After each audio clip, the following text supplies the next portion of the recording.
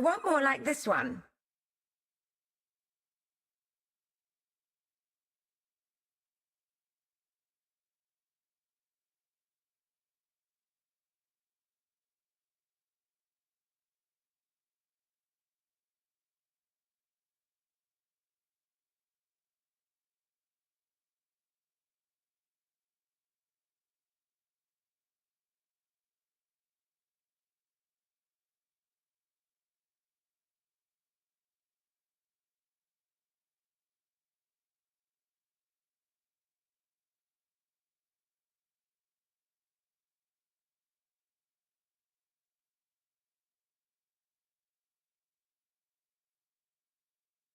It is math and statistics next level.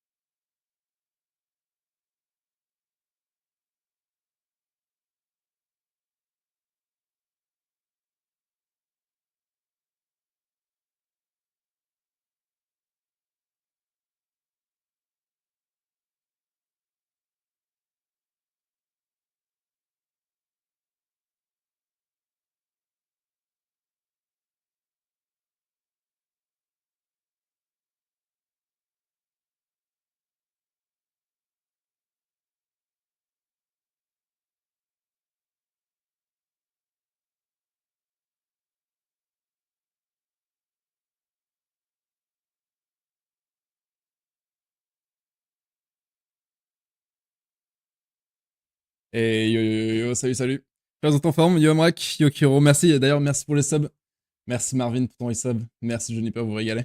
Et salut à tous. Et si on va plonger un petit peu dans D4, parce que il y a théoriquement... Alors, je sais pas si je peux me choper un TLDR ou quoi, mais normalement il y a des gros changements.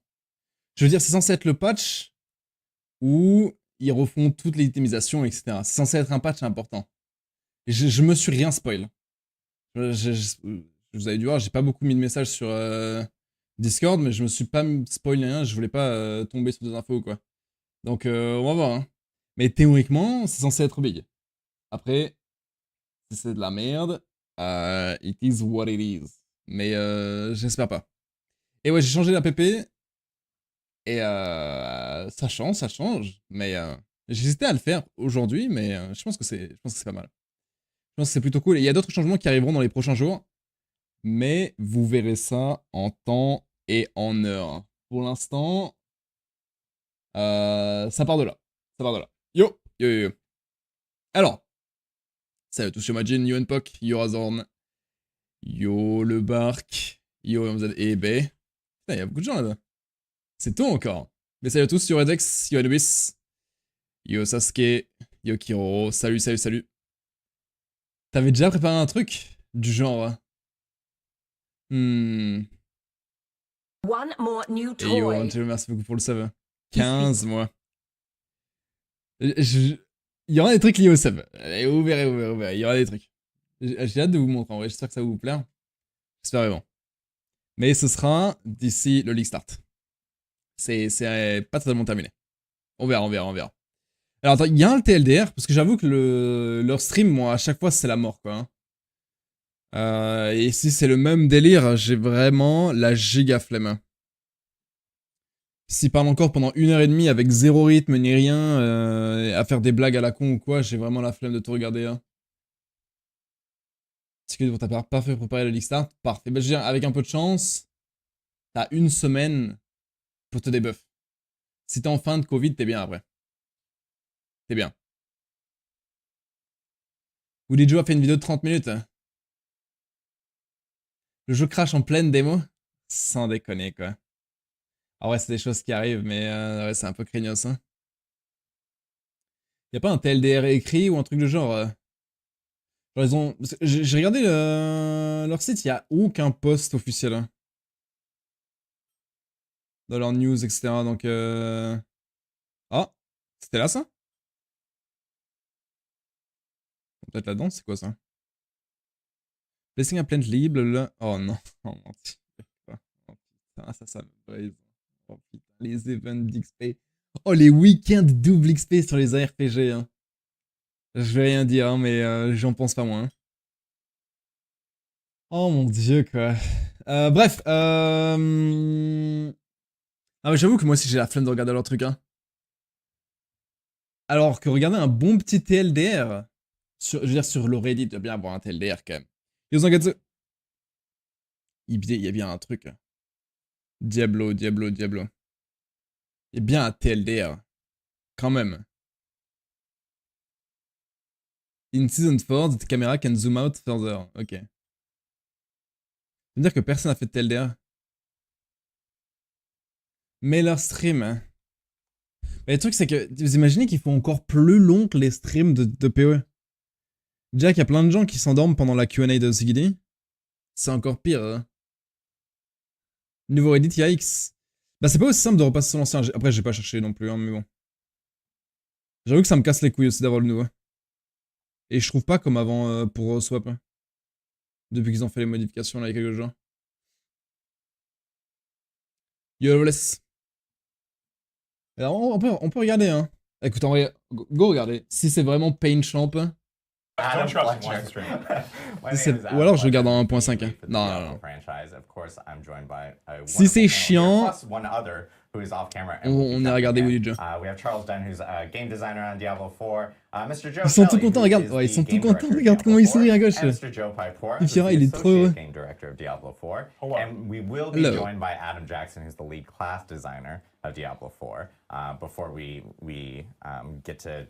Ce que je veux dire, ce qu'on veut, c'est changement sur quasiment tous les modes, en réalité. Et avoir des nouvelles options, quoi. Pas juste dégâts proximité, dégâts distance. Je vois tes messages, Paul Luc. T'arrives déjà plus longtemps que moi si je commence à regarder. D4, and for people who don't know, Public Test Realm is kind of like a private server where players can actually end up playing early content and test that out and provide feedback to us. So we'll go through all the details on that as well. But Mr. Joe Shelley, want to kick it off? Thanks, Adam. Yeah, so I want to frame this update. This is a Season 4 update. We're going to talk a lot about systems here. I wanted to do a little bit of framing. Assieds-toi. On est là pour flame comme il faut là. Diablo, right? Diablo is an ARPG. Everybody knows what an ARPG is, right? Okay. Jusque là on est d'accord. It's an action role-playing game. But it's such a broad category, right? You have lots of games that are ARPGs. Like a game like Hollow Knight, for example, is an ARPG, but it's also a Metroidvania. right? Or a game like Hades, which is an ARPG. It's also a roguelike. Ouais. Or something Pas like Elden correct, Ring, jusque-là. which is an ARPG. But it's also Souls-like, right? So when you think about what is Diablo and what is Diablo 4, you could call it a Diablo-like, sure. But another way to describe it would be as a systems ARPG, right? An SARPG. And so what distinguishes this kind of game from those other games that are in the same space, that are all ARPGs, right? And it's really about when you're making decisions and what the most important decisions you're making are. The most important decisions in a game like this are the decisions you're making before combat, between combat. Decisions you make in combat are important too, but those are the ones that are the most important. Action combat, RPG elements, and systems are all foundational elements of any ARPG. Oui, jusqu'à là on est tous d'accord. But in a systems ARPG, the systems in particular, including the end game, itemization, things like crafting, Abrège, frère. those are what comprise the soul of the game. And they're the lifeblood of a game like Diablo 4, and they don't just have to be deep, but also lush, prolific, exciting. Il faut qu'il y ait du contenu, oui. Parce que là, on So est as many d'accord. of you know, we've been designing this update for a while. We're putting it on the PTR because it's important, and it's important to get it right, like Adam was saying. And everything that you'll hear about today J'avoue. is from that S part of the SARPG, the soul of it. Joe, Adam, and Charles are going to take you through the changes, all the changes, in detail. And there are a lot. Mais c'est tellement solennel, back. c'est trop bizarre. Hein. Grab a drink, get your React faces ready, and let's do it. Awesome. Well, appreciate it, Joe. So I know what we want to do first. We kind of have an agenda of items. So one thing we do want to talk about really quickly is about PTR. We do want to get some housekeeping notes and what players can expect from PTR, along with the dates for PTR, so when they can actually jump in. So Season 4 PTR is actually going to start on April 2nd, and it's actually going to run for a week through April 9th. So players will be able to jump into PTR and try everything out that we're about to tell you all about here in this stream. Now, I know a lot of people are probably asking, like, hey, that seems pretty close to the end of Season 3. Is that enough time for you guys to actually react to the feedback that we're going to be getting from PTR? And I will note here that we do plan on actually extending Season 3 for this. So Season 3 is actually going to have a new end date. We're pushing it back a few weeks to ensure that we get all the feedback from this PTR and we apply it to Season 4 to make sure that all these new system changes that we're doing are right and work for the community based off of everyone's feedback. So Season 3 is now going to end on May 14th. And of course, with that, Season 4 also starts on May 14th. So there are a few different changes coming on for the schedule. So you'll see that in-game message, which actually notes like when the season is actually ending, change today probably with this new date for players, so that again we can make sure that we apply all the feedback from PTR, which starts on April 2nd through April 9th. One other note is that again PTR itself is specifically for PC BattleNet only. So this just allows us to be a little bit more agile on our team. Does this mean that PTR is only going to be PC BattleNet only in the future? No, it doesn't. We are going to try to explore other ways of being able to bring PTR when we do have a PTR to players in the future. But for now, this one is PC BattleNet only. So, and we'll have instructions of how to actually get into the public test realm client on Diablo 4 through the PC BattleNet client. Next week when we actually have a full blog that will explain kind of all the details of how to do that well before the start of PTR in itself. But then there's other notes with PTR as well, because there's probably going to be a lot of questions of like, well, am I starting with like a level 1 character? Am I taking my existing characters? Since PTR itself is a fresh new server, you will actually be starting fresh on PTR, but we do have boosting options available because we need players to actually jump in and test out some of these features that we're obviously in these system changes that we're doing specifically for PTR. So I think we actually have a slide, I believe.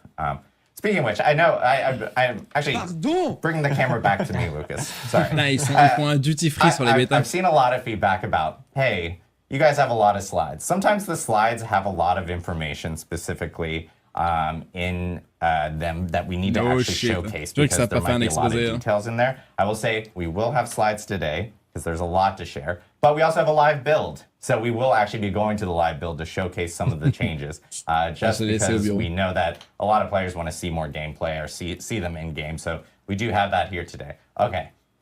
Now we can go to les bêtas de Il y a un duty free maintenant aussi. So there will be PTR boosting features available for players that are jumping into PTR. You will be able to boost a character immediately up to 100. When you do that, you will receive 100 million gold and 1,000 obols. You can do this multiple times. You can even trade amongst gold across your characters, of course. And then we will also mark the campaign completed for your character, as well as offering you all your skill points and more. Alors c'est ridicule. Skill points again. Paragon, Fog of War will be completely cleared. Altar of Lilith points will also be cleared. It's actually going to match the renown progress on your original Diablo 4 account. So if you've already done all your renown rewards and everything, you'll end up getting that completely covered off on your character. Ouais, c'est le max que tu peux porter. And of course, all the class system mechanics, things like enchantment for sorcerer, or like Book of the Dead stuff will be enabled for you for this character that you end up creating for PTO or any other characters that you create. And then all your Paragon glyphs will be unlocked, and legendary drop rates will be doubled. And I believe glyphs are also... Yeah, glyphs are maxed. Yeah, glyphs are also maxed up. So you will have that capability there. There are like a few things that will be not present in PTR, but that is like, for example, ça fait même pas 10 minutes que ça a commencé, j'ai l'impression que ça fait une éternité qu'on regarde. But we'll explain why here in a minute. There's some more details related to Codex of Power. For release, there is quite a bit to cover today, so we're going to try to move briskly through parts where we can. So there's 3 major things we're going to be discussing today. The first, Charles will be bringing us through a number of itemization and crafting things you're going to see when Season 4 goes live. I want to also be very clear, the changes we're talking about today are all going to be on the Eternal Realm and on the Seasonal Realm. Not actually talking about the season specifically today, we're really talking about this massive item update and these other updates happening kind of in parallel to season development during this time. So that's the first part. The next, I'll be guiding us through some of the new endgame content that we've been integrating into the Season 4 release. And then Adam Jackson is going to be coming on to talk about a lot of the live class updates we're making across the various mechanics in the game. So there's a lot to look forward to. Let's go ahead and just... J'avoue que moi, c'est que l'optimisation et l'endgame. La balance, ça joue un peu. Yeah, absolutely. Let's start talking about itemization. Ok, ça commence. Ça commence. Ça commence. Prenez des notes. On some of the goals that we have for the itemization update. So our number 1 main goal here is to focus on quality of items over quantity of items. So one of the persistent points of feedback that we've gotten since we've launched Diablo 4 last year was that a lot of the items that you find in dungeons and throughout the game, you end up just sifting through a lot of items, searching through your inventory, and reading a lot of lines of text, and ultimately a lot of the items just end up being junk for you. And that was never really, it never really felt great. And so with this update, that's been our number 1 goal is to focus on making sure that when we do give you items, they're high quality items, they're much more likely to be useful for your build, rather than just flooding you with endless streams of often junk items.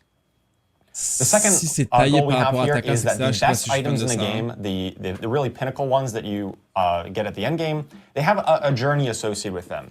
As I said before, you were kind of sifting through your inventory and looking for these items, but once you found that perfect item, you were pretty much done. It was basically a complete item, and you're already done with the item, you've completed it. We think that the game is a lot more engaging when you have a bit of a journey, an investment, whether in time, crafting materials, and you really get to customize and make items your own, and make it feel like this is for me and my build and my character. You feel that power progression too. It's absolutely. Yeah. And the third goal that we have here is to focus on moments of surprise and delight in the itemization chase. This leads to moments of, hey, I found the item. You get really excited about it, and you're just, you have these infrequent moments. It's not going to be all the time, but when you do find it, you're going to know it. You're going to feel it. You're going to be really excited about what just dropped. So with that, we have a number of topics within the itemization update. Okay. So the overview here is that we've got updates to existing systems, such as base items updates. We've got a few additional updates that are kind of adjacent to the itemization system. Ok, attends, vite fait. We've got Si base item update, c'est le fait de changer les bases et qu'il y ait des bases plus intéressantes qu'actuellement, c'est quoi? Actuellement, il y a juste jambière et bot d'intéressant, le reste, c'est useless. C'est cool. C'est déjà cool. some updates to Codex of Power, which we sort of alluded to earlier, and I think those are going to be some really big Si, wins. c'est des T7, les Greater Affixes. We also have some new systems being introduced here. We've got Tempering, which is going to be a new customization system. Okay. Greater Affixes, which help to provide some chase in the end game. These are going to be some of the most powerful items, ones that have Greater Affixes. And then once you do reach that end game with great gear, you're going to be able to masterwork it to really unlock its full potential and upgrade it to the best possible version that it can be. Ah ouais, c'est une So bonne let's idée, hop hein, into ça. some of the base item updates. So this is where we're going to focus on making a smaller pool of affixes that are more relevant and more potent for your specific build. So as I kind of mentioned earlier in the goals section, a lot of the affixes and stats that appeared on items, they were often very conditional, right? You had like damage while berserking or damage to close enemies or things that were hyper specific and ultimately just were kind of meaningless in a lot of ways. They blended together. We're really focused in this rework, we're focusing on reducing that pool of affixes to be more general. They're more applicable to a lot of builds. They're not going to be this hyper specific conditional, and they're going to be more potent. So some examples here, we've got ranks of a single core skill.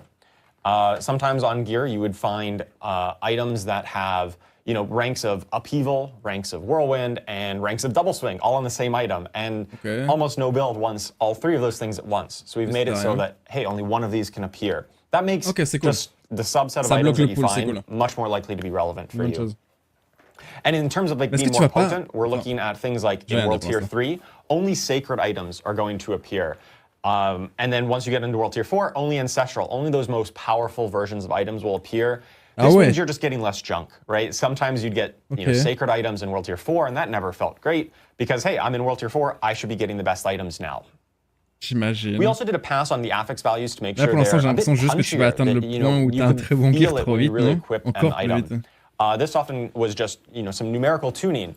In the past, you might get an item that said plus 2% critical strike chance, and honestly, it was hard to ever notice that.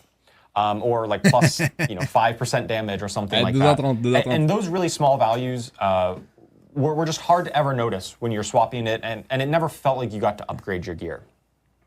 So let's take a look at some examples here. So the other update is that we are reducing the total number of affixes on gear that initially drops. So legendary items used to drop with 4 affixes, 4 lines of stats. That's going down to 3. And then rare items, the yellow items, used to have up to 4, and now they'll just go down to 2. Attends, quoi? And so the goal here, once again, is to really focus on the quality of the affixes that appear on the gear rather than just the pure quantity. And this also gives us room to build on it in some of the later crafting and tempering systems. You are going to get more affixes, but the base... Attendez quoi? Attendez quoi? Attends. Ok, du coup, attends, ils veulent retirer un mode et faire en sorte que les modes soient plus potent, soient plus puissants. Mais du coup que t'en aies moins. Mais attends, mais ça change rien. Enfin, ça change rien.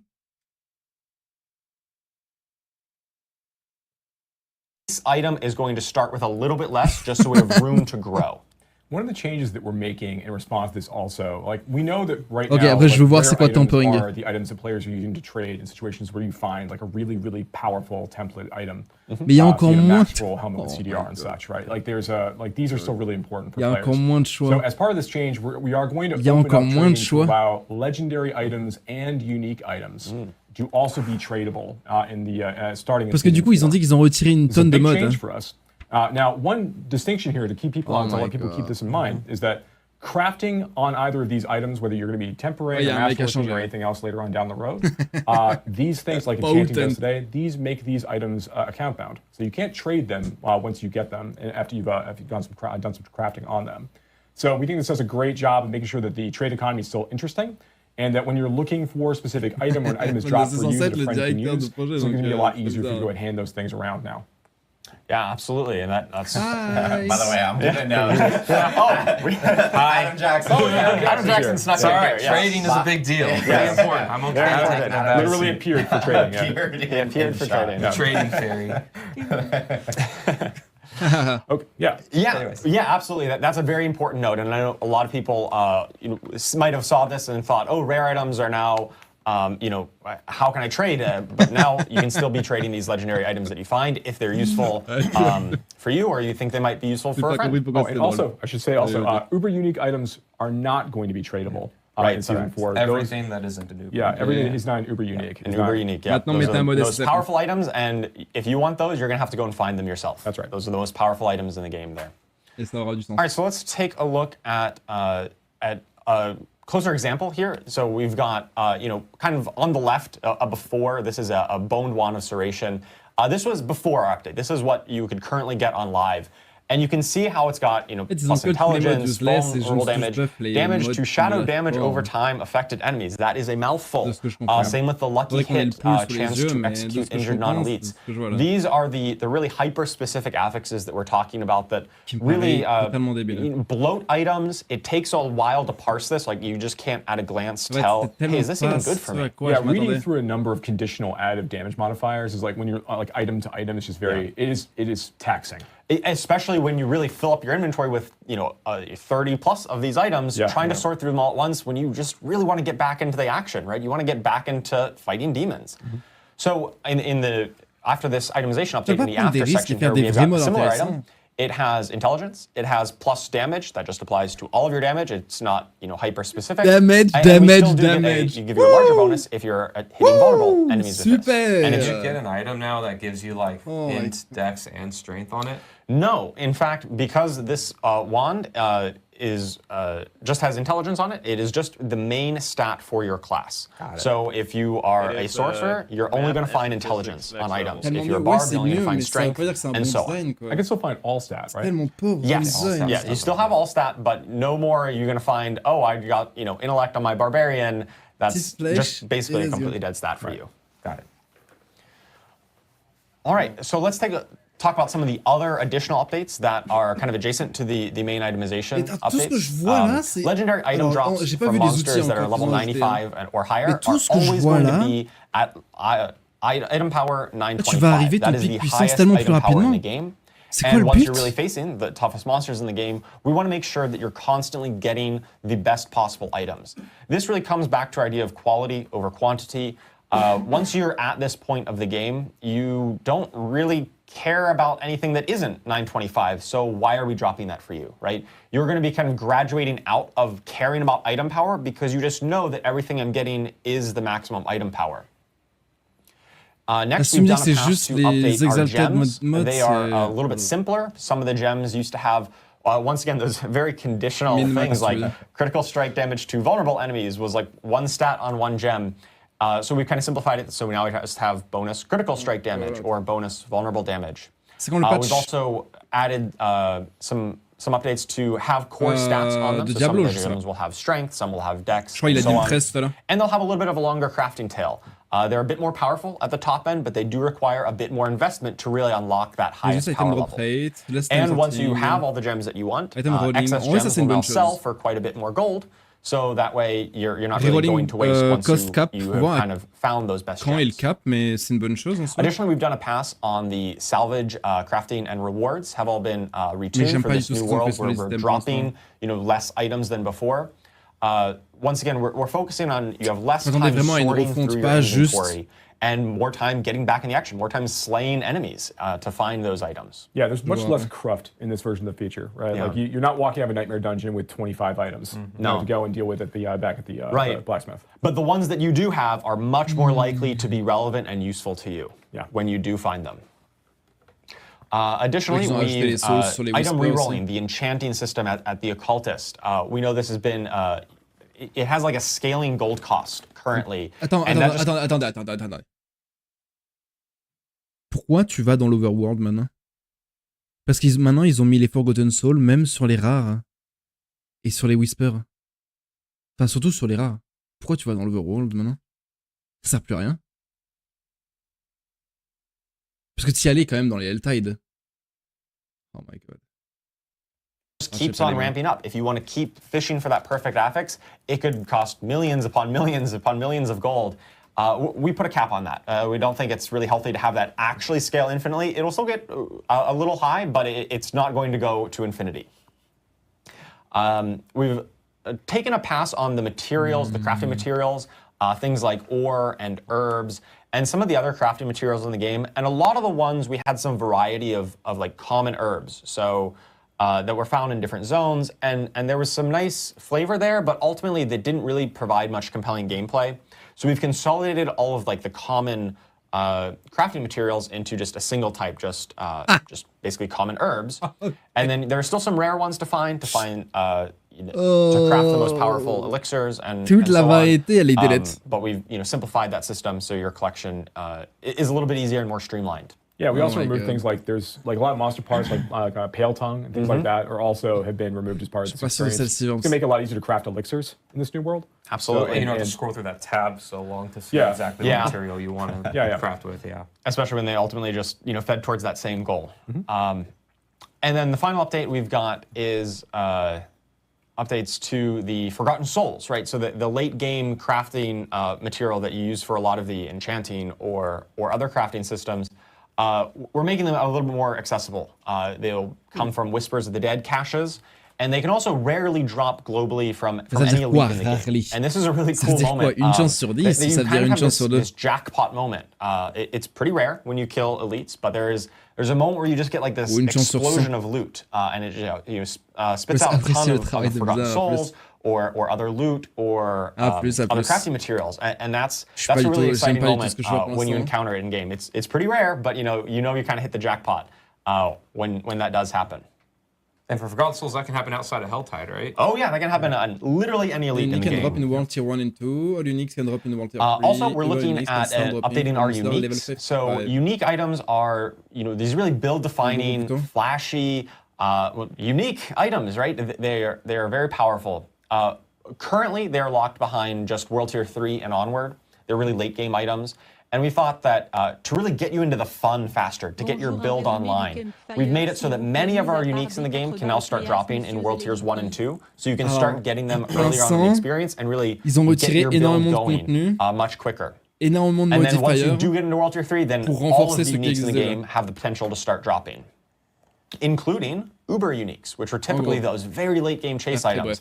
There is a chance that monsters starting at level 55 drop these Uber uniques. It's a pretty small chance. It's very rare, but it's one of those moments that you're going to find, if you're really lucky, you might find Harlequin's Crest. Yeah, you remember that playthrough. You'll remember that playthrough for sure. You definitely will, right? And of course they'll drop. I was going to say, kind of going back to our goals of the itemization update in general, is that like at any time something really exciting can happen, right? That's the main impetus for doing this. Is that even early on in the game, you can get the main thing that you're looking for. It's going to be very rare, not very common, but it's possible. And even some of our other updates coming that you're going to explain is kind of going along that vein, right? Absolutely, yeah. We want you to have the chance to really have that high roll moment, a really exciting moment when you find that awesome loot. Oh mon Dieu. So that covers the additional updates. We've got to talk about the Codex of Power. Okay. Right, so the Codex of Power is a system that has been in the game since launch. And we're making a big update here where now all legendary aspects in the game will start appearing in the Codex of Power. Every single one. Previously, it was just a small subset. Okay. And I believe we even have some in-game footage that we can talk and go through an example of what this looks like. Yeah, we'll jump over to it. We have behind the scenes, we actually have Ruben, aka Bloodshed, former content creator, now part of the Blizzard team here on Diablo. He's actually driving us through our build here, but he will be driving through all our little demos that we have today. So yeah, awesome. Yeah, so you can see in our inventory right now, we've got Edgemaster's Siege Bow. And this has a little icon on it in the upper right in your inventory there. And that indicates that if you salvage this legendary, it will upgrade an aspect in the Codex of Power when you salvage it. That's right. So you no longer need to go to the occultist to extract aspects in any way, because aspect crystals are no longer a thing in this new version of the Codex of Power. Yeah, aspect crystals are gone. It's just when you salvage the legendary, it will upgrade it. So we salvage it, we can see that Edgemaster's aspect has been upgraded in the Codex of Power. So we go to our Codex of Power, and let's go take a look. So we've got Edgemaster's Aspect here that skills deal up to 6% increased damage based on your available resource when cast. So that is the kind of legendary rank of the one that we just salvaged. Now this says 6% here. In-game it was 12% because it was on a two-handed bow, and that doubles the range. But you can see it's not a minimum roll. Right now on live Diablo 4, it's always just a minimum roll, and so once you find something better, a better aspect crystal, the Codex is kind of irrelevant. Now the Codex will continue being relevant because every time you find a higher roll of it, it's going to upgrade your Codex, and you can continually re-imprint this legendary power onto any gear that you find going forward. That's right. So if Ruben finds a 10% roll, on something else, then that is now going to, he can go ahead and salvage that item down. That 10% version is now going to replace the 6% version he has right now, and that's the new version that you have. So when we're talking about upgrading, what we really mean is like as you find the better versions of these aspects, they replace the older ones. Now, every time you decide you want to imprint the Codex of Power, that's going to be the version that you get from that point forward. So if you find a max roll the first time, are you just super lucky? You have it forever? You are super lucky, and you would have that forever. Yes, you can continually imprint it. However, the ranks of legendaries, you won't be able to find a max roll of these legendaries in World Tiers 1 and 2 when you're just starting out your journey. We have extended the range, so a lot of legendaries used to say, hypothetically, if a legendary rolled between 20% and 30%, now we've extended that range from 20 to 35%. But those like 30 to 35%, the highest range, the most powerful versions, those are only going to be accessible in World Tier 4. In the later games. So this does give you a bit more of progression. So you can find it early and you can upgrade it, but then you're going to find even better versions as you progress through the world tiers. And if we actually, can we go back to the build really quickly? Because, Ruben,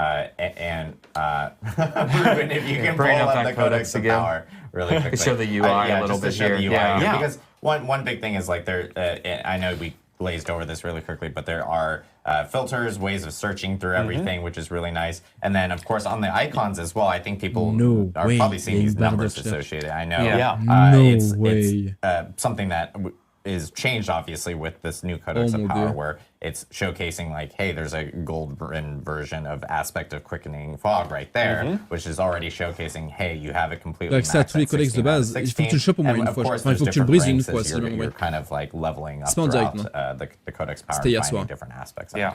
Yeah, I really love that gold border to really indicate that, hey, you found the best version, you've kind of completed this. And some of them, you kind of cheat on it, right? Things that only have one rank. As soon as you unlock it, you get the best version. Yeah, that's an example of one that you could max out in World Tier 1. You probably could. But most of them have now, up to 16 ranks is kind of our standard, for the most part. And those highest ranks are just going to be in the later world tiers. And for a lot of these aspects, too, when we went to 16 ranks on these, we actually extended the value, the power of these aspects upwards. Right? We didn't water it down. We actually extended it up. Yeah, for the most part, these have increased in power at the highest level, just to make them really rewarding in World Tier 4 when you find them. And I'm sure there's people asking specifically about, hey, is this a seasonal thing? Is this an eternal thing? This is everywhere forever. This is the new world. This is the new world. That's right. All the updates we're talking about today, once again, are for the Eternal Realm and for the Seasonal Realm. These are not seasonal updates only. They're coming with Season 4, but they are applying to the whole game. Forevermore. And I do want to note, like, Codex of Power with seasonal characters, of course, will end up changing. Like, every single time it does reset. It does. The same way that it does today. But eternal characters, will just have you can actually fill it out eternally. Forever, Yes. Eternally. Of course. There you go. All right, so that was a ton on the systems that already exist in the game, right? The base item affixes, the other updates, and Codex of Power. But there's also new systems coming. We're not done with itemization. That was updates to Enchaînez. We've got a lot of new stuff. So let's talk about tempering.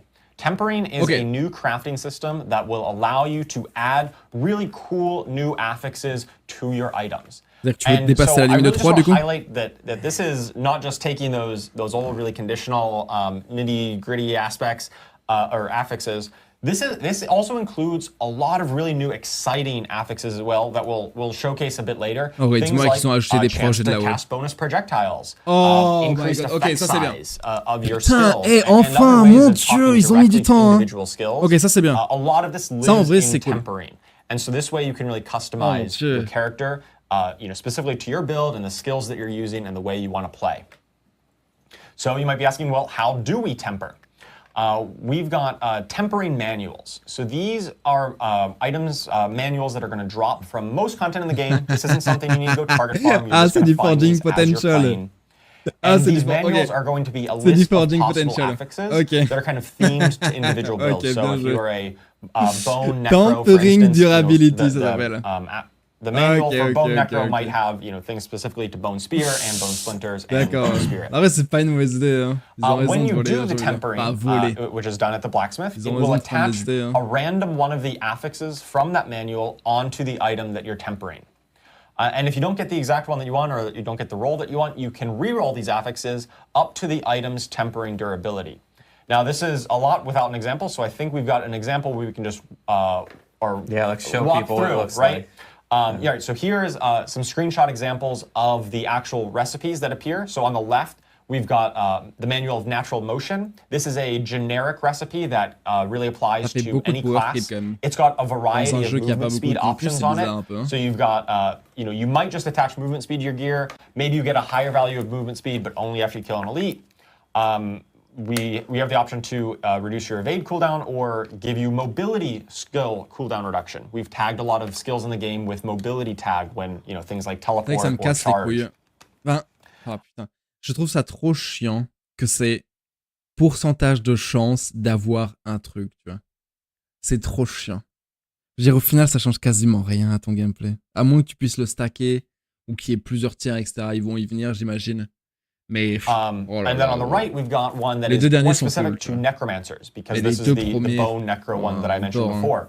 So we've got a chance for bone splinter projectiles to cast twice, chance for bone spear projectiles to cast twice, increase the size of your bone spirit explosion, or increase the duration of your bone storm. So if you're a bone necro, one of these is probably going to be pretty relevant to you and will be really a cool way of customizing your character and your skills. Attaché par skill, ouais.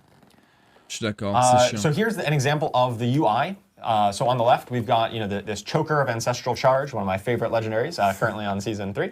And so it's got the relatively simpler affixes. It's got just max life, damage, and critical strike chance. Cooldown, damage. And we go to the blacksmith, we put it into the menu here, and we can see that there are kind of 6 categories, with 5 of them being highlighted. These categories are the categories of recipes. So each recipe corresponds to one of these categories. And on amulets, you can put anything except the weapons category. So that's why offensive, defensive, utility, mobility, and resource are all highlighted here.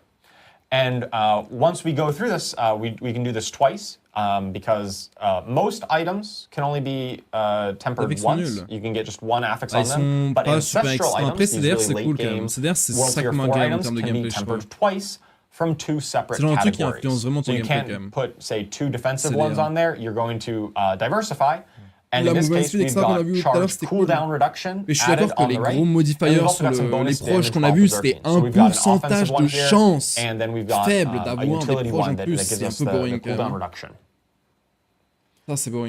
Do we have a live example of this, of going through this actual flow, so we can kind of show you what this ends up looking like? Yep. Once again, yep, that was right there. Points at the blacksmith. Yes.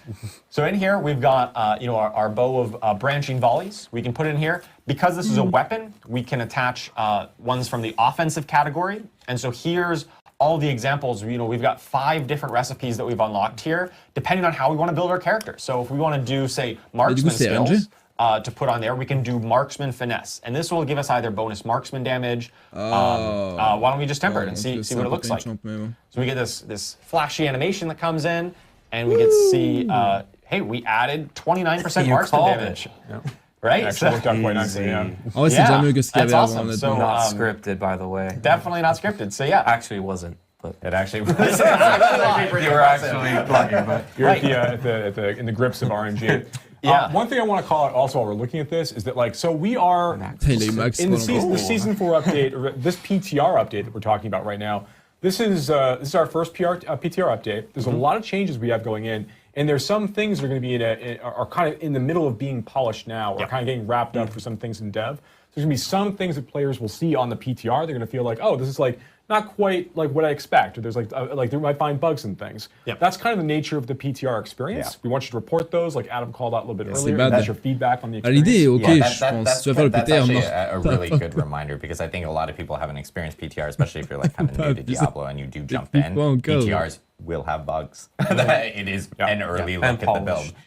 So there will be bugs, polished things that won't be incorporated. So yes, provide feedback on all those things so that we can actually hear those and make changes for those. But if we throw back to Ruben real quick, the thing I wanted to point out was like when the masterwork, when the tempering process went through, so you got 28% for the that marksman damage, but the item itself got a slightly different number. There's just a bug that we've identified. S'il remet la même recipe, ça upgrade le That's just tir. a display bug, but this is one of the things that we're working on, we're aware of, and going to polish up, because that's the nature of game development. Just for the eagle-eyed among the viewers. Yes. Yeah, this is a thing. All right, so a few other things to call out here. Let's actually close this menu and then take a look at when it's in there. We can talk about tempering durability a little bit. So you can see when this is in here, we've got tempered affixes, 1 out of 2. Because this is an ancestral item, you can temper it twice from 2 different categories. So you're going to be able to put 1 weapon and 1 offensive on there. And then there's this tempering durability remaining. So this is how many times you can re-roll the tempered affixes. The first ones that you attach should not be consuming tempering durability. I think this one might have one of those bugs where it did consume it, but ultimately this is going to be the number of times you can re-roll. Yeah. We're actually going to update the string. I think it's going to literally be called tempering re-rolls. Re-roll. Yeah, to make it really, really clear. Yeah. Yeah. So yeah, this is the kind of things that we're actively working on, and we love your feedback on to make sure that we can get this right. L'idée est bien, mais le pool de mode est boring. Hein. Parce que je veux dire, ils ont retiré plein de modes useless et Let's take a look at some of the weapon ones that we can attach on. Et ils en ont remis là-dedans. So here we've got ones that not great. Well, live build. Yeah, live build indeed. Live build. Well, so we can talk through what would have happened there. Yeah.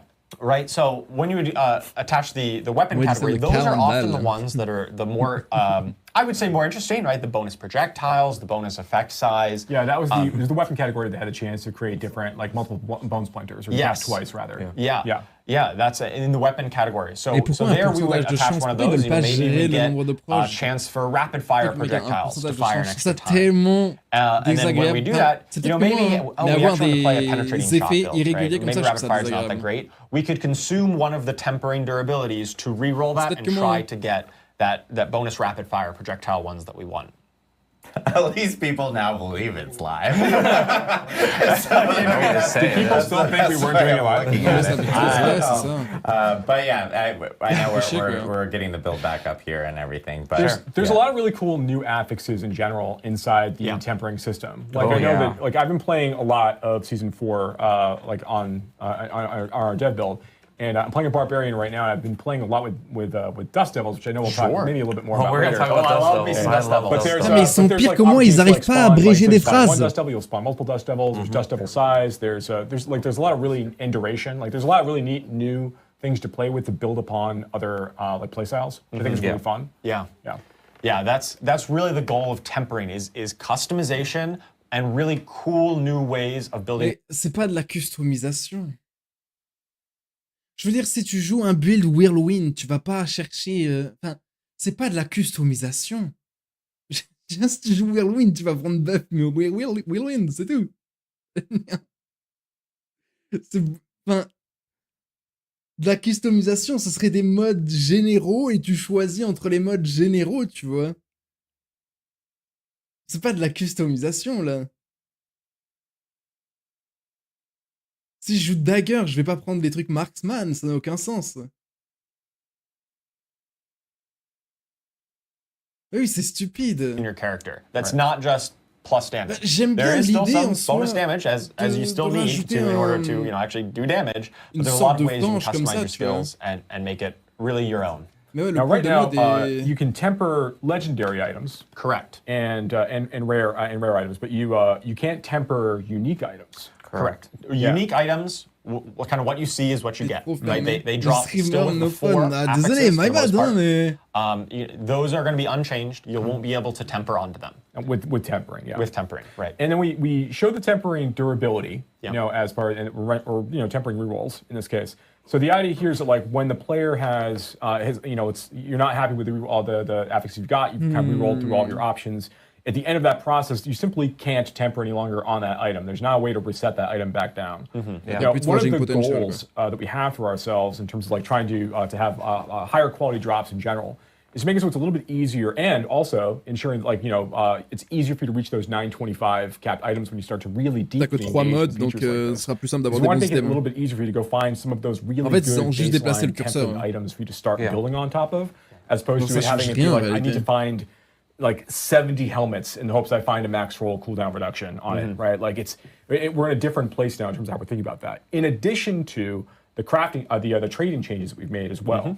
I want to make it a little bit easier for you to find some of these things, between it being a lot easier to have drops that are relevant for you appear when you're doing various types of content, but also that if you're playing with friends, there's opportunities for you to maybe trade some things around. Yeah, I think you make a really good point about finding really strong base items to build off of. And I think that goes great into our next point where we talk about greater affixes. So greater affixes are affixes that appear in the late game. They are more powerful versions of the normal affixes. So they come at a 1.5x multiplier on the affixes max roll. So let's say a hypothetical affix might come between like 50 to 100 of a stat. If it rolls greater, then you actually get 150 of that stat instead. Instead of the roll, it always comes in at max. So it comes in at that 150 mark. Après, j'imagine qu'il faut les récipients. These are really exciting drops. When you get into the late game, they're going to be immediately obvious. Whenever they drop on the ground, they're going to have a little change to the UI, so you can see it right away, and you know, hey, that one has greater affixes on it. And that's going to be ones that you're really going to want to pick up and make sure that you take a look at, and then you really want to build off of, because they're some of the strongest affixes in the game. I think we've got an example here. And one other note, these, as I mentioned, they're late game. They only appear on Ancestral Legendary items and Ancestral Uniques that are dropping in World Tier 4. I think we can zoom in on the top one here, where we can see we've got a little, like some Roman numerals at the end of it, 2. That indicates that this pair of gloves has 2 greater affixes on it. And when you actually go and pick it up, we can take a look at the tooltip of the item itself. And we can see that intelligence here is highlighted, and so is critical strike damage. And these roll at the max roll, and I think we've got a comparison kind of between a standard version. So on the left is a non-greater version of a dagger. You've got, say, 74 dexterity, and maybe it rolled between 70 and 84. But on the right, we've got a greater version of dexterity, and that's going to always give you 126, which is 1.5 times the 84. Same with the critical strike damage down at the bottom. So if you find the dagger on the right, that's a really good one. I mean, not only do you have 2 greater affixes, you also max roll the attack speed in between. That is a great base item to start building through the tempering system on.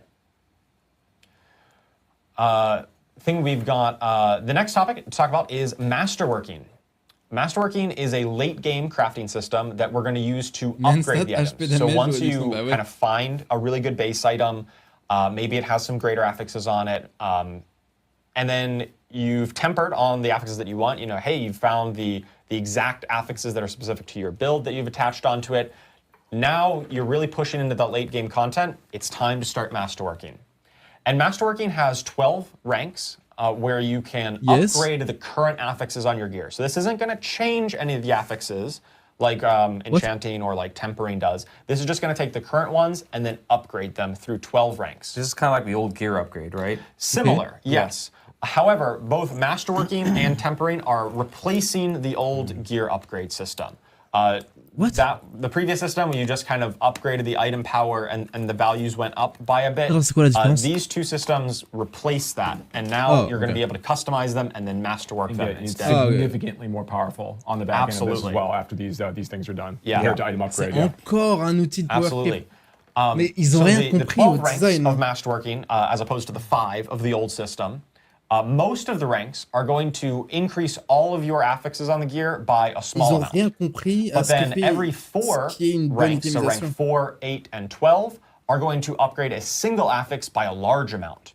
So here's an example. The ring on the left is rank 2 masterworking. You can see that right up there by the item power. It says masterworking 2 out of 12.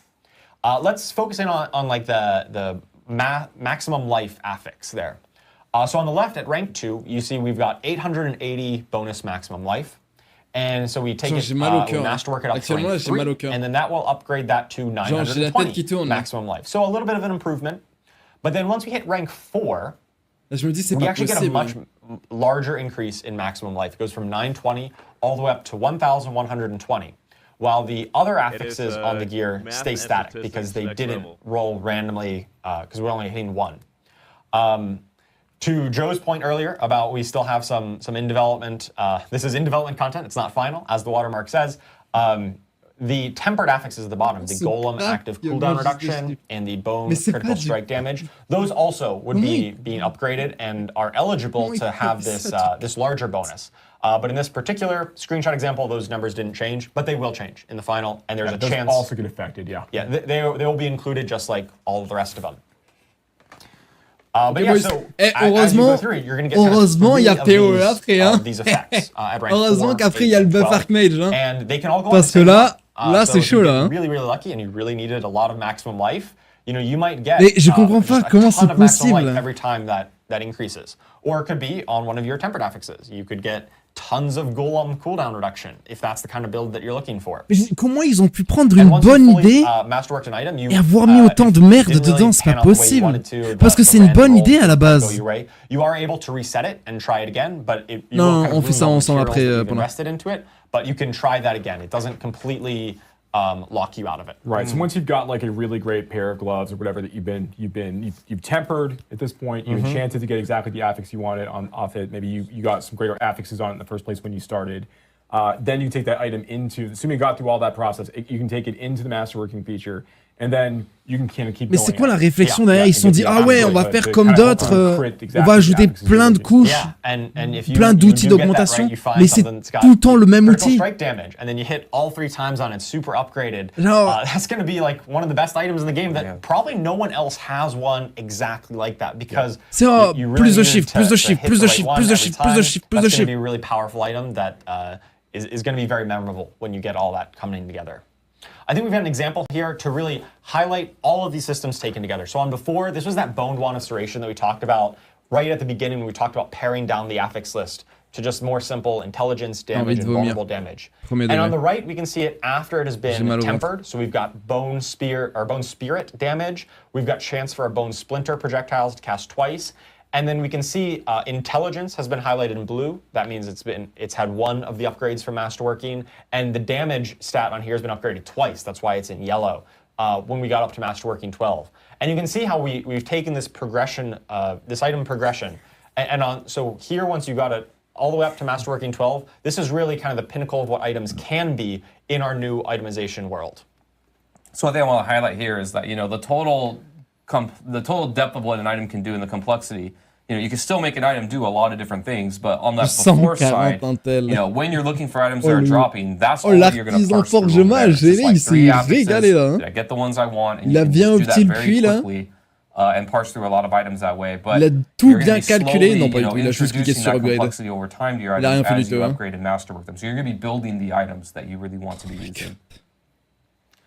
Absolutely. In terms of like lucking out on this, I think it's fun to call out like it is basically 5% upgrades to your affixes during the regular masterworking process. Comment Dofus fait un système de craft bien meilleur que ça il y a 15 ans? Upgrades to one of those affixes.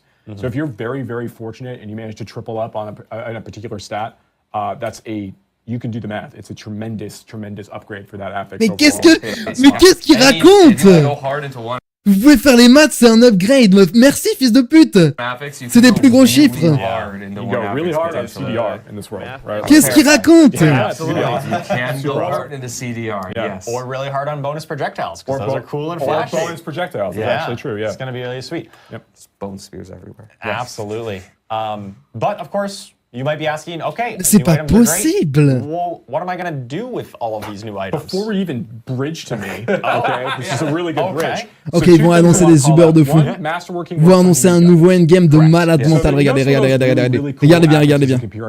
Not the power of the unique item, but a lot of like the really specific unique Oh, accesses. Those all benefit c'est grave. as well, which are really significant, right? So I think that there's something really fun there. Also, you can make sure that when these unique items are dropping, they also can have greater affixes attached to them. So those same unique affixes that we're talking about, like that is huge. Like now you get an extra 50% value on top of that. Yeah. So you get 50% value on top of the unique item affix. Mais ça, c'est ça la refonte d'itemisation qu'ils nous parlent. Ils nous en parlent depuis 9 mois, gros. Ça fait 9 mois qu'ils nous disent qu'il y a une refonte d'itemisation et c'est ça. For player trading and everything else, there's still lots of really exciting stuff for players to find. Yeah, and the other thing I've seen a little bit of this in chat as well is a lot of people are going hey, when are we actually able to experience this? PTR. Well, first PTR, and also at the same time. Mais je peux pas le voir, c'est ta série. Je vois pas ce que c'est. Does start immediately with season 4. J'ai pas le bon format. Ok, je vois maintenant.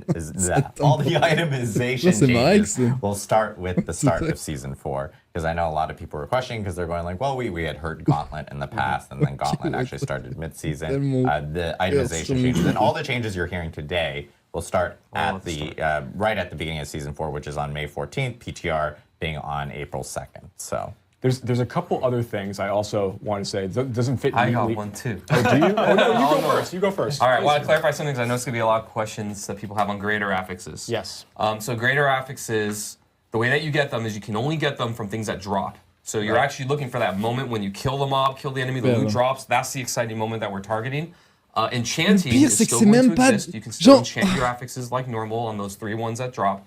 You cannot enchant into a greater affix. You can enchant out of a greater affix. So if you choose to, if you've got a 1 greater affix item, you can enchant that greater affix to something else, but it won't change to another greater, and you can't change anything into a greater. Last époque, ils prennent de bonnes idées, ils le simplifient, ils prennent la quintessence de l'idée, ils le simplifient, ils simplifient comment? Ils en font une bonne chose, tu vois.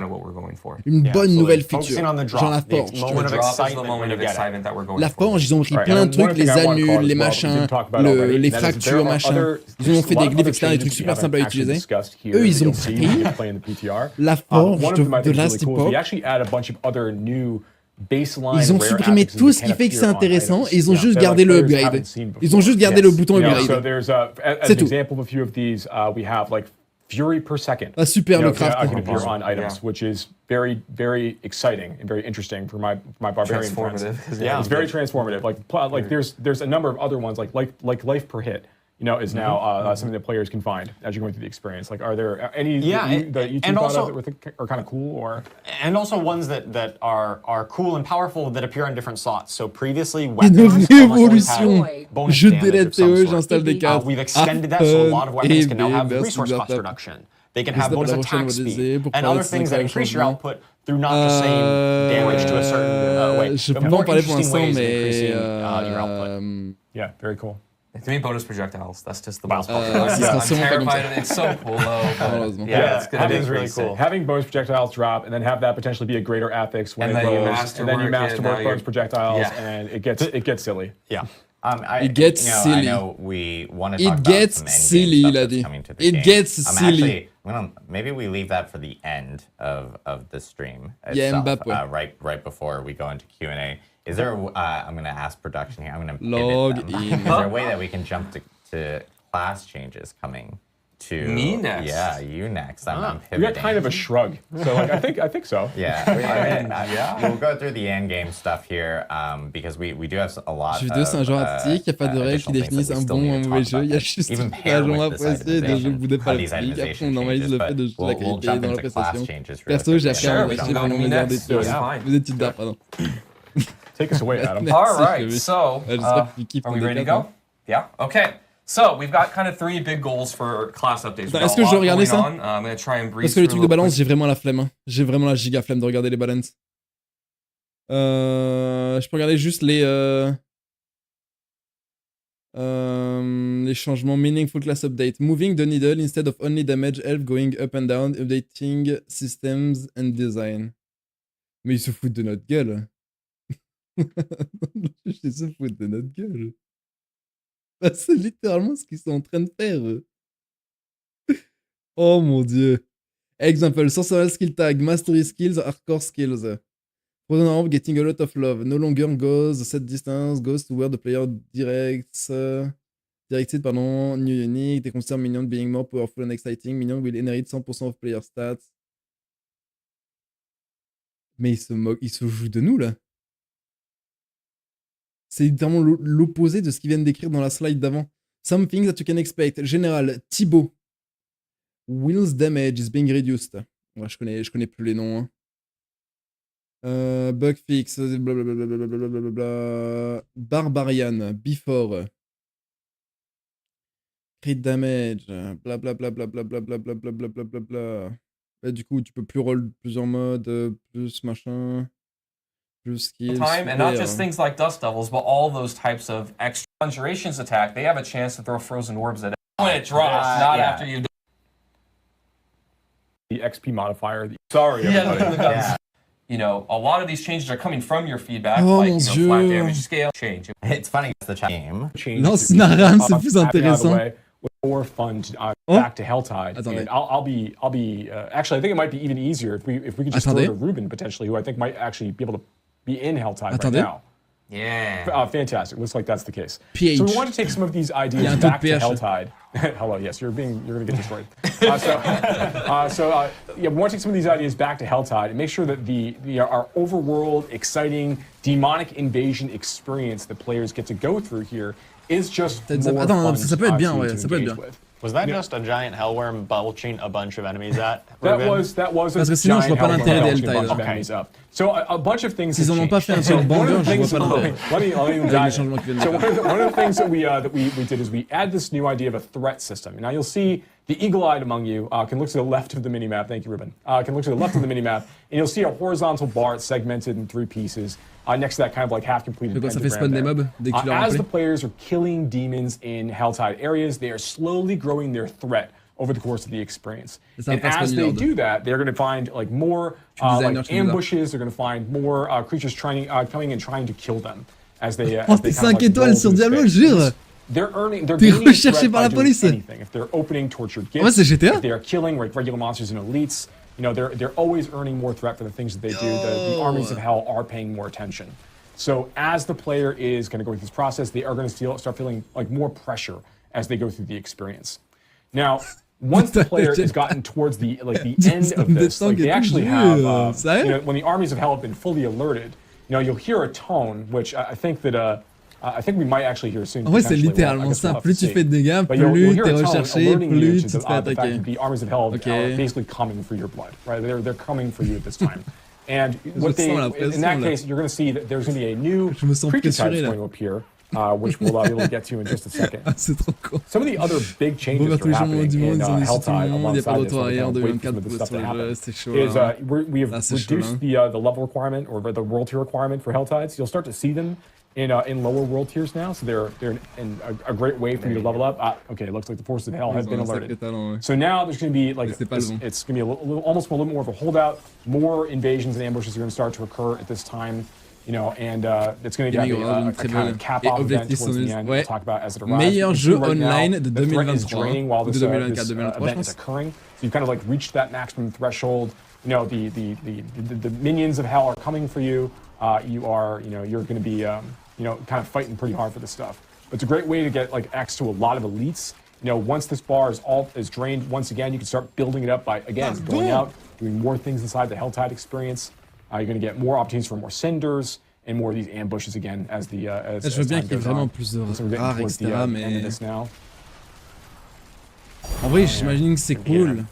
this Mais le problème, c'est que du coup, ils ont donné l'opportunité de dropper des one of the Hellborn has managed to appear. Hellborn are very much a similar creature to some of the Bloodseekers that we've seen in the past. These are adventurers who have fallen to the depravities of hell and now serving their infernal masters. Enfin, si je suis fan du changement, mais je suis pas fan du fait qu'ils aient rajouté Paladin Solo dans le and they will also drop summoning materials for Lord Zir moving forward. So there's more ways for you to get some of those maps as you go through the experience. And that's actually one of the other things that we did as part of our general updates is we kind of wanted to go through and do a pass to make it easier to find more of those boss summoning materials, like from doing like different kinds of content. So while obviously you can go to Hell Tides and open Tortured Gifts to get Living Steel pretty quickly, we want to make sure that there's like, if you find like a Treasure Goblin, there's a chance now that Treasure Goblin could drop a random boss summoning material. You know, when you go and you open Bounty Caches or Whisper Caches at the end of a bunch of Whispers runs, like in that situation, you'll also get a chance to get a random boss summoning material. You know, and we find more opportunities through different parts of the experience. Like local events, like when you're going and just finding events and you manage to complete the mastery objective of an event now, there's a chance for you to get a boss summoning material there. You know, even elites have a very, very low chance to drop some of these materials. And again, all to make it just a little bit easier to kind of like gain access to these bosses as you're leveling up and playing, even if you're not saying specifically into the equation. So yeah, material there. We think that's gonna be like a really, really fun change. New challenger awaits. Andariel, summoning parts come from Beast in Ice and Lord Zero. Same drop table as Uriel. Et en termes de difficulté, on parle de quoi? Parce que d'accord, mais c'est quoi la difficulté? Uber useful as during playing, even if you're not saying specifically in just Nightmare Dungeons to get Distilled Fear or something else, right? So yeah, I think those are going to be some pretty fun updates for the players. That's obviously pretty not exciting. Everything. Yeah. So another thing that we're doing as part of this is that we are adding a new boss. We're adding Andariel. So you can now fight Andariel. She is summonable by defeating Beast and Ice and Lord Zir. And she's got the same drop table as Duriel. So we want to make sure that players have a couple different ways to kind of gain access to these really, really powerful uniques that Duriel drops, but also for that shot at getting those uniques without always requiring players to go back to those same places. So between opening up the options of how you gain access to materials you can use to go farm Uber Uniques a little bit earlier, to like now saying, hey, go do Nightmare Dungeons, go do some of this overworld content and Helltide content to gain access to Beast and Ice and Lord Zir, so you can go farm Andariel there. We think that's going to be like a really, really fun change. And Andariel is a really cool fight. I think we might actually have like a quick little shot of the summoning for Andariel, as we all know her and love her. There she is. Wow. She's back. She's tough. You know, it's going to be. I want to say the fight's been updated too. It's not exactly the same as what we did before. The designer's been very excited about this fight and very excited about Andariel for a while, bringing her back into the equation. So yeah, she's going to be a lot of fun to summon. Grosse auto-attaque. Ou difficile la mécanique là, c'était dur à dodge.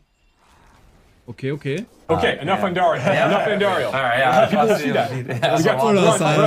I got things to talk about still. Okay, but that's not even all the things that we're changing with regards to bosses. There's more stuff that we're doing as well. So one of the things that we're going to be talking about in just a minute is a new feature called the Pit. And inside the pit, you can be able to, you're earning Stygian stones to summon higher level versions of all of these bosses as you go deeper into the experience. So we think this is extremely exciting. It provides another way for players to be able to like express their build strength and going and fighting these bosses. A new feature. Okay, but that's not even all the things that we're changing with regards to bosses. There's more stuff that we're doing as well. So one of the things that we're going to be talking about in just a minute is a new feature called the Pit. Inside the Pit, you can be able you're earning Stygian stones you'll be able to use to summon higher level versions of all of these bosses as you go deeper into the experience. So we think this is extremely exciting. It provides another way for players to be able to like express their build strength and going and fighting these bosses are going to provide much greater rewards. In fact, when you kill one of these new very, very powerful, tormented versions of these bosses out there. They are going to give you they're going to give you one resplendent spark the first time you kill any of them. So of like all the ones that you can summon, the first time you kill one of them, you're going to get a resplendent spark for you to use in the future. Now, And that is not all that we're doing, obviously. I mentioned the pit. On sait pas tout, il a dit. Go ahead and, c'est pas tout, il a I guess dit. I guess we can talk about it. I'm going to speak to it, actually, yeah. So we've been getting a lot of feedback from like our experience with the Abattoir of Zir.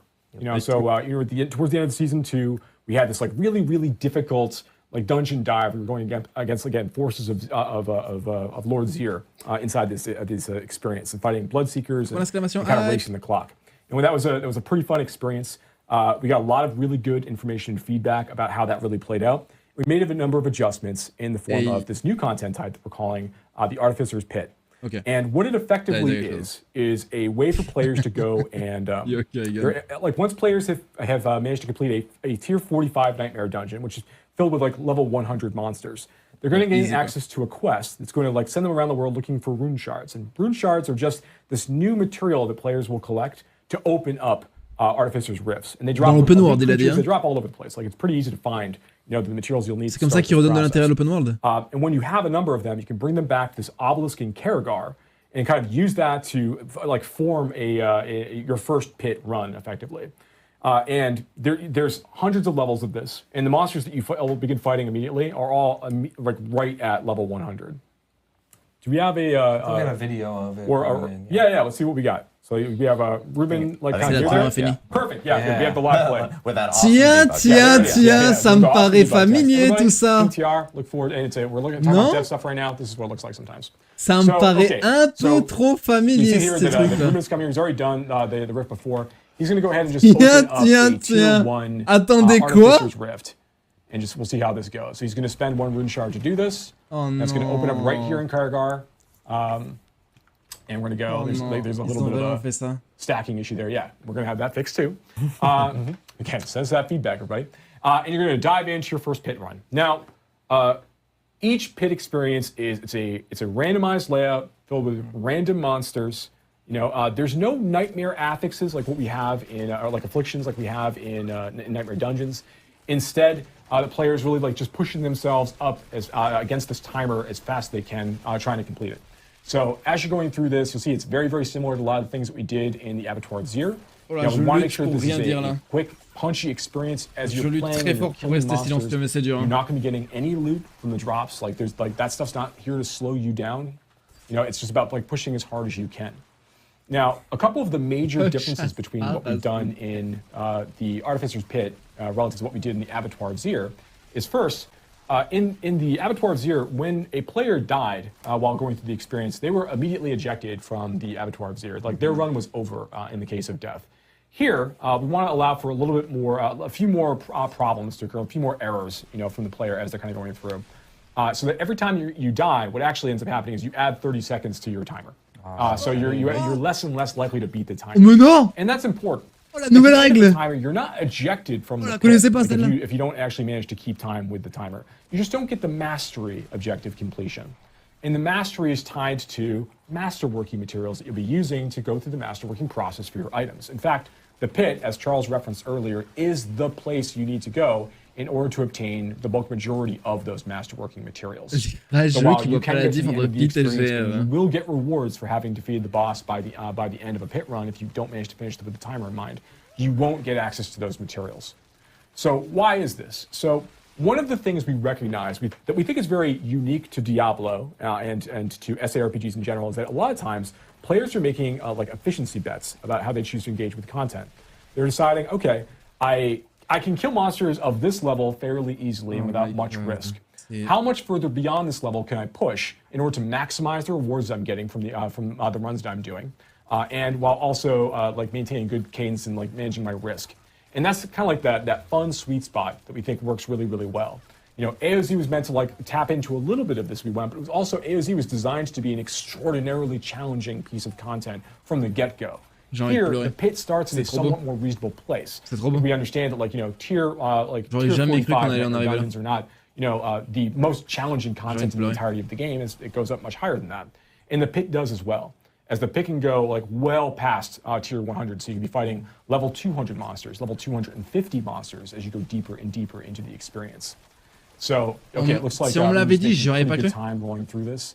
I think we saw earlier that Ruben actually like jumped into a portal. Non, ils vont pas faire ça. Yeah, he did. Yeah, you can't finish an entire pit run. Ils vont pas refaire les mêmes erreurs. That first area. You kind of are expected ils vont pas faire un power creep à chaque putain de patch. Kill everything in either of these Ils vont pas réintégrer les rifts.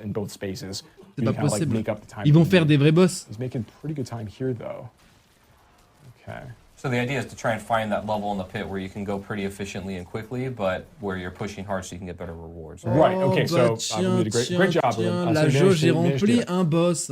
Okay. Let's not get too excited. All right. So now he's gonna go and he's gonna fight the boss in just a moment. Now the second thing that's different about the pit that we you just start to see it a little bit. Oh, nouveau boss in AOZ. Ah bah non. Is that occasionally during a pit run, you're going to be confronted by another major boss or villain that you've seen. Like, you'll see their echo occasionally appear just for a moment to perform a big attack, big sweeping attack, or that you're going to have to like avoid or deal with while you're dealing with the boss you're already fighting. And this is happening throughout the duration of the pit as well. You know, and as you go deeper, you'll see this occasionally a little more frequently at the same time. So these are just another complication, like another thing that you're going to be thinking about while you're playing and trying to like remember the sorts of patterns. Eventually, you'll see a couple of these appearing as well. You know, so like you'll be dealing with that, that kind of pattern following as you play deeper and deeper into the pit. J'ai acheté. Like Elias, for instance. J'avoue. Like a shade of Elias. Je vous prie de m'excuser. Just do an attack in the middle. A shade of Lilith can appear. Rentable pour moi. These are definitely tough things that you go deeper and eventually you might see a couple of them as well in combination. So okay, so here Ruben killed the boss, got a number of different drops. There's a bug in this version that we're looking at right now where the items they're dropping are not actually ancestral, but that's not the case when players will be playing on the PTR. You all see ancestral items as Voilà beaucoup des choses, au moins ça donne envie d'avoir le réveil de la vidéo. When you open the chest, les gars, PE, PE, which is a masterwork material. You know, I think he got 5, you know, from allez hop, ça dégage. PE, 1h30 1h30 à mon PE. Oh mon dieu. J'ai trop hâte. Oh mon dieu. Comment ils ont fait sans déconner? Comment c'est possible? Comment c'est possible?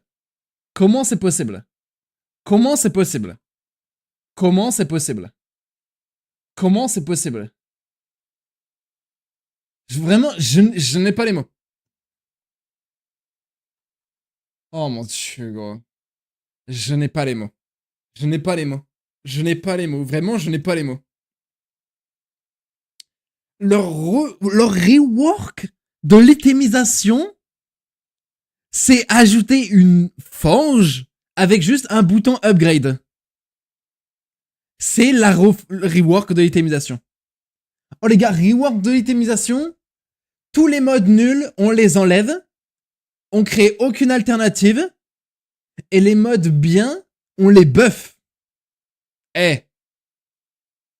Bonne ou mauvaise idée? Non, j'ai mieux. On les a buff, du coup, les modes bien. Maintenant, vous pouvez ajouter 2 modes en plus de ces 3 que vous avez, pour améliorer l'archétype que vous avez. Pas pour personnaliser, juste pour améliorer l'archétype que vous voulez jouer.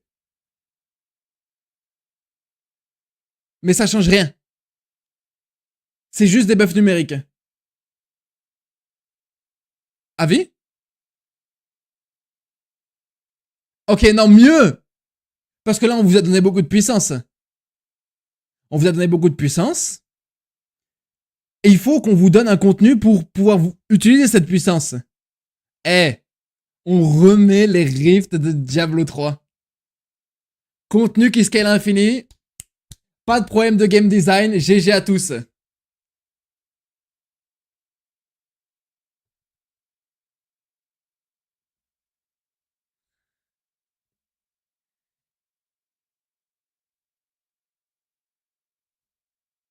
J'ai mal au cœur sans ironie. En vrai, c'est un rêve, c'est pas possible. Ils ont remis les rifts.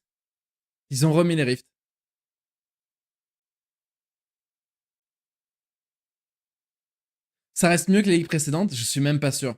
Parce qu'au moins dans les ligues précédentes, tu avais l'espoir que la suite soit bien. Maintenant, c'est fini. Là, c'est fini. Là, ils ont officiellement dit, ok les gars, on a fait de la merde, vous savez quoi? En fait, on refait Diablo 3, mais en fait, il y a écrit 4. Et c'est le jeu. Là, ça veut dire, là, ils ont vraiment... Et là, ils ont rayé Diablo 4. Ils refont Diablo 3. Il n'y a rien en plus. C'est Diablo 3. Là, il n'y a plus aucun espoir. C'est fini, là. Là, c'est officiel. Rien à voir. Les GR, c'est 10 minutes et pas 15 desco du chat. Eh oh, les descos, c'est pas pareil. Putain, ça casse les couilles. Oh mon dieu, j'ai mal au cœur. Hein. Oh mon dieu. Oh, j'ai mal au cœur. Oh, j'ai envie de vomir.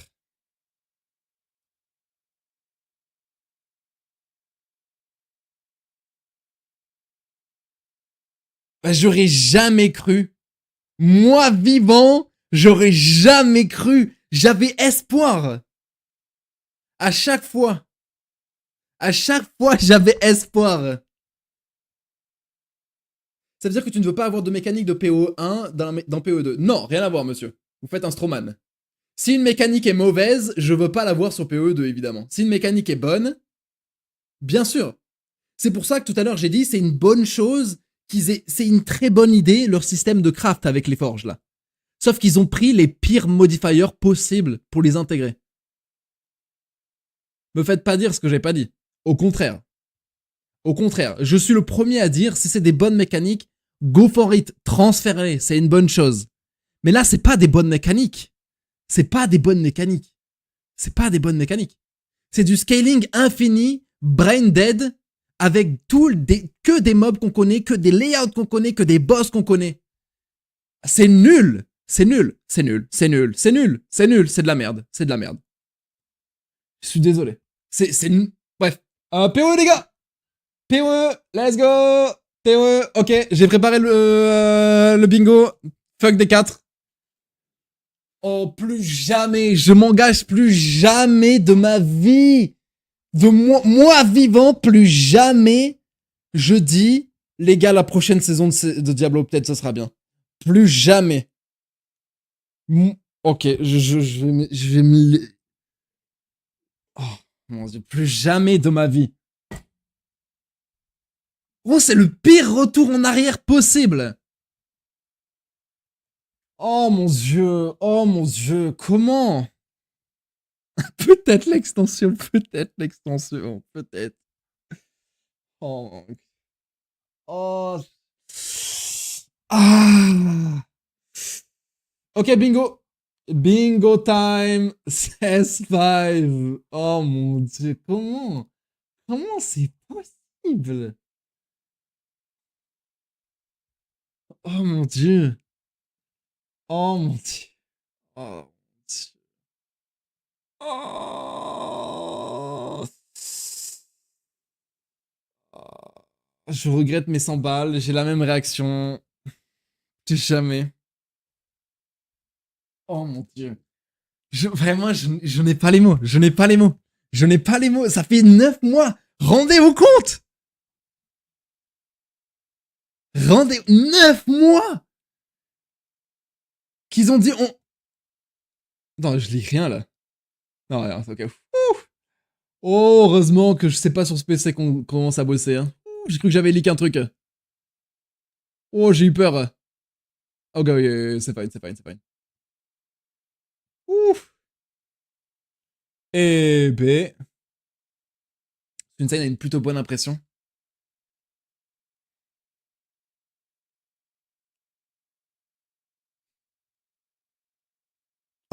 C'est une blague. En vrai, c'est un rêve, ça. Mais genre, ils sont... Bref.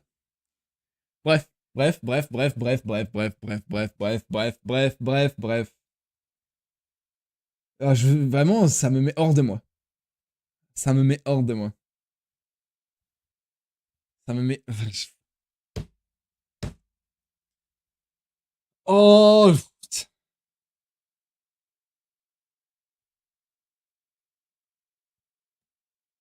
Faut que je... Design de ta grille de bingo est la même image que la saison de D4. Hein. Vide.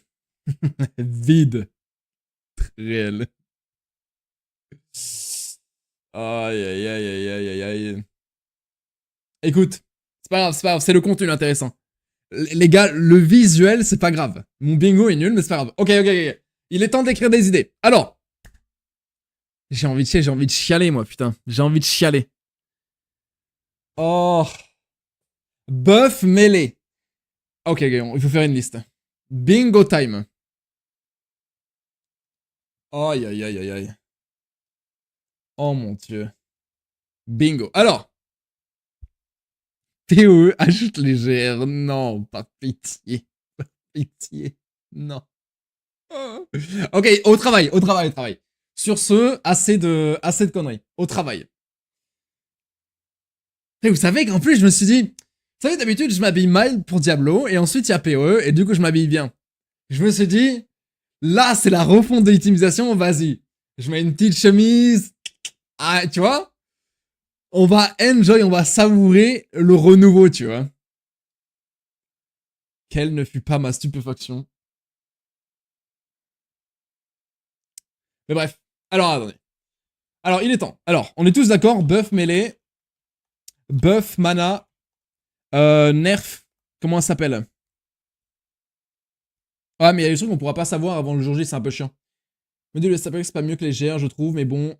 Ah non, je suis d'accord. Ouais, si c'est mieux parce que tu as l'idée de boss, tu as la variété de nodes, tu as le stacking, tu as Orobis, tu as le targeting de ressources. Rien que pour ces raisons, c'est mieux. Mais je suis d'accord que c'est pas si dingue, hein, à cette époque. Hein. Je suis d'accord. Mana n'a pas besoin de buff. Oh non. Oh non, par pitié. Nerf DD. Nerf, j'ai même envie de te dire Nerf Corpse. Nerf Corpse Skills. Ah, même ça. Ce serait bien Rework Glad, j'ai même envie de marquer honnêtement. Rework Glad. Buff Rider. Nerf, comment ça s'appelle? Les bots de charge, là, ce serait bien. Nerf Pénance, évidemment. Pénance, c'est trop facile, non? Est-ce que j'ai envie de mettre Pénance? Pénance, c'est trop facile. Les Ralakesh, ouais, Ralakesh, merci. Ralakesh. Pénance, c'est un peu de la triche, je pense. C'est trop facile. Il faut au moins 2-3 trucs simples. C'est vrai. Nerf Pénance. Nerf Sweep. New Transfigure, je suis d'accord. Faut pas que des nerfs et des buffs. Je suis d'accord. New Transfigure. On peut mettre Survivor.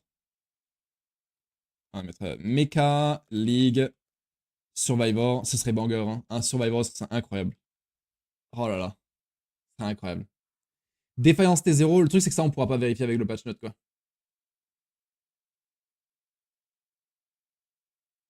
Retour du Battle Royale. Survivor-like, ouais. Comme Vampire Survivor, comme Hall of Torment, comme ce genre de trucs. PE Royal. Oui, what? Pourquoi? What? Oh, Revert. J'avoue, Revert. Left click. Nerf Aura. J'avoue que j'aimerais bien... comment on peut formuler ça? On va dire changement... Comment je peux formuler ça? Méta, Déter, Grace, Aura, stacking dans un sens, si vous voyez ce que je veux dire. Pas dans le sens stocker toutes les auras du jeu, etc., mais dans le sens où stacking de Reza, etc.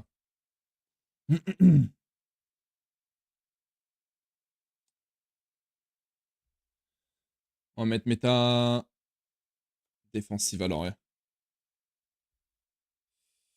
Nouveau boss. PF reste avec son... J'avoue que ce serait bien un nerf de PF, tu vois. Mais un nerf direct. Login, instant hideout. Je sais pas si c'est possible techniquement ça.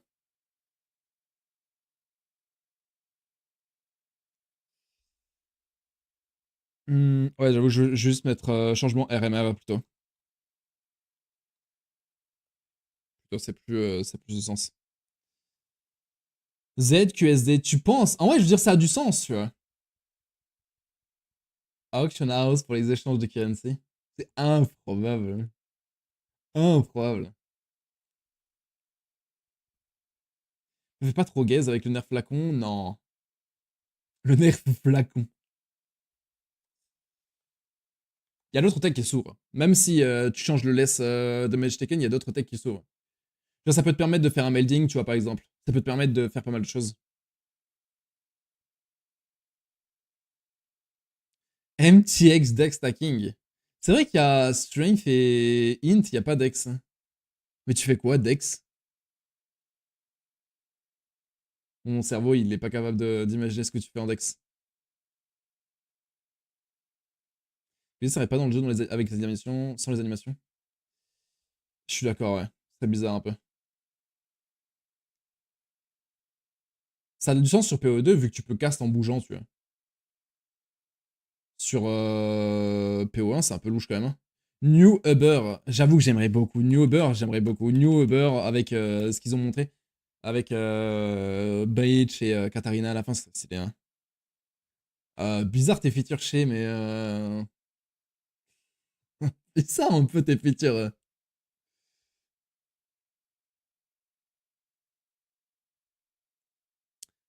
Tout le monde objet de Raffles. Remove Ghost, j'aimerais bien. Iberylock, il existe déjà en soi. Up Delve. Est-ce que c'est pas déjà un hub de Delve actuellement? Indirectement. Maintenant que tu peux avoir plusieurs masters. Hein. Remove SC, only HC, Bazeg. J'en rêve. Attends, 105 handling. On sait à combien de pourcents increase effect de flasque on arrive en min-max sur PF 105 handling. Je sais pas, c'est un truc comme 40%, je pense. Autour de ces eaux-là. Dans ces eaux-là plutôt. J'ai pas vu un seul item influencé rouge, bleu dans les trailers. C'est réel ça?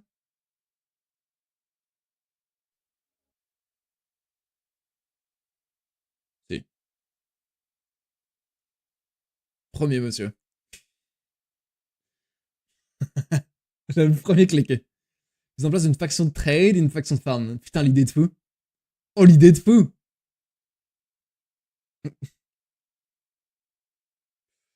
J'ai eu d'espérer une nouvelle extension. Tu veux dire un nouvel endgame?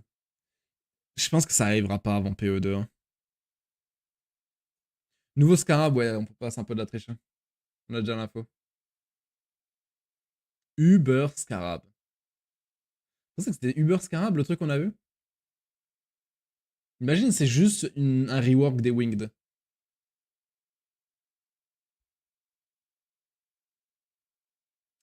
Flask affix changes. Qu'est-ce que tu sous-entends par ça? Buff bleed, buff bleed. Buff bleed. Et j'ai même envie de dire... Comment je peux formuler ça? J'ai envie de dire les dots, etc. Mais je veux pas compter le poison, etc. Tu vois. Mais chaos dot... Bleed... Même cold dot. Parce que ignite et poison sont bien, tu vois. Buff impale. Buff impale, il est un peu dans mêlée en soi. Hein. Ici, là-dedans, t'as mêlée... Slam... Etc. quoi. Impale, je voulais dire, pas mêlée. Il m'appelle. Changer de flasque, de Reselem, ils vont probablement ajouter des suffixes, non? Buff, Dread Banner, j'ai la ref. Rive Radius. Là, c'est Rive tranquille. Nerf suppresse. C'est un peu là dans le changement de suppresse. Changement de méta défensive. Buff mana. Qu'est-ce qu'on avait mis? Attends, on peut regarder le précédent en vrai. Le bingo que j'avais fait. Enfin, qu'on avait fait ligue précédente. Si seulement je l'ai encore. Bingo 3.23. Et mis nerf suppresse, buff shiftain. Buff shiftain. Est-ce que c'est toujours d'actualité ça en vrai? Avec les changements qu'il y a. C'est un peu un buff shiftain indirectement. Chauve. Nerf Fralakesh. J'avais déjà mis nerf Fralakesh, vraiment? Attends, vraiment? Attends, ah ouais. Ultimatum, on l'avait eu. Cluster Atlas. J'avoue que j'aimerais bien voir ça aussi. Hein. Des clusters JWL pour l'Atlas. Ce serait cool. Buff IS, ça serait cool, ouais, je suis d'accord. Tu peux reprendre le même bingo. En vrai, il y a plein de choses qui sont dans l'actualité. Hein. Ça, j'ai envie de le mettre buff mine hein, avec ce qui change. Hein. Surely, ils ont buff les mines.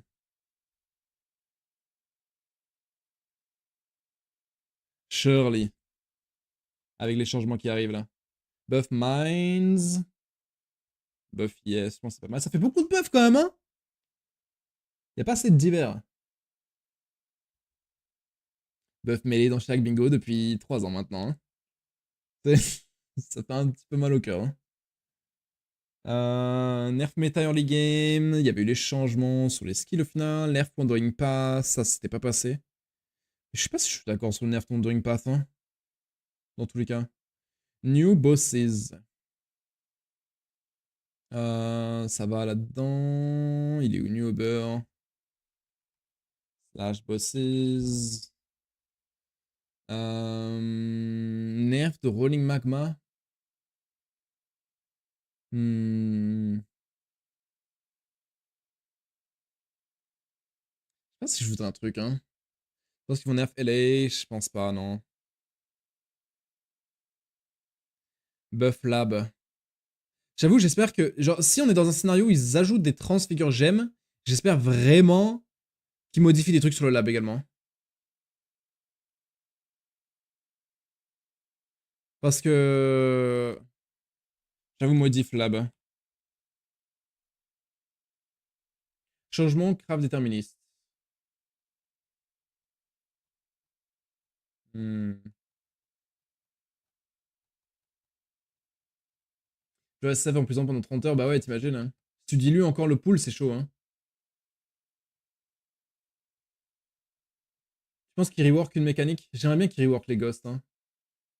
Nerf d'Adorned.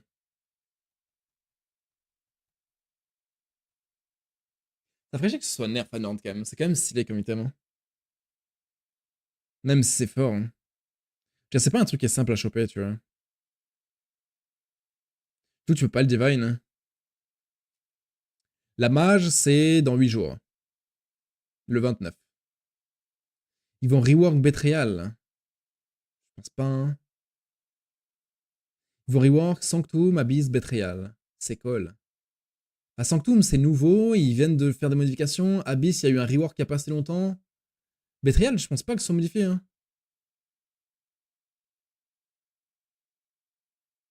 Ultimatum, c'est vrai. Buff Ultimatum, ça c'est vrai par contre. Buff Ultimatum, c'est vrai. Rework des bandits. J'avoue que ça c'est un truc un peu... tricky, mais c'est cool à mettre, je trouve, rework des bandits. Je pense que c'est un truc cool à mettre dedans, qui est un petit peu différent. Transfigure gem can now drop on gem scatter strongbox. Imagine. Retour des tattoos. Ouais, boxer, c'est ça. Ça, c'est confirmé que that watch was taken core. Ouais, mais c'est cool. Tattoo. Ils ont déjà fait ça, non? Eh, tout à l'heure, quand je suis en train de préparer mes scènes, etc., vous trouvez pas que ça fait penser aux sentinelles? Ce truc-là? Un peu, hein?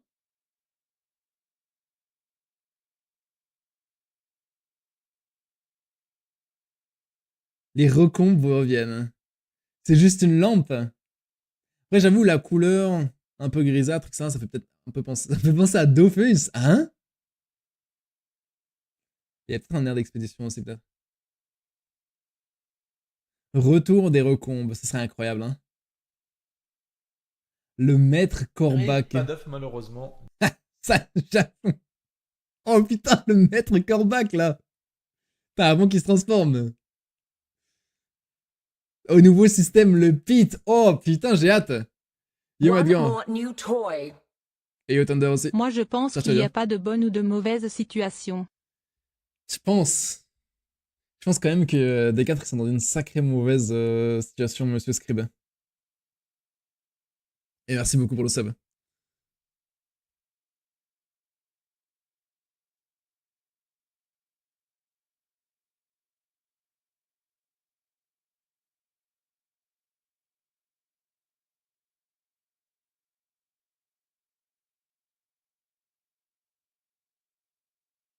Bah, vu que je regarde le chat, vu que je regarde le chat, c'est difficile. Il y a les notifs qui pop. Oh! Bah, t'es pas très rapide, hein, Jennifer, hein?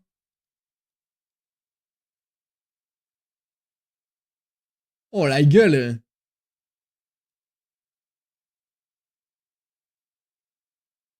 J'attends pour pas me faire ban. Ah, putain! Navali Zanarbak. Je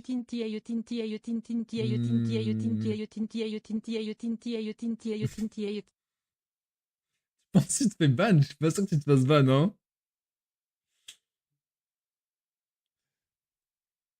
J'ai tellement pas envie de la revoir, Navali, je suis désolé, hein.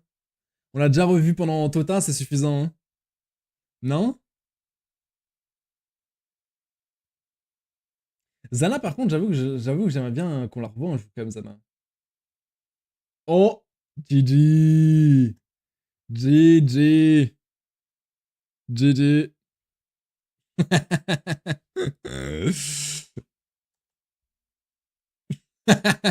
C'est trop con. Ok, ça c'était vif.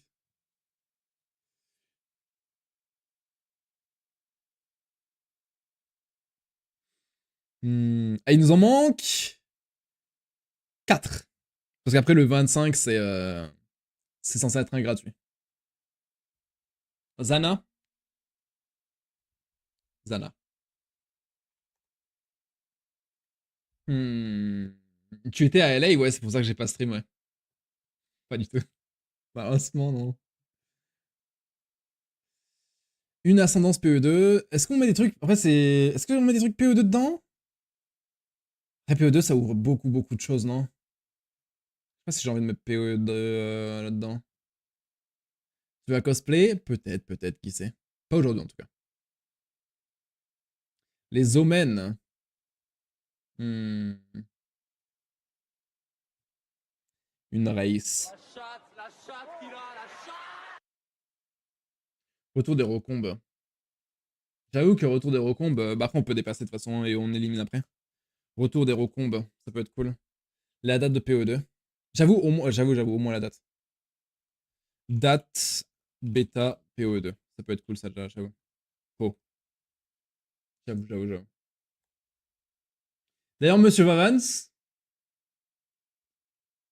vos désirs seront comblés dans quelques temps normalement. J'en dis pas plus. Mais tu sais. On a la date sur le site officiel là. Putain, c'est vrai. C'est vrai qu'ils ont déjà donné la date.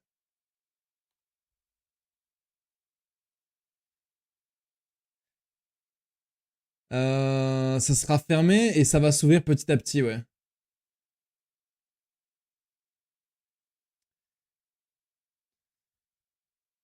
Ils vont mettre des oh women. What the fuck. J'avoue, les Omen, il faut forcément qu'ils reviennent. Hein. C'est une bonne mécanique quand même. On a reveal into Q&A, tous les streamers qui vont post leur gameplay PO2 ou leur NDA. Je crois que ça saute juste après l'annonce, ouais. Il me semble, hein. Donc ouais, il y a tous les trucs PO2 et il y a le patch note. Donc c'est dense, hein. C'est très dense. On va déguster ça. Il fait un PO1. Improbable. J'avoue. J'avoue que les tatous c'était trop bien. J'avoue. Ah, je suis d'accord. Nerf de Ben, non. Ok, salt.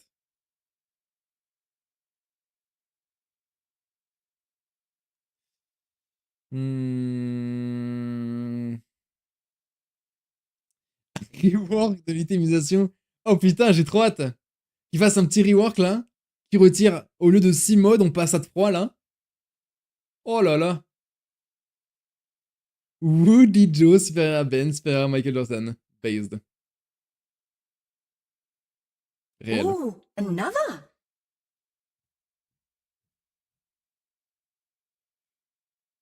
Un bouton pour upgrade les tiers des modes et GG à tous. C'est bon, le jeu est fixe. Mon dieu. Littéralement le système de simplex. C'est vrai en plus. Putain, c'est vrai. Merde, putain, c'est vrai. Sauf que c'est moins bien. C'est encore plus simple. Au moins, la simplex, tu peux pas faire ce que tu veux dessus. Il y a beaucoup de profondeur quand même sur la simplex, tu vois. Sur un truc qui a l'air pourtant si simple. C'est vrai qu'ils sont forts au GG quand même. Hein. Parce que quand tu lis l'item, ça a l'air plus simple. Tu dis, ah putain, 3 modes, 100% effect. Bah, c'est facile à craft, mais putain, il y a tellement de profondeur sur le craft. Et tu veux pas alt craft. Me le safe avec un XP de drop en plus de mais pas. Non. Non. Ah, je mets mon droit de veto là-dessus. Qui est inexistant, mais je mets mon veto quand même. Je pense que s'ils font ça, c'est se tirer une balle dans le pied. Je pense qu'il faut jamais faire ça. Ajoute arbalète dans PO1, en attendant PO2, et voilà autour de la commune. Je pense pas qu'il fasse ce genre de choses, hein. Le stage en plus, tellement quality of life, faudrait le laisser. Faudrait le laisser. Je suis d'accord, ce serait bien qu'il revienne d'une certaine manière, tu vois. C'est pour ça qu'on met ça. Ça, c'est très très cope. Ce changement-là. Mais si on réussit à toucher ça, c'est incroyable.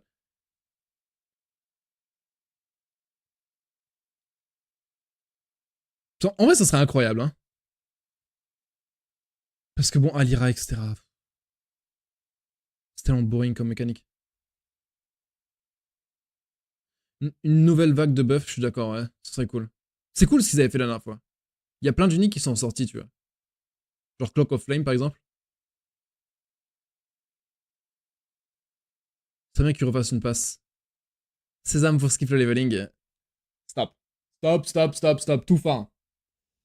Tout phare. Définition d'un homme heureux. C'était pendant le repas de Noël, si je dis pas de conneries. Donc j'étais bien heureux.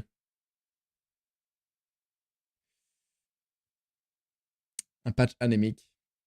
J'aimerais bien qu'il y ait un meta shift. Enfin, personnellement, tu vois, j'ai pas forcément envie qu'il y ait, tu vois, comme certains disent, en vrai, c'est très personnel, hein, mais il y en a qui veulent toujours buff les trucs qui sont pas utilisés et nerf les trucs qui sont beaucoup utilisés. Perso, j'ai surtout envie que la méta défensive bouge. C'est surtout ça que j'aimerais voir bouger. La méta défensive, elle est trop similaire depuis trop longtemps.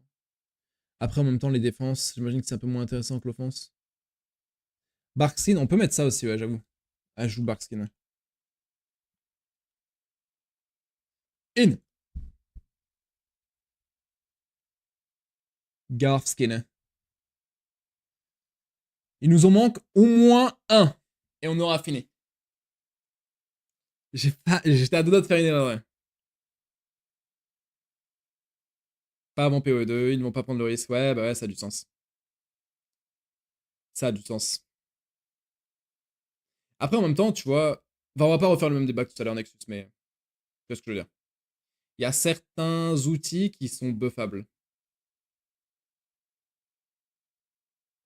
Et qui seraient pas un shift, mais ça rendrait des archétypes un peu plus abordables.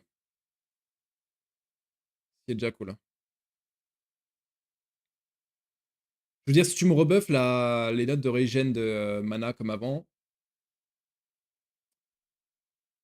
c'est pas insane, mais je suis pas contre. Hein. Un système d'ajout d'affix aléatoire via des manuels. Attends, quoi? Et attends, après tu vas me dire que t'as du forging potential, c'est ça? Nerf du team play. Je pense que c'est pas nécessaire. Hein. Surtout avec les changements qu'il y a eu. Maintenant, la méta boss rush qui est très cool, etc. Je pense même quand t'es en solo, il y a des très bons outils, tu vois. Genre, méta boss rush, essence, boss, bestiaire. Surtout là, avec le changement sur les invitations, etc. Il n'y a pas besoin de nerf le jeu en team, je pense. Surtout, parce qu'on va forcément ne pas être dans un scénario Affliction, tu vois, par exemple. Rework Sextant pour en finir avec TFT. C'est vrai qu'il y a pas mal de gens qui disent ça, ouais. C'est vrai, c'est vrai. C'est vrai, c'est vrai. J'aurais jamais pensé moi-même, mais je suis d'accord que c'est une bonne idée, ça. Hein. Compte Sextant. Je suis d'accord, je suis d'accord. Je suis d'accord. Je login trade à 90%.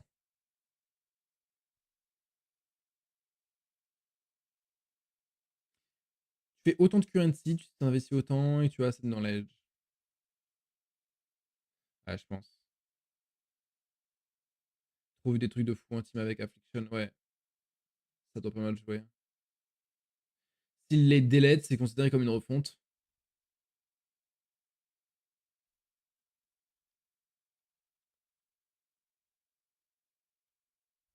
Fixed. Que ce soit positif ou négatif. Le HT trade, elle a un peu d'edge quand même. Ben, je préfère ça que avoir absolument tout ce que tu veux. Tu vois. Et puis je veux dire, en début de ligue, c'est toujours bien avec. Il y a toujours Exile, etc. qui sont en trade, donc c'est très cool.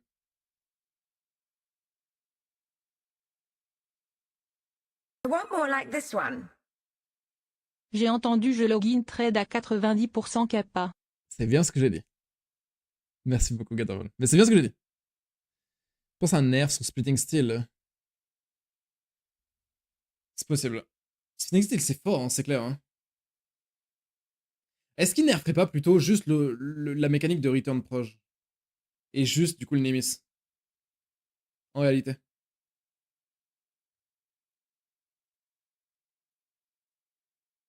Parce que je veux dire, Splitting Steel, si tu joues avec la gemme Return Proj, c'est pas assez broken, tu vois. En fait, si nerf Splitting Steel, ça fait chier. Si nerf Nemesis, ça a plus de sens, je pense.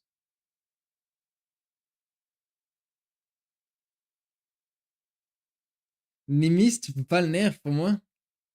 I want more like this one. Nouveau 1 an sur un jour d'annonce de peau. Merci beaucoup, Matt. Merci pour le soutien, tu régales. Et merci pour ton année. Bon, ça, nerf Nemesis, ça a du sens. Lâche ça. Ben, le Return Pro, je pense qu'on est tous d'accord que c'est broken. Là, tu vois, Return Pro, c'est combien less damage? 76%, un truc du genre? Tu mets Nemesis, genre 50%, 40%, et c'est même pas si terrible.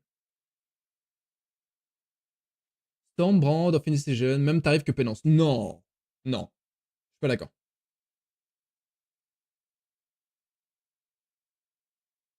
Pour moi, Storm Brand, c'est fine. Clairement pas broken.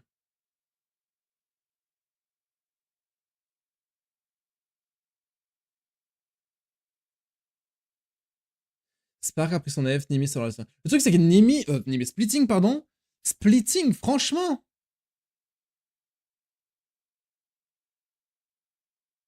Genre, vraiment, tu joues sans return, c'est trop nul. C'est trop nul. Genre, c'est même pas drôle. Genre, le skin, il a quasiment aucun intérêt. Un gigabuff RF. Non, RF est fine. RF est fine. Pas un bas splitting sur les archétypes, tu mets un nerf splitting avec le return. Yes, monsieur. La gemme trans scorching va être dingue. Ouais, j'avoue que j'aimerais trop avoir des trans, hein. Je veux Winter Orb, je veux Salvo, je veux Wintertide, je veux peut-être des trucs louches comme la Lightning Warp, tu vois. Je veux les Héraldes, ouais. Je veux Cobra Lash, j'avoue, Cobra Lash. Les crails, ouais, c'est clair, les crails. Jamais trop dans les trans. Après, les trans, je peux en voir tous les jours. Molshell. Oh là là, Molshell évasion. Oh Molshell évasion. Pardon. J'en fais des choses, hein. J'en fais des choses, hein. Je dirais pas quoi, mais putain, j'en fais des choses. Après, tu sais, j'ai peur que Molten Shell, la trans, ce soit un truc qui marche avec le reflect ou un truc du genre. Parce qu'on avait regardé, il y a un moment, des mecs qui faisaient des vrais builds Molten Shell avec du reflect, etc. Et je me demande s'ils vont pas forcer cet archétype avec la trans. Après, je veux dire, c'est une option. Hein. Maintenant, c'est les attentes PO2 en premier et pas PO1. Alors là, on connaît pas leur planning. Ils gardent les gemmes trans. Ah oui, bien sûr, bien sûr. Les gemmes trans, elles sont corps. Le bleed prend en compte le liquide, ce serait incroyable. Sinon, il n'y aurait plus personne pour PO2. Oh, les bâtards. Oh, les bâtards. Quand même. Et une heure, faut finir. Ok, il faut commencer à remplir. Il faut commencer à remplir. Alors.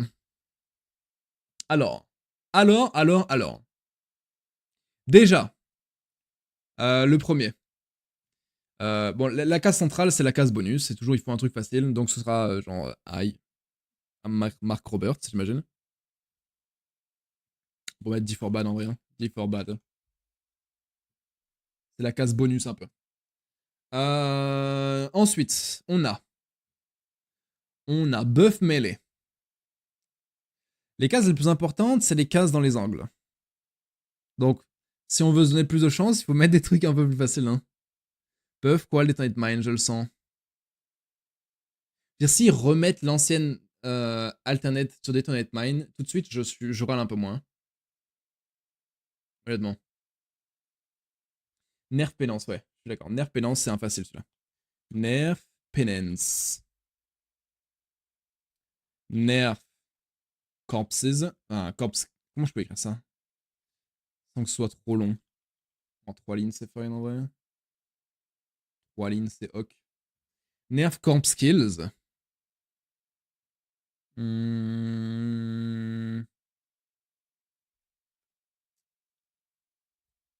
Ça, c'est bon. Revert Left Mouse Button. J'aimerais vraiment. Je veux dire, Ziggy va forcément poser la question tout à l'heure, on est d'accord, hein? On est d'accord, hein? C'est obligatoire. Hein. Je peux pas ne pas poser la question. Je peux pas y croire. Hein. Pensez vraiment qu'ils vont pas revert?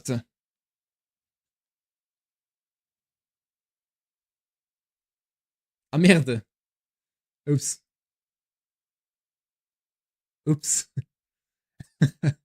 Oups.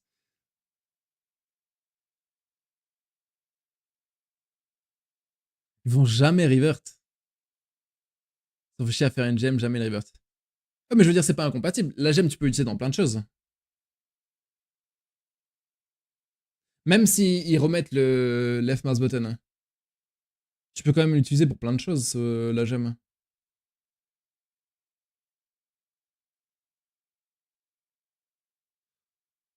Je pense qu'ils vont rework les instants et en ajouter des nouveaux. Ce serait cool. Ils ont déjà revert quelque chose. Ils ont revert le changement qu'ils avaient fait sur le changement de stance. Le patch précédent, justement. Par exemple. Avec les stances qui donnaient adrénaline. C'est tout récent.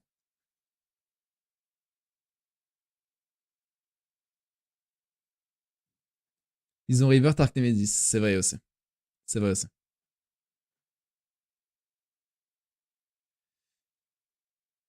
Bon, ajouter pas mal de trucs pour faire passer la pilule.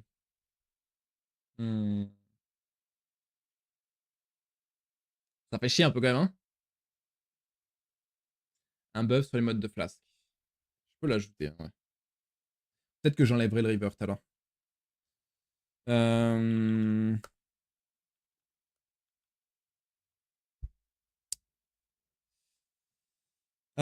Ok, buff ultimatum, je pense qu'on est d'accord. Pour le mettre dans un coin, buff ultimatum. Je pense qu'on est d'accord pour le mettre dans un coin. Genre, ils peuvent pas laisser ultimatum, comme ça, c'est pas possible. C'est pas possible. Je peux pas y croire. Impossible. Impossible. Pour ceux qui n'ont pas la ref. Trade, fuck trade, dude. Fuck trade. Ah. Remove trade or ignore trade. I don't know. Stop. Fuck. Based. No, this is not yours.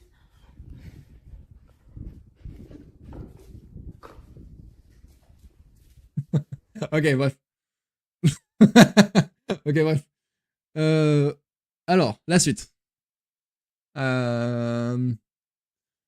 J'ai oublié de screen. Ok, j'arrête. Pénance.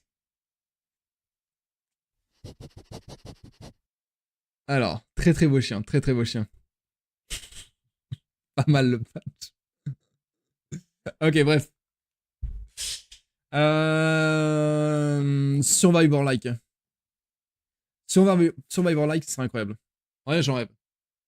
Il y avait un chien, je te jure. Ah, c'est pas possible. Survivor-like. On va mettre ça comme ça, je pense qu'on comprend tous. Alors. Je dirais, elle fait pareil, hein. Donc, il n'y a pas d'embrouille, hein. Non, t'as pas vu. Ah, t'inquiète. Y'a rien. Ça a rien à voir avec ce que tu penses, je pense. Ok, rework des bandits, ça serait cool. Rework des bandits, ce serait vraiment big. Survivor Lac, en vrai, vraiment, ce serait incroyable. Retour des tatous aussi, ce serait big. Nerf Ralakesh, c'est un peu facile, non? Mais comment tu nerfs les Ralakesh? Quel cul. Tier 0. Bah, le problème, c'est que du coup, si tu fais ça... Attends, Ralakesh, c'est pas tier 0? Maximum -1. Ça reste insane, non? Putain, je croyais que c'était un tier 0. Mais le truc, c'est que du coup, ce sera pas vérifiable. Si c'est une histoire de tiers, ce sera pas vérifiable, donc bon. Peut-être qu'on le met pas alors, hein.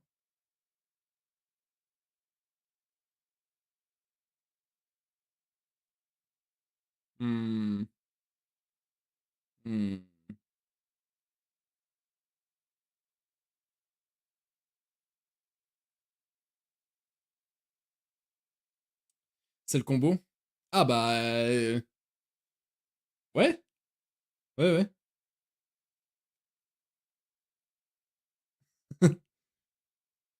Bah ouais. Mais je veux dire, la ceinture, c'est commun, tu vois. Les 3 ceintures, elles sont vraiment pas rares. C'est gratuit un peu. Skip campaign. Non, pas celle-ci. Je refuse. Moi, vivant, jamais je mets ça sur mon stream. Sur un bingo. Même sur un réglage qui doit être détruit. Mais le truc, c'est que... Oh, le time mat, c'était... paix sur toi. Mais... Ici, on est pro-campagne, je crois. J'allais dire... Qu'est-ce que j'allais dire? Je sais plus ce que j'allais dire.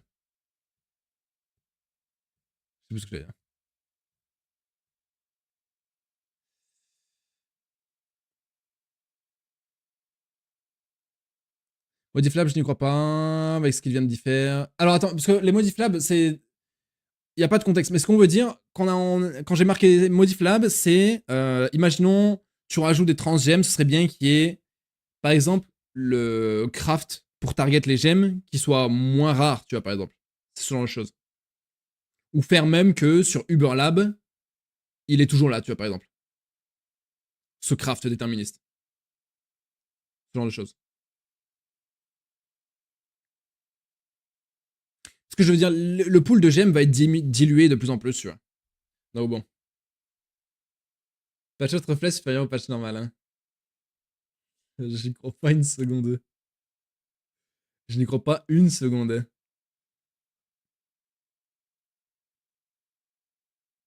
En Mine, c'est toujours la même chose. C'est vrai. Il y a 2 mines. C'est à 21h. C'est à 21h, oui, putain, j'ai mon cerveau à la gare. C'est à 21h, ouais.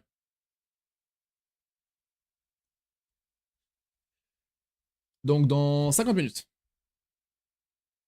Et buff mine, le truc c'est que, je veux dire, les mecs ils font ça en delve, en ZHP, tu vois. Je veux dire, ils le feraient avec d'autres skills si les mines étaient modifiés, tu vois. Je veux dire, c'est du ZHP, donc...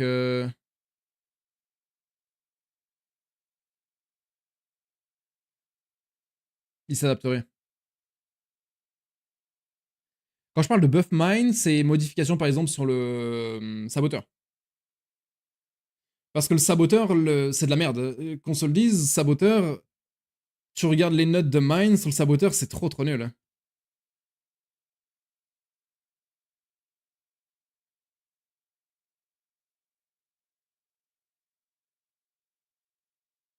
Oh, another.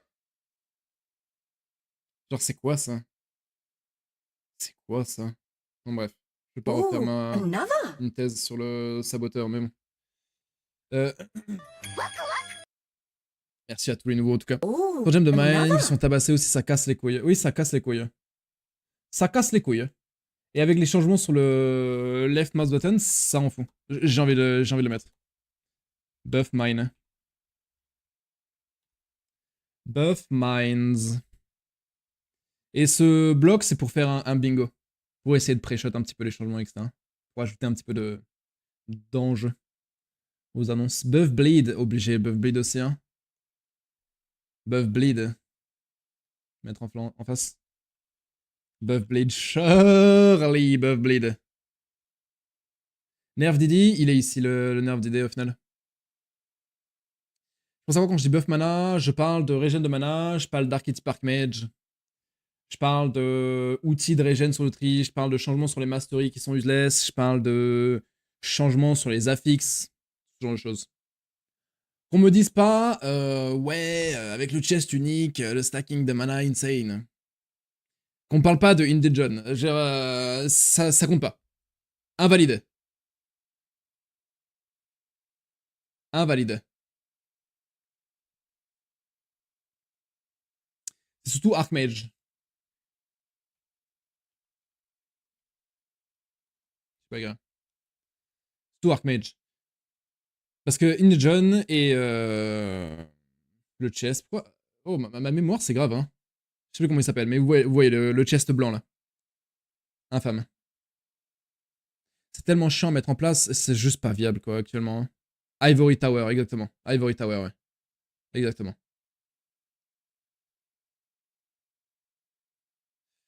Modif Blood Magic. Modif Blood Magic, ce serait big aussi. Je suis d'accord. Je suis d'accord, je suis d'accord. Je pense que c'est un bon call, ça. En vrai, j'ai beaucoup envie de le mettre. Parce qu'ils ont fait des expériences sur ce patch avec Blood Magic. Et j'avoue que j'ai beaucoup envie de le mettre, Modif Blood Magic. Comment j'écris ça? Ouais, ça, c'était bien. Sur 3 lignes. J'avoue que j'ai beaucoup envie de le mettre aussi. Buff, Queen Build. Archmage redevient viable. Ouais, ce serait bien. Archmage overall, c'est naze, hein. Il y a trop de faiblesses dans l'archétype. Que ce soit en termes de voidance, que ce soit en termes de mitigation, que ce soit en termes de regen, etc. Et me citez pas Subtractem, par pitié. Par pitié. Par pitié. Ça, je suis obligé de le mettre. Obligé. Oh, another. Garf Skin. Subtractem, il fait mieux.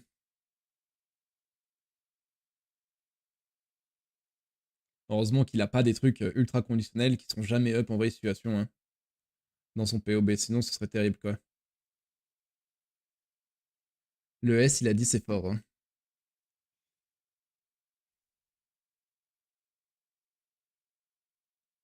Le S a dit c'est fort. Il l'a dit.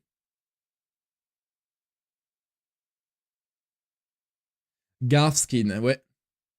Ce serait big.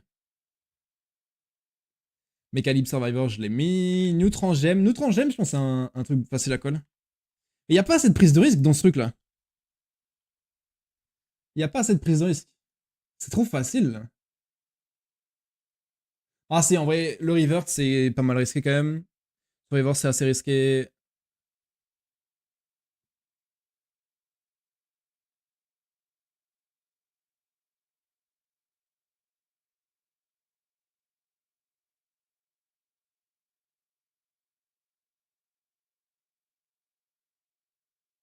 Glad, Rider. Rider mérite aussi, je trouve. Hein. No joke, limite, perso, je trouve que Rider mérite limite plus que le Glad, dans le sens où le Rider, il a aucun mode qui est vraiment unique à son archétype. C'est ultra boring. Tout ce qu'il a pour lui, le Rider. Buff Mana Archmage. J'ai même pas mis buff Melee, rendez-vous compte. D'habitude, c'est toujours la première case que je mets. C'est dire l'espoir que j'ai. Hein. D'habitude, c'est toujours la première case que je mets. Hein.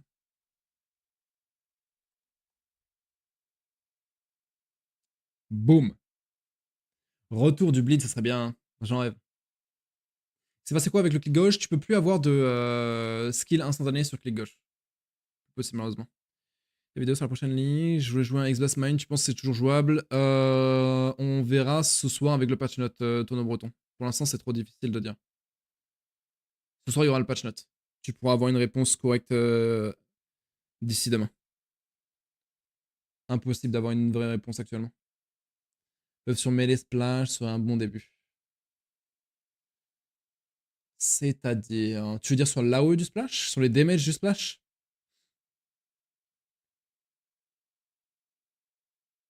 Exactement, ouais, Thunder. Ils ont rajouté ces 2 gemmes, et à côté de ça, ils ont retiré la possibilité d'avoir un sang instantané sur le clic gauche. Ce qui fait beaucoup de mal à beaucoup d'archétypes. Pas sûr que ce soit une bonne chose, mais bon. Ils peuvent buff Endanger, nerf Endanger et buff Archmage. Réel. Réel, réel. Faites ça. Tu sais quoi, je vais juste mettre buff Archmage. Bon, mana aussi en vrai, mais...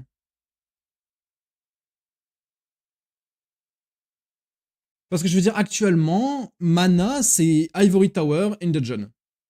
Rien d'autre. Rien. Littéralement rien. Rien. Rien sur Reflex. Quoi? Sur quoi?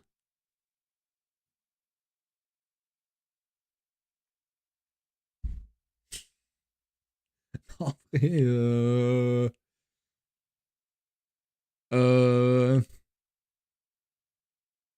Pas trop envie, hein. Who? Reflex who? J'ai pas trop envie, hein, faire ça. Hein. On l'a mis aussi, hein. Transgem, yes. Pardon! Noël Minia et mensonger, un joueur PoE ne profite jamais du soleil. Je veux dire, un joueur PoE est Chad, non? Donc en vrai, ça passe, un peu. Rework Bandit, ouais, j'ai envie de le mettre, hein. J'ai envie de le mettre. J'ai vraiment envie de le mettre. On va le mettre ici, c'est le moins risqué. Rework.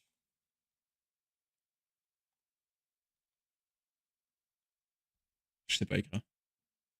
Rework Bandits. Ce serait big.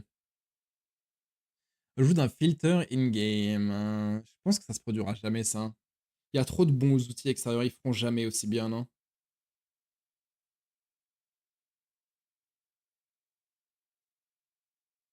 Ensnaring Arrow pour mêler. Ensnaring Arrow pour mêler et même pour caster, j'aimerais bien. Après, je veux dire, indirectement, ça va dans le bleed, ça, non? C'est clair que j'aimerais bien avoir une sorte de skill un peu universel, tu vois. Qui snare. Hein. Je sais pas trop ce que tu pourrais imaginer, tu vois. Mais tu vois, là... Par exemple, sur le Reaper que je jouais, tu vois, ça fait chier. Parce que si tu mets un spell qui peut qui peut snare, pardon. Incroyable. Incroyable. Incroyable. Genre, tu doubles le DPS, tu vois. Et là, en vrai, le DPS, il est pas dingue, mais c'est jouable, on va dire. Mais c'est genre des tierces, voire moins. Ce qui est tout juste ok.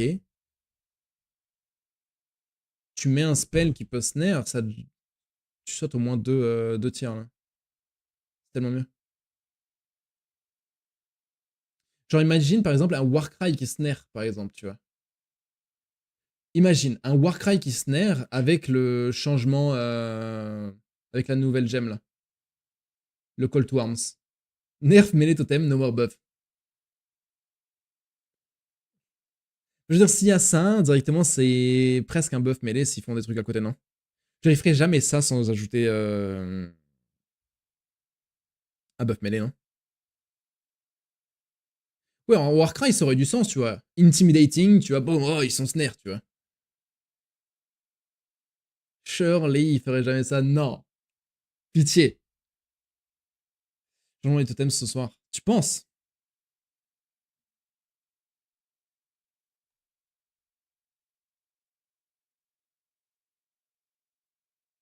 C'est comme ça, là. Hub de IE. C'est pas une IE, non? Même si c'est pas top tier. Bon, là, c'est la prise de risque. Tatou recombe. Prise de risque, mais une bonne prise.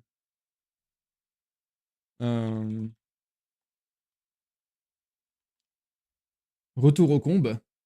Ça, c'est très très cope. Hein. Ça, c'est très très cope. Et après, Tatou, c'est tellement une bonne feature.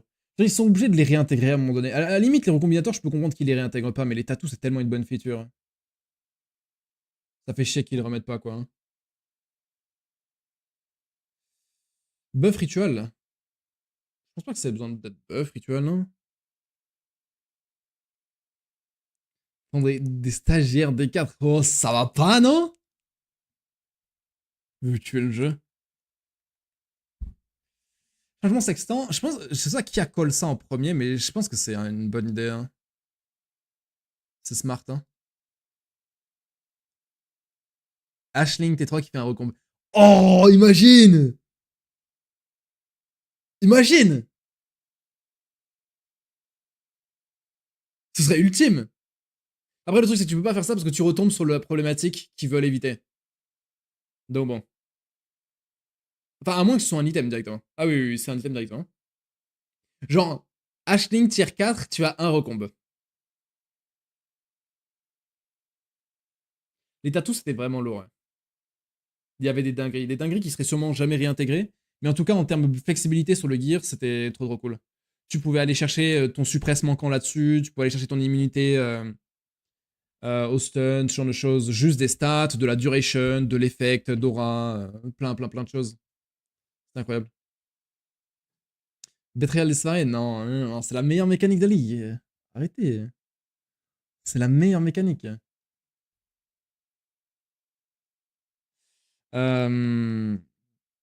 Qu'est-ce que j'allais faire? Attends. New Bosses. Je veux dire, ça c'est un classique, mais New Bosses c'est bien. Hein. New Ubers. New Bosses, tout simplement. Plutôt. New Bosses. Pareil, cluster j'ai les tatous c'est trop. On arrive à un point où on peut trop custom le tri. Ça efface trop le poids qu'on peut avoir. On peut avoir le choix d'une classe. Je vois ce que tu veux dire. Je vois ce que tu veux dire. Après, si tu mets une limite, tu vois. Tu mets. Je veux dire, la limite pendant Tota, c'était 50. Si tu mets une limite. Ouais, voilà, exactement. Exactement, bah voilà. On a la même idée. Voilà. Tu mets 5 à 10. Là, à ce moment-là, ça a quand même du sens.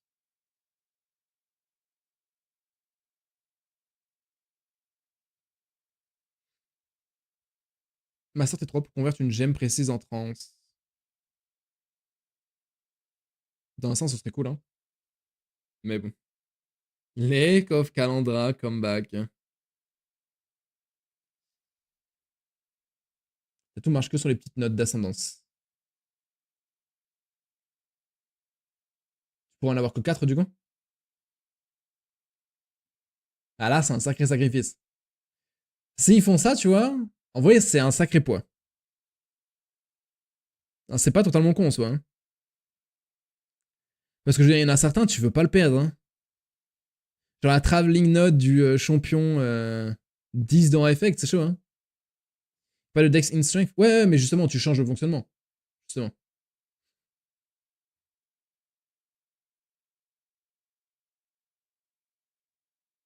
Six max, ouais, 6 max, pardon. Ouais. Ça demande de tout rework. Ah, ça. Mais hypothétiquement, c'est une bonne idée, je trouve. Parce que c'est un sacré poids. Il y a plein de petites notes que tu veux pas enlever, quoi. Et j'aime bien l'idée. L'idée est stylée.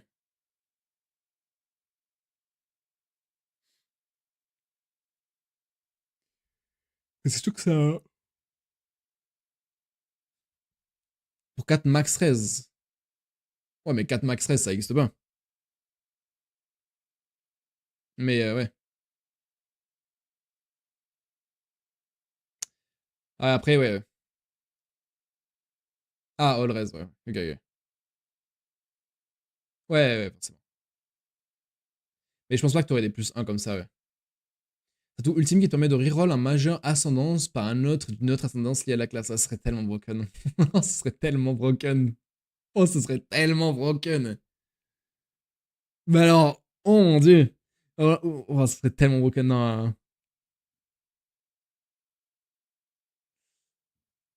Vous allez Forbidden. Ça, ce serait d'une autre classe carrément, t'imagines? Dans son idée. That which was taken de partout, ouais, ce serait. Holy fuck. Après, je veux dire, si c'est comme les tattoos de Keystone, il faut le roll, donc c'est chaud quand même. Hein. Tu break une node pour tenter, ce serait chaud, hein, mais bon.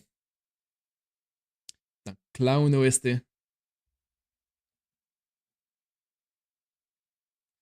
Bring back strike skill, ouais, je suis d'accord. J'aurais aimé qu'ils enlèvent le Watcher Eye pour le remplacer par les dates which were taken. En vrai, je suis assez d'accord. Après, il y a des modes de Watcher Eye qui sont cool. Il y a des modes qui sont vraiment cool dans les Watcher Eye quand même.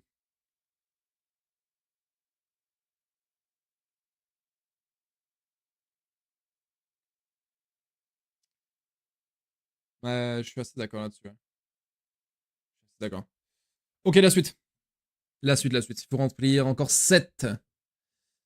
Nerf PF, je pense que c'est honnête. Je pense que c'est très très honnête de mettre un Nerf PF. On va mettre...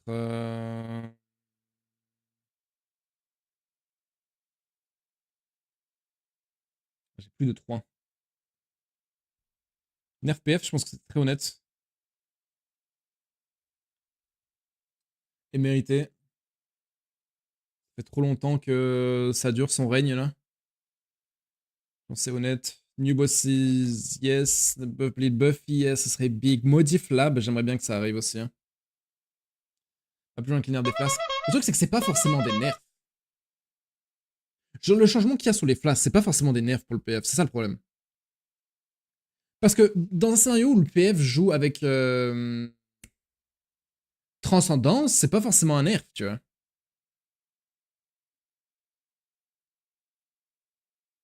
J'attends quoi qu'on modifie du lab? J'aimerais bien que, vu qu'au fur et à mesure des patchs, on va probablement diluer encore le pool des gemmes, j'aimerais bien que le craft déterministe soit moins rare, ou alors à 100% sur Uberlab, par exemple.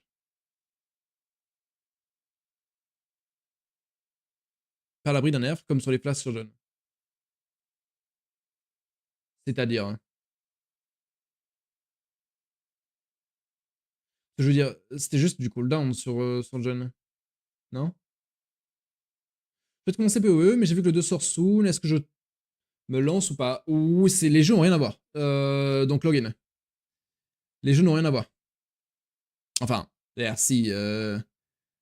le contexte, tu retrouves quelques mécaniques, mais c'est très très différent. Devant la poisse de 40 labs, ouais, ça va être de plus en plus dilué en plus, donc ça va être chaud. Hein. 200 ms. Oh!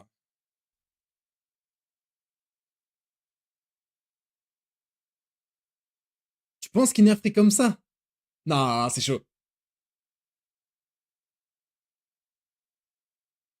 Non, c'est tout fort là.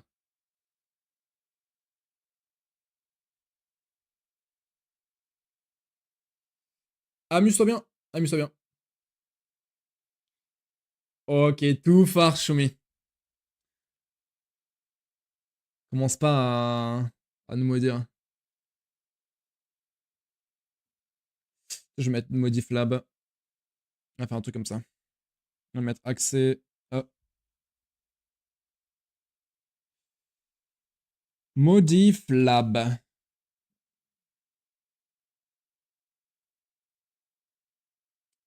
Un plus petit, on va mettre.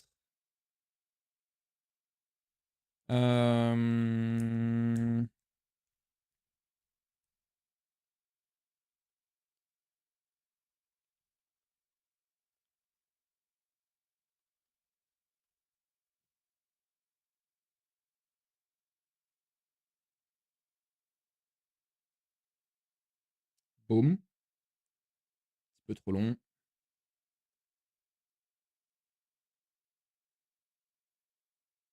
C'est pas plus simple le mot en plus. C'est pas plus simple, ouais. Plus déterministe.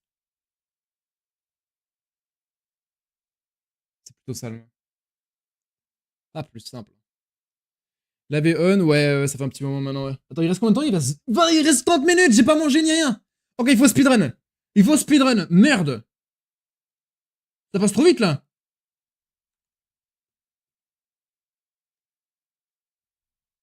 Buff yes. Buff spell. Je suis pas sûr de celle-ci, hein. Chaque fois, c'est pareil, classique. Bah putain, attends, quand on regardait D4, j'ai l'impression que ça a duré une éternité, mais là, c'est passé trop vite, là. Ok, il fait des trucs. Changement sextant. On l'a dit 27 fois, je l'ai pas marqué. Changement sextant. Modif. Sextant. Buff cleave range. Je sais pas si j'ai envie de faire des trolls comme ça. Si ça tenait qu'à moi, je mettrais Delete Headhunter et ce genre de choses, mais bon. C'est très vite, hein. RPF, je l'ai mis. Changement méta défensive, un channeling où tu peux bouger, mais avec moins 50% de movement speed need. Je suis d'accord. Je suis d'accord. Buff channeling, j'avoue. Buff channeling. Buff channeling overall. À chaque fois, je le mets aussi. Math and statistics next level.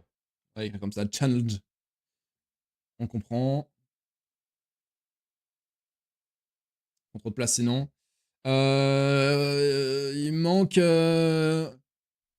Ok, on va mettre flip méta défensive. Flip méta défensive. Ça, c'est osé quand même. Hein. Ça, c'est vraiment osé, mais bon, écoute. Want more like this one? Si on a d'autres idées d'ici là, je changerai. Merci beaucoup pour le sub, Epectaz. Je regarde. Une nouvelle belt qui automatise tes skills. Nerf Reza.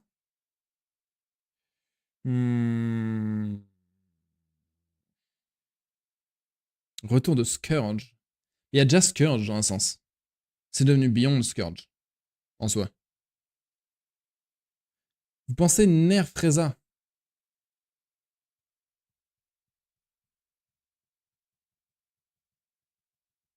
En vrai, je suis d'accord que ça a du sens, hein. Je suis d'accord que ça a du sens, hein. Mais les gens, ils ont déjà gueulé la dernière fois, non?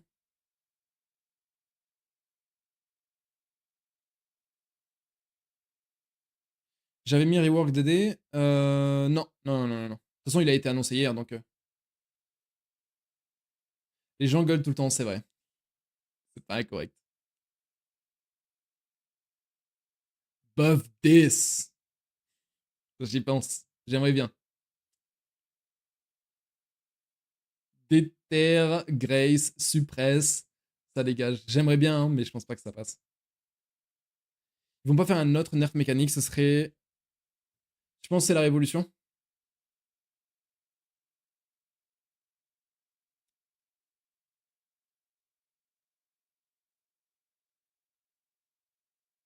On n'ira pas plus loin sur la Reza. Le truc, c'est que ouais, si tu nerfs la Reza, tu nerfs encore Spell Slinger. Ou alors tu modifies Slinger, mais bon. Moll Shell Évasion. Cap. Et c'est vrai que ce serait incroyable. Hein. Tu donnes enfin un vrai defensive skill à l'évasion, ce serait incroyable. Hein. Après, je peux mettre Zana. Hein. Je peux mettre Zana. Hein. Après, j'avoue, j'aime bien l'idée de nerf Mage Blood aussi. Plus un nouveau type de dégâts, donc une nouvelle raise. Ouah, c'est improbable, non? Steel Skin en White Gem. Je sais même pas pourquoi c'est pas déjà le cas, honnêtement. Il y a le patch note après, ouais. Élusive, c'est pas le Molten Shell de l'Eva. Ouais, j'imagine. Le truc, c'est que ça se désactive, donc c'est de la merde. Si ça se désactivait pas, je dirais pas. Hein. Mais là, c'est bizarre un peu. Delete VMS. Non. Il faut manger, ouais, il faut que je mange. Il faut que je mette à chauffer, il faut que j'aille aux toilettes et tout. Après, ça va enchaîner là. Dégâts type magique. C'est VMS le problème. Je sais pas si c'est VMS le problème, hein. Parce que je veux dire, si tu nerfs l'armor, etc., tu nerfs VMS. Ouais, c'est clair que VMS c'est fort, hein. Yo, ça me joue tes Shadowban. My bad, j'ai raté ton message. Mais salut, salut. J'aurais pas dû lire, merde. J'aurais pas dû te lire exprès. Dans un monde sans VMS, on continue à jouer MS, ouais. Ouais, bah ouais. Delve, ça fait un bail qu'ils y ont pas touché. Incapable de me souvenir de quand ils ont modifié Delve. C'est quand ils ont modifié les fossiles, j'imagine. Ça date, hein.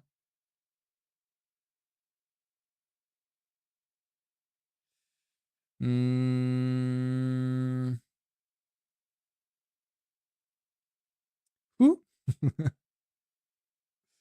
Ouais, j'ai déjà ma bouffe de prête, faut juste que je la chauffe en soi. Delve X Synthesis. Tu sais pourquoi ils mettent pas des... Bah, ouais, j'imagine que c'est des points de vue, d'un point de vue lore, c'est bizarre. Et vous savez quoi, je crois que je vais mettre... Ou alors un truc sur la MF, ou alors un truc sur Zana. Zana, c'est bien. Voilà. Parfait. Le bingo est officiellement terminé. Chopez-vous un petit truc à graille. Chopez-vous à boire. Chopez-vous des trucs. Il va être temps. Il va être temps. Donc, où sont mes bingos là-dedans? Ok, bingo 3.4. Bingo Necropolis. Boom. Boom. Save. C'est annoncé déjà. C'est quoi la date du début de la ligue? C'est le 29, 21h. Les gens qui n'ont pas mangé pendant le campfire, putain. Ah, j'y ai pas pensé, putain.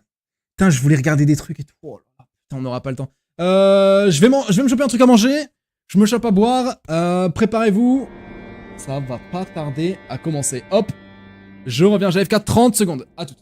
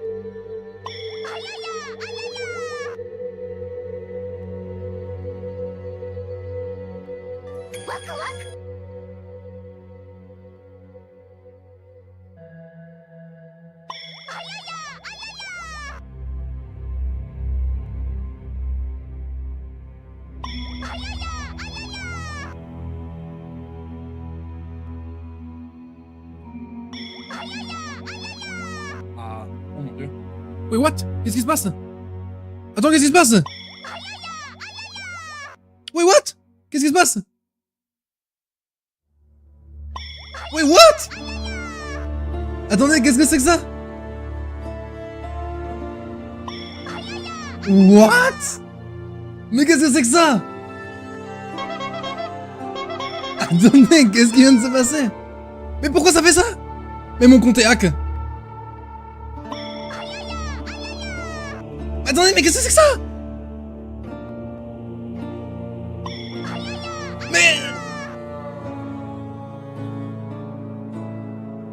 Mais je... Attends, je vais désactiver les alertes. Attendez. Mon PC de stream devient fou. Mais pourquoi? Attendez.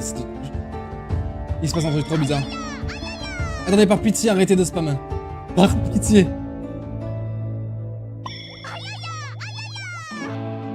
Je sais pas. Il y a un mode défense qui fait que s'activer et se désactiver, et...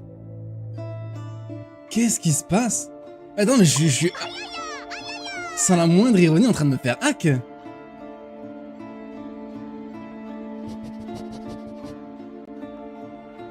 Ok, je sais comment fixer. Mon dieu. Regardez, les gars, je suis désolé. Ça va prendre 30 secondes. Relance le stream? Non, je peux pas.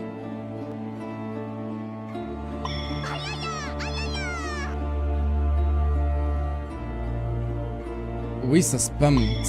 Avec mon compte. Qu'est-ce qui se passe?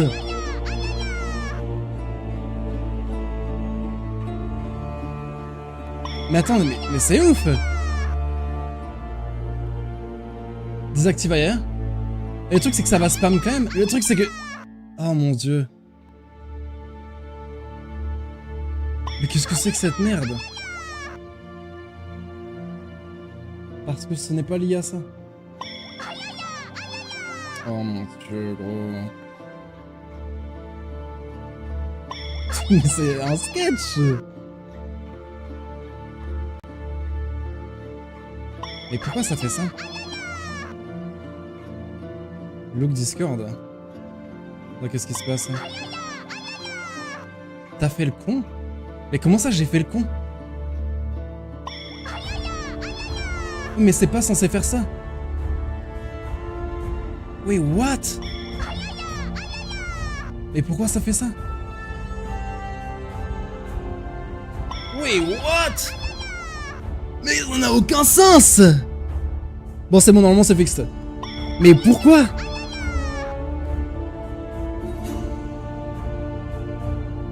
Normalement, ça fait...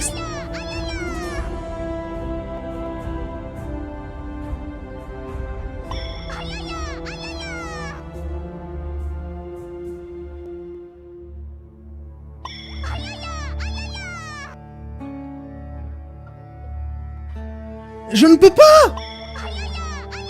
Je ne peux pas, sinon je le ferai. Menteur. Je sais pas. Si je savais, je l'aurais fixé. Bon, mais... Et le truc, c'est que, en fait, vu que vous avez claim 150 fois le truc en plus... Non, ce serait... Mais ça n'a rien à voir. En fait, le truc, c'est que, vu que vous avez spam Ayaya, bah ça brique le bot. Parce que, en fait, je pense qu'il se passe... Ok, je pense que... Il y a eu des bans, tu sais, mais des bans de qui? Je l'ai déjà retiré,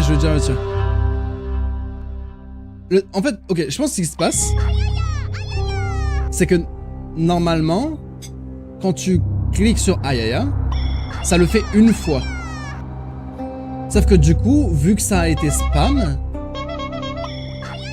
ça a queue, parce que c'est moi le bot. Ça joue le bot avec moi. Emblem Viewer, c'est classique. Ça l'a fait dès le premier? Wait, what?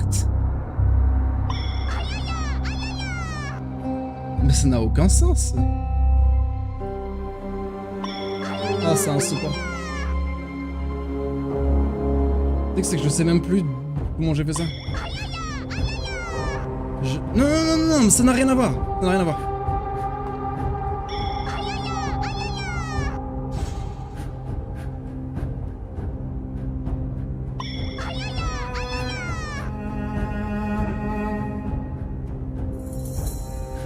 Ça, vraiment, je suis en train de me faire hack?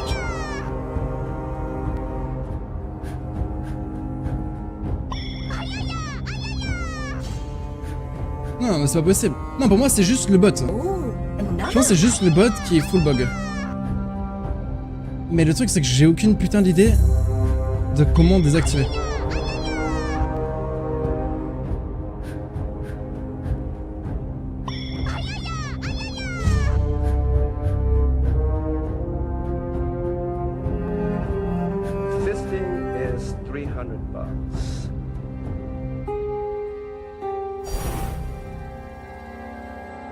Quoi? Oh, je suis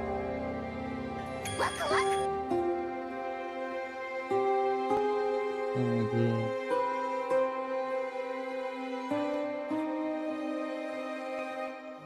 Ah, attendez, hein. Parce que je suis pas totalement sûr.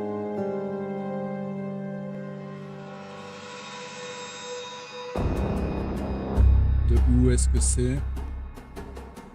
Alors déjà, je vais tout désactiver au cas où.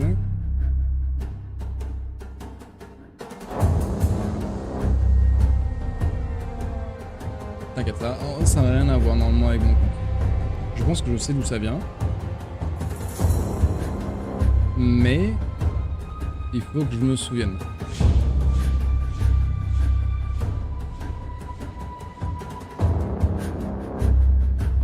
Faut juste que je me souvienne. Putain, ça, vous vous rendez compte, ça fait 2000 messages. Oh mon dieu. Mais, bon, c'est trop con. En plus, je peux même pas voir le chat, c'est ça le truc le plus terrible.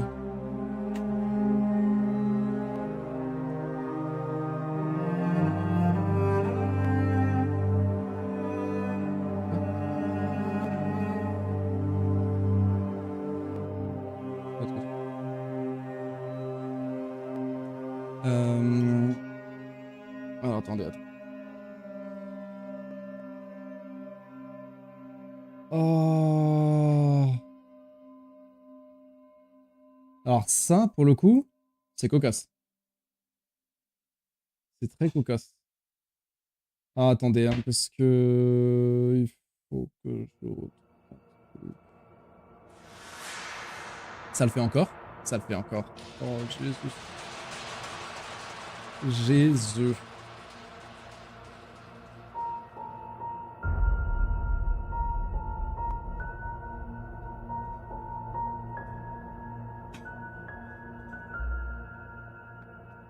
Je sais plus comment ça s'appelle.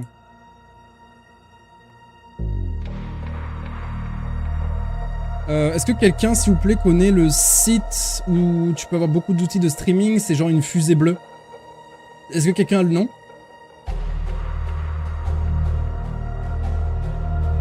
Je sais plus comment ça s'appelle. Streamer Lab. Non, Stream Element. Putain, Stream Element, merci.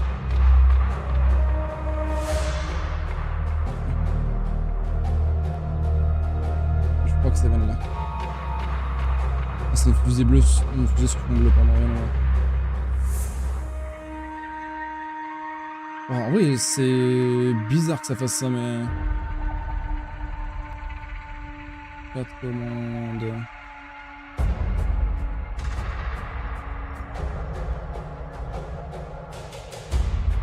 Ah, c'est pas là que je l'ai fait. Ah, ben je sais pas où est-ce que je l'ai fait. Ah. Ah si, c'est peut-être... Ok, peut-être que je sais.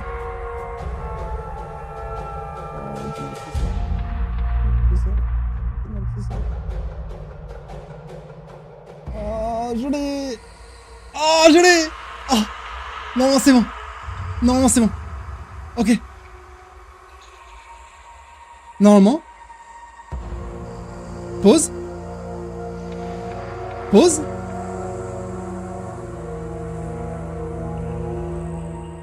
Oh non, non, non, non, non, non, non, non, non, non, non, non, non, non. Mais comment? Je l'ai littéralement désactivé. Non, ça n'a rien à voir, Npox, ça n'a rien à voir, ça n'a rien à voir. Ça n'a rien à voir. Parce que je sais ce que c'est. Je sais comment ça marche. C'est quoi ce bug? Je sais pas. Attendez. Peut-être qu'il y avait encore un truc? Non, ça n'a rien à voir avec le SEM.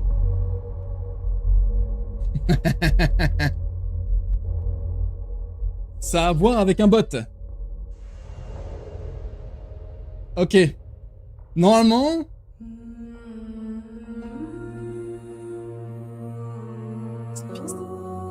Oh mon dieu, je crois que c'est fixe. Je crois que c'est réparé. Alors ça, j'aurais jamais cru, hein, rien. Mais comment c'est possible? Ça n'a aucun sens.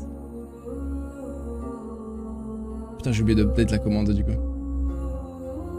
Ça n'a aucun sens. Oh, le timing, vous êtes con. Mais...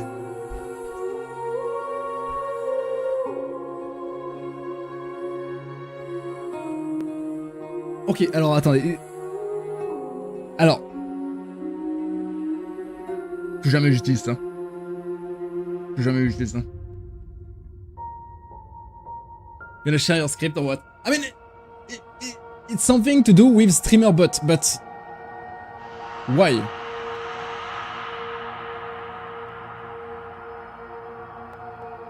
Là, c'était le aïe aïe incident. Oh mon dieu. Oh mon dieu. Du coup, faut que je reprenne mon chat. Hein. Aïe aïe aïe. Oh mon dieu. J'y fus. Oh là là. Le aïe aïe aïe gate.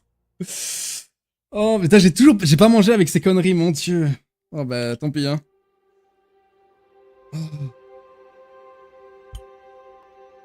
Burn the weebs. Toujours les weebs, hein. 5e étage. Oh mon dieu. Je remaille Yaya? Non, du coup non. Je mets pas d'alerte pendant l'annonce. Oh mon dieu. Mais en vrai c'est dingue. Mais...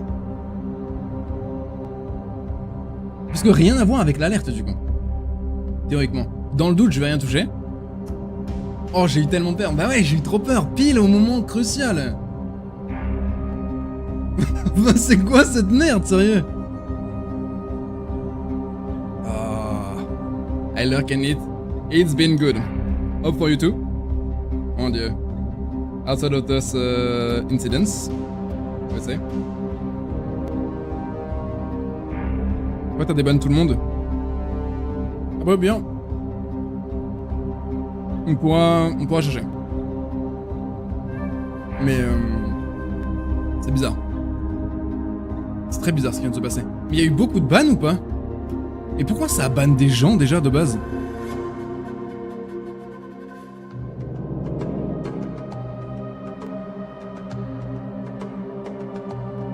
Parce que j'ai mis... Ah, c'est toi qui le faisais? Putain, je croyais que ça se faisait tout seul. C'est pour ça que j'ai eu peur pour mon compte au début. Ah... Oh, ok. Ok, d'accord. Ok.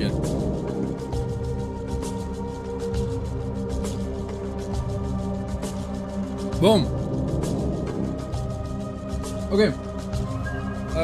Il va être temps. Mon dieu, focus up. Oh, putain, j'ai eu tellement peur.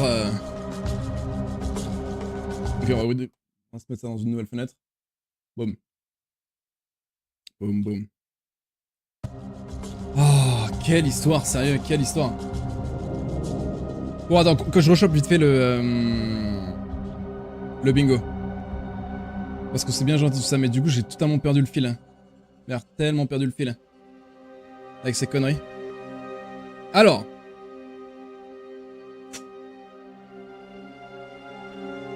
On veut.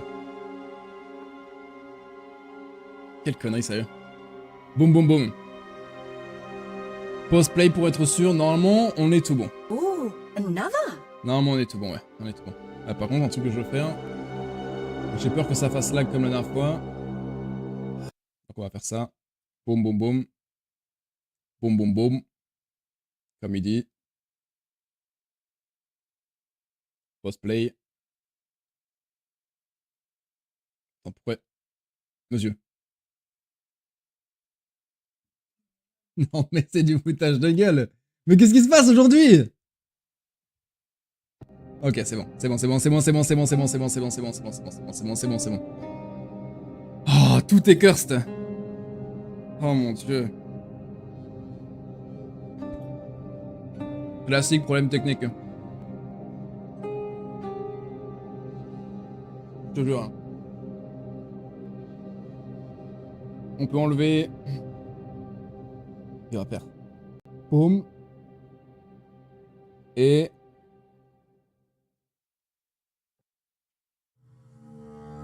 Putain, ça a cassé tout mon momentum. On veut... Voilà. On est bon.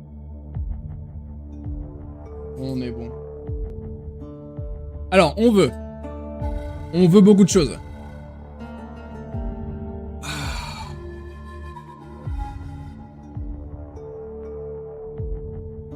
C'est fait. Si je veux un buff Archimage à tout prix. Ouais. C'est un problème technique à l'annonce ou au stand, c'est pas une bonne ligue. Oh que non, putain, j'aurais eu tellement le seum. Mais c'est bon, c'est fixe. On va pouvoir apprécier tout ça. Nerf de Ayaya. Yo, tranquillisant, merci Dieu, ça veut. Nerf de Ayaya. Perso, Archimage à tout prix. Il n'y a pas le classique buff melee strike, il y a le buff melee. Qui est... là. Il est là. In. Il est pas en mid cette fois. Fuck D4. Yo Todd. Buff JR. Mon dieu. Je veux dire, une bonne chose. Ils peuvent pas faire pire que D4. C'est pas possible. C'est impossible. Ils vont annoncer Uber Katarina, ils vont annoncer Uber Abyss, ils vont annoncer Buff Dark Mage, ils vont annoncer un Survivor-like, des nouvelles transgemmes et GG. GG à tous. Changement sur Ultimatum, GG à tous. GG à tous. Cluster Jewel dans l'Atlas, GG. Patch Only Reflex, aucun changement, t'imagines? Non, j'y crois pas. Ok, silence. Je vais mettre ici, je pense. Squark Mage, on verra plus tard. Hi, I'm Chris Wilson from Grinding Gear Games. C'est Chris. Welcome to our live stream. C'est pas Marc. We have a busy lineup today with announcements for Path of Exile 2, as well as the exclusive reveal of Path of Exile Necropolis, which launches on March 29th. For the first time ever, we'll be releasing this expansion simultaneously on all platforms, PC, Mac, and console. Twitch drops are enabled on today's livestream, so make sure you follow the instructions below in order to claim your suffering back attachment. Today's stream will start with Path of Exile 2, where Jonathan will show you our latest announcements. Mark will then take you on a deep dive into the new Path of Exile Necropolis Challenge League, which launches in 1 week. He'll cover the league mechanics, its deep crafting system, large endgame changes, some improvements to the core Path of Exile Crafting system, campaign, il a dit dans la and mécanique. finally some quality of life features. We'll then show you our new supporter packs, and we'll head into a live Q&A session where Ziggy D will ask us your questions from Twitch chat. After the live stream, we'll drop the full patch notes. Hey guys, it's time to chat about Theory 2 again. It's only been a few months since we talked about the Mercenary, and yet even since then, a huge amount has changed. When we announced the Mercenary, we also showed off a lot of the new capabilities that our engine has around animation and character control. Moving while shooting was a huge deal in that class, but there were a lot of other more subtle things going on to make it feel good too. Well, in recent times, we've only been showing off new character classes, but one thing I've been really excited about is to go back and apply all the new we have to our old classes too. Today, I'd like to show off the Ranger, and I hope that you guys like what you see. I like what I see.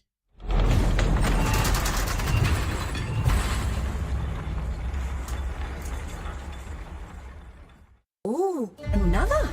I've lived in this forest all my life. And if there's one thing I've learned, it's that a ranger must never miss. Bocax. A beast will hunt you. But it is the cruelty of man I fear. I'll take your finger! There is no truly escaping the Count's justice. Your sentence is to be hanged from the neck until dead. Let your souls feed the first ones, and your bodies feed the land. After her! Pas très sophistiqué leur système quand même, hein. Pas abusé, mais...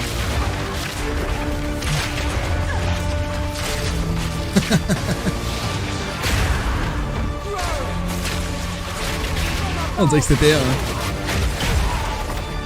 This exile has changed me.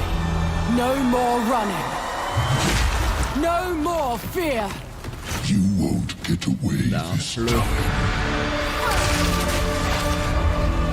Peut-être mieux qu'en Ariel, hein. Damn, l'animation du stun. Put an end to this madness. Un chocobo! Jure, le chocobo!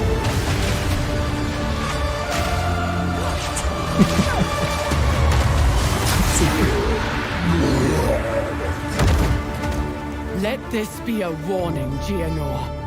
I'm coming for you next.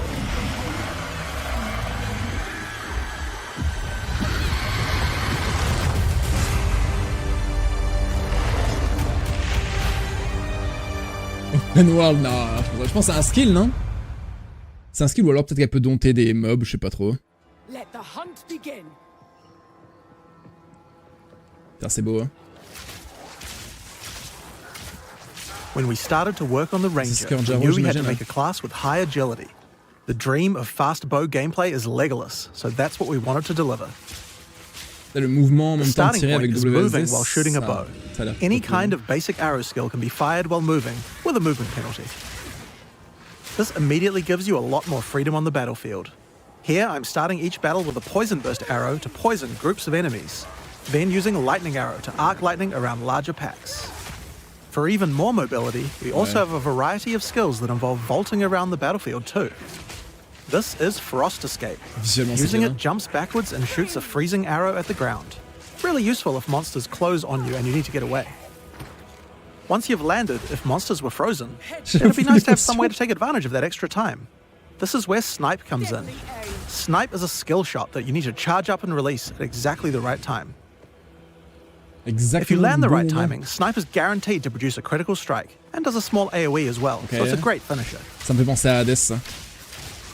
C'est exactement pareil. You can also move while shooting arrow rain skills too. This skill is Lightning Rod. It shoots an arrow into the air that sticks into the ground, and does a small AoE. Once the rods are in the ground though, they attract any arcs of lightning that are nearby, causing them to explode again. This means you can stack up a bunch of lightning rods on the ground and bounce lightning between them, doing way more damage. Now this takes care of packs pretty well, but for bigger enemies, I'd like to have something that's going to enhance my damage output too. This skill is Stormcaller Arrow. Using it sticks an arrow into an enemy. After a short period of time, a lightning bolt comes from the sky and strikes them. This has a high chance to shock them, and shocked enemies take 30% more damage from all sources. If something big walks along, it's a good idea to throw one of these at them first to enhance your damage before following up with the other combo. Now, if I really want to enhance this combo, there are a couple of things I could do using our support gem system. Skills in Path of Exile are granted by items called skill gems. Each skill gem has colored sockets in it, and these sockets are for other items called support gems. Support gems modify your skills, and it's where a huge amount of the customization of your character comes from. First, I'm going to take this multiple projectile support gem. I could add it to my lightning arrow, and it would fire multiple arrows. This would increase the number of targets I can hit, but that isn't the effect that I'm after. If I add it to my lightning rod skill instead, then when I fire it, I get a nice group of rods. This means that I don't have to spend as much time setting up before I can use it with my lightning arrow combo.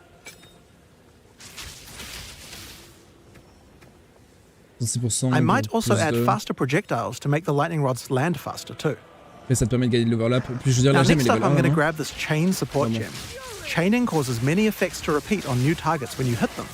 If I add it to my lightning arrow, it will cause the arcs that come out of lightning arrow to strike even more targets, rippling along my line of lightning rods for huge amounts of damage.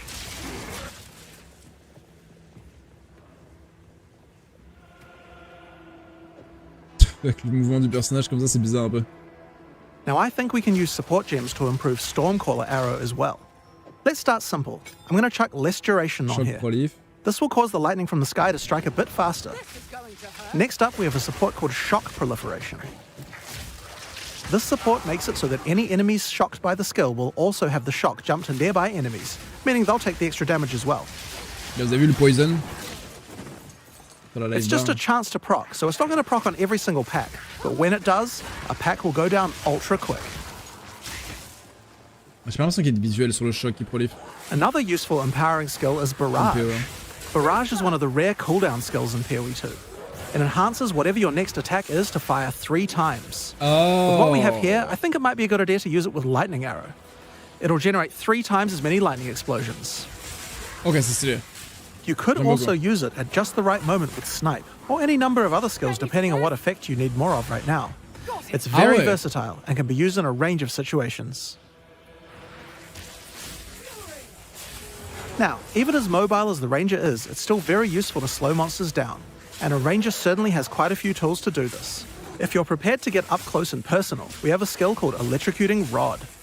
First, jump over the enemy and shoot it into them. Once the rod's in place, any lightning damage they take will build up a special electrocute gauge. Once the gauge is full, the monster is totally suppressed, allowing you to kill them easily. Now, sometimes when you use Electrocuting Rod, the enemy dies before you get a chance to electrocute them. I think there's another support gem I could add to my lightning arrow to fix this problem. Neural Overload will make it easier to electrocute enemies. If the skill it's attached to puts them over 50% of their electrocute bar, it will trigger instantly. Bizarrement, je préfère largement les outils comme ça, perso. Grand fan de l'idée de snipe et barrage.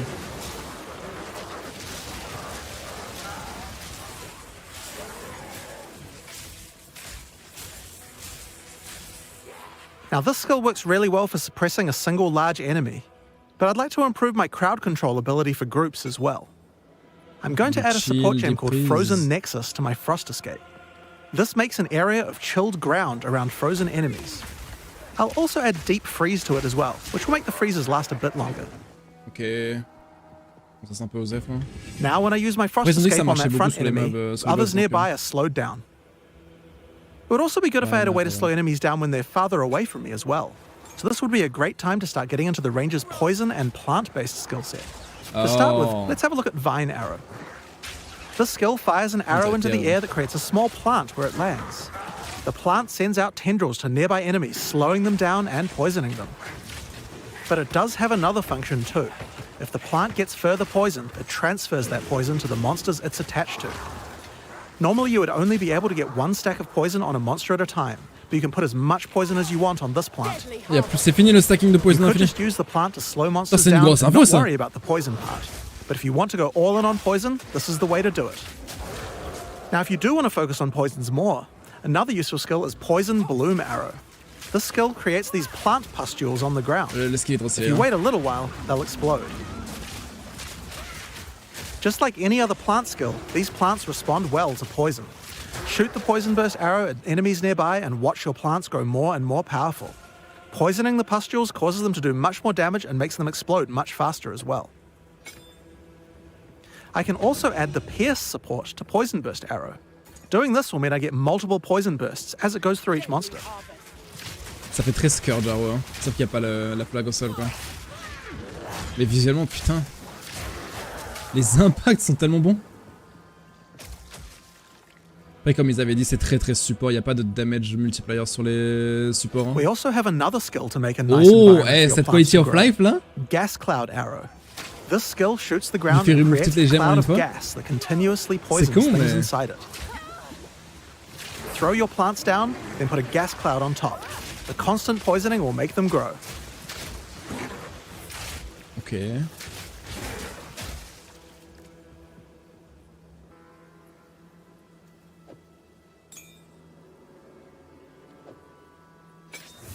Another poison-related skill we have on the Ranger is called Plague Bearer.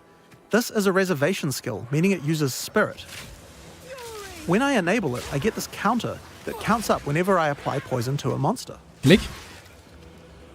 You can see the counter on the skill increasing as each new monster is poisoned.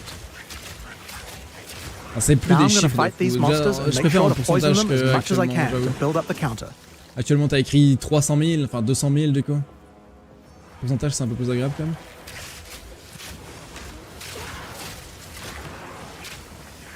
It does take quite a while to get the counter up to 100%, but it's worth it. Whenever I choose, I can unleash the poison in a big explosion around my character, dealing a large amount of damage. Okay. Now next up we have a Sacrément classic, différent. Rain of Arrows. It's simple. Shoot a bunch of arrows in the sky and they rain down for a short time. It's decent AoE and damage at long range. Il y a même le Now visuel this sur la skill barre de doesn't vidéo, last j'avais too pas pris long, gaffe. but we can change that. It's time to introduce Frenzy Charges. Frenzy Charges are used for a variety of skills on the Ranger, but with Rain of Arrows they can be used to extend their duration. How do we get some though? Here we have a skill called Sniper's Mark. Put it on an enemy and it will grant you a Frenzy Charge when you crit them. Now remember that snipe skill from earlier? That skill guarantees a critical hit. So first we Sniper's Marked an enemy, then we sniped them. And after that, the next Rain of Arrows will last a really long time. We still have some weaknesses though. While Rain of Arrows hits enemies with a ton of arrows, each one doesn't do much damage individually. It would be nice if we had a way to break the armor on enemies so that Rain of Arrows dealt more damage. Thankfully, we have this Corrode Armor support gem, and we can put it on our Gas Cloud arrow. Corrode Armor causes poison to erode the armor on targets until it's all gone. This will significantly increase the damage that Rain of Arrows does against armored targets. Oh yeah, and one more thing about gas clouds. They can be detonated with explosions. I have an explosive arrow here. Let's check it out. Ah, j'ai pas vu le truc exploser, hein. Attends, il y avait un damage Now, multiplier because là-dessus monsters and aussi. gas clouds are likely to have their armor broken, I think there's another useful combo we can do. This is an exploit weakness support. This support provides extra bonus damage to targets that have their armor broken. C'est PoE là. Perfect for what we have going on here.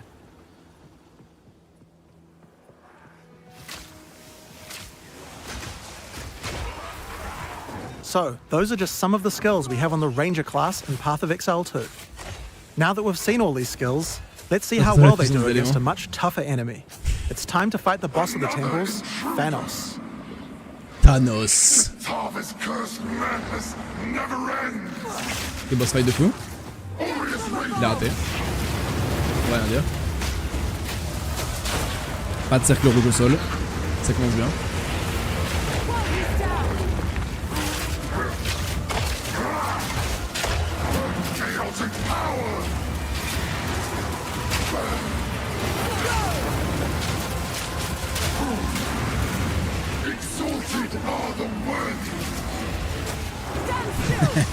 Il mise tous ses pods. Il me bien.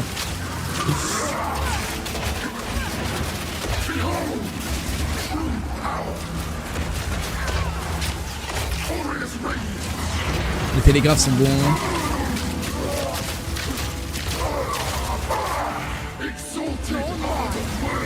Ça c'est du bon design. No joke hein.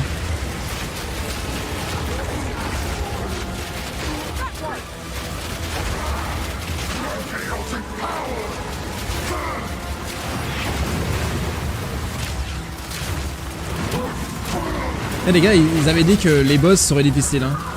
Dans cette dernière interview, il a dit... Putain, c'était des chaos orbs. C'est des chaos orbs qui l'agressent. What the fuck?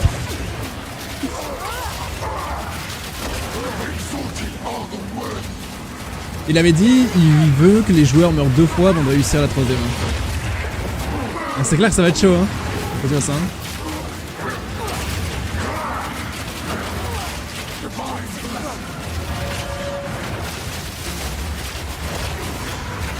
Oh damn! Il y a tellement de mécaniques en même temps en vrai! Pour un boss de campagne! Putain, j'aime tellement! Oh, j'aime tellement! Oh, j'aime tellement!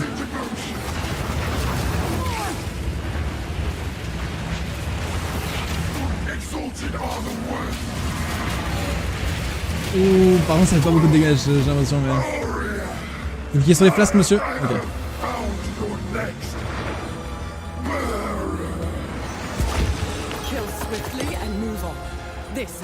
Des thunes. Je sais pas s'il cache les items sans filtre. That's the ranger. But oh yeah, there was one more thing. The mount. Check this out. Yes, you can ride a rower. While riding the rower, Attends, c'est un you roi? shoot arrows with no movement penalty. Je suis pas expert en roi, mais... You can also use your vaulting skills to jump right off the rower's back. Once the rower doesn't have a rider, it starts attacking monsters, so he's nice to have around, even if you're not riding him. That said, if you are riding, don't get hit. If you take a heavy stun while on a rower, you'll fall off, and it takes a while to get up, de MS so quand be tu careful. castes quand t'es dessus. So that's what we wanted to show you today. Now there is just one more rather unfortunate bit of news. Path of Exile 2's beta is going to be delayed. We previously said that we would get the beta out on June 7th. No! And while I think we would be able to get the game's content ready in time, we underestimated how long it would take to get gameplay polished to a standard that we're happy with. We're still going to be doing alpha testing in June, but we're going to be delaying the beta until later in the year. Okay, bon, I don't have an exact date for you today, okay, ça va, but it should be towards the end of the year. Ok, ça va, in ça the va, meantime, ça va. You can still play Path of Exile 1, of course. En gros, la bêta est reportée. Now, Il y aura une alpha PoE1, cet été, en juin comme prévu, mais la bêta pour tout le monde elle est I'm going to reportée. hand over to Mark, the game director on PoE1, to show us what's in store. We had a lot of fun making this one, so let's just get straight into it with the trailer for Path of Exile Necropolis.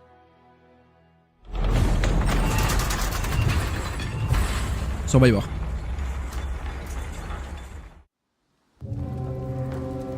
Cold flesh, dirt, maggots, and ghosts. Our job is to keep them where they belong. It's your first night, so you'll need this. On explore un musée. Ghostly lantern for ghastly tinkering. Oh! Oh non, c'est des mignons que tu buffes. Ok. You'll learn to peer into the souls of the dead. You'll learn how to twist them. What? Meet me in the necropolis. You can pilfer shiny things from a corpse, but you can pilfer glorious things from a soul. I need a grave digger.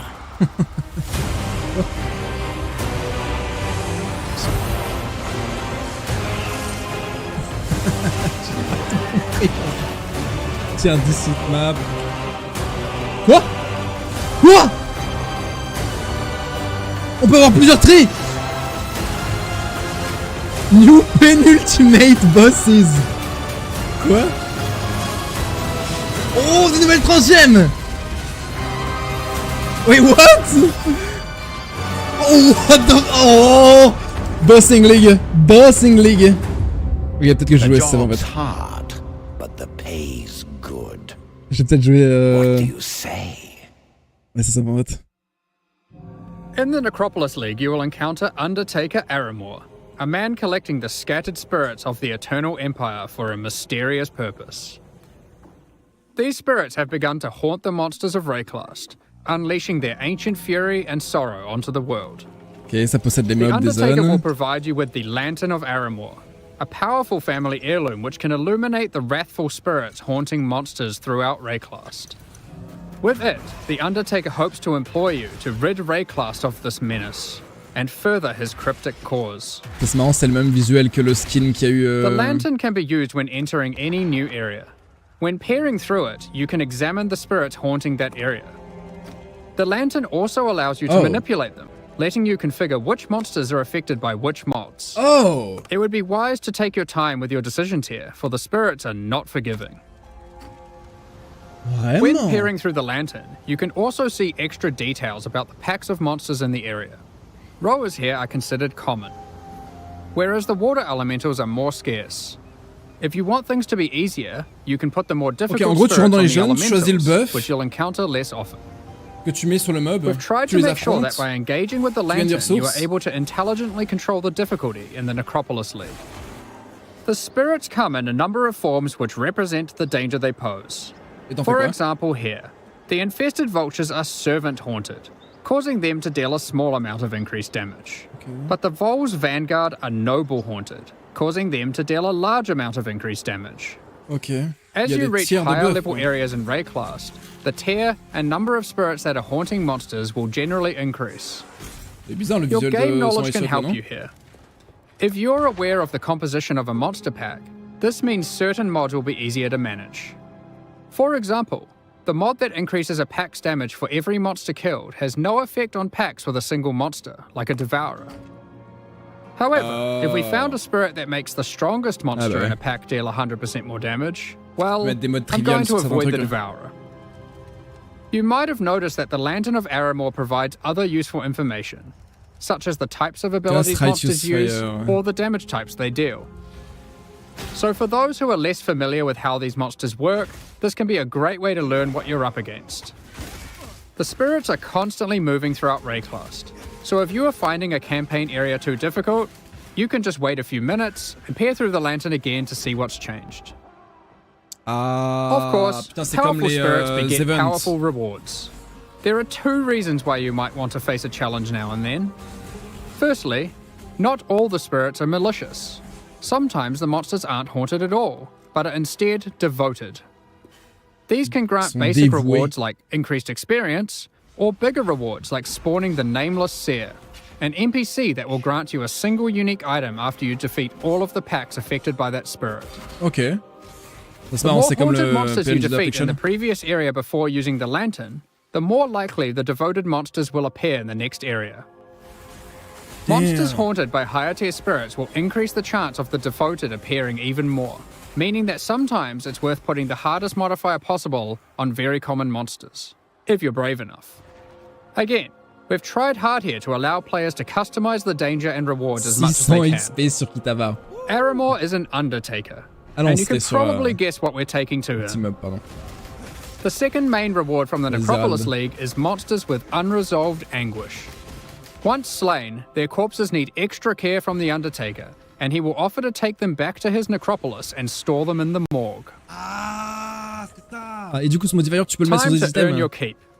When you are ready, you can visit the morgue to view the monsters you have collected, and then get to work burying them in one of many graves in Aramor's cemetery. For example, we will bury this Katava's Herald. Aramor's mysterious soul experiments can coalesce powerful items. Here I've chosen to create a pair of boots. What? Ah, c'est juste tu crées une nouvelle paire de bottes. Avec 50 plus de chances d'avoir des movement speed. These boots are useful for my character, but aren't exactly what I hoped for. And Okay. this is where the Necropolis crafting system really shines. You'll have noticed that the corpse we collected earlier had a crafting vous avez pas vu, effect c'était de la merde. on it. In fact, all C'est de la collected merde. corpses do. 20% de MS, 60 If you life bury multiple corpses in the live. cemetery, all adjacent corpses can be exercised at once to create one item. All of the crafting effects on those corpses will apply to that same item. C'est juste une histoire de weight. This allows you to have either one Ouais, or what? many different Plus crafting un projects explicite. ongoing in the cemetery. For example, next time I try to create boots, I could bury corpses that increase the chance of getting move speed modifiers. To go further, I could use these to generate higher tier modifiers. Then, I could try to bias it towards being an evasion pair with this. Ok. Finally, Et tout faire en I'll même apply temps? some crafting effects that improve the probability of getting good rolls. Ok. Et tout en même temps? Now, let's craft our item and see what we get. Ok, c'est insane, pardon. Ok, je pensais que c'était un par un. Ok, c'est insane. Ok. Ok, As you can d'accord. see now, we have a much better pair of boots, Ok, c'est bon. forged from the souls of our enemies. You could even use the entire cemetery to craft one item. There is always something you can do to try and ensure your item will be as best as it can be. Ok, c'est stylé. We hope to see some really crazy grave crafts. If you are lucky, you might find corpses with meta crafting modifiers. No. These can be buried to manipulate your crafting projects in more drastic ways. This one increases the potency of all crafting effects of adjacent undead corpses.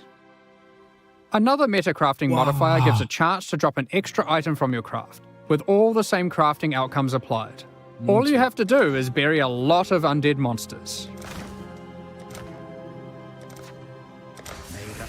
Wow, c'est big.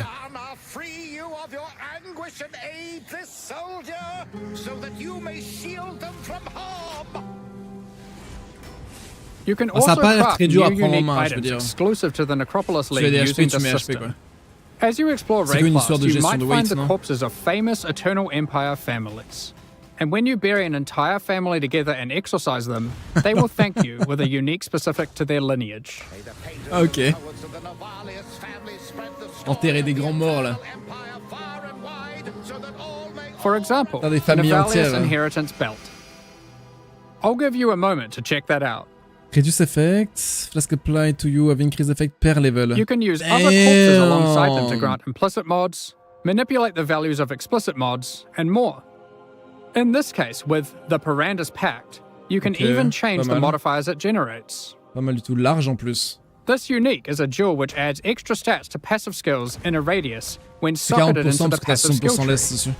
The stats it adds are randomly generated, but you can bias it towards a specific type by using other crafting effects, such as this one, which increases the chance of getting life modifiers. Let's see what we get. Après, tu veux forcément un truc qui gère les bases, sinon c'est de la merde.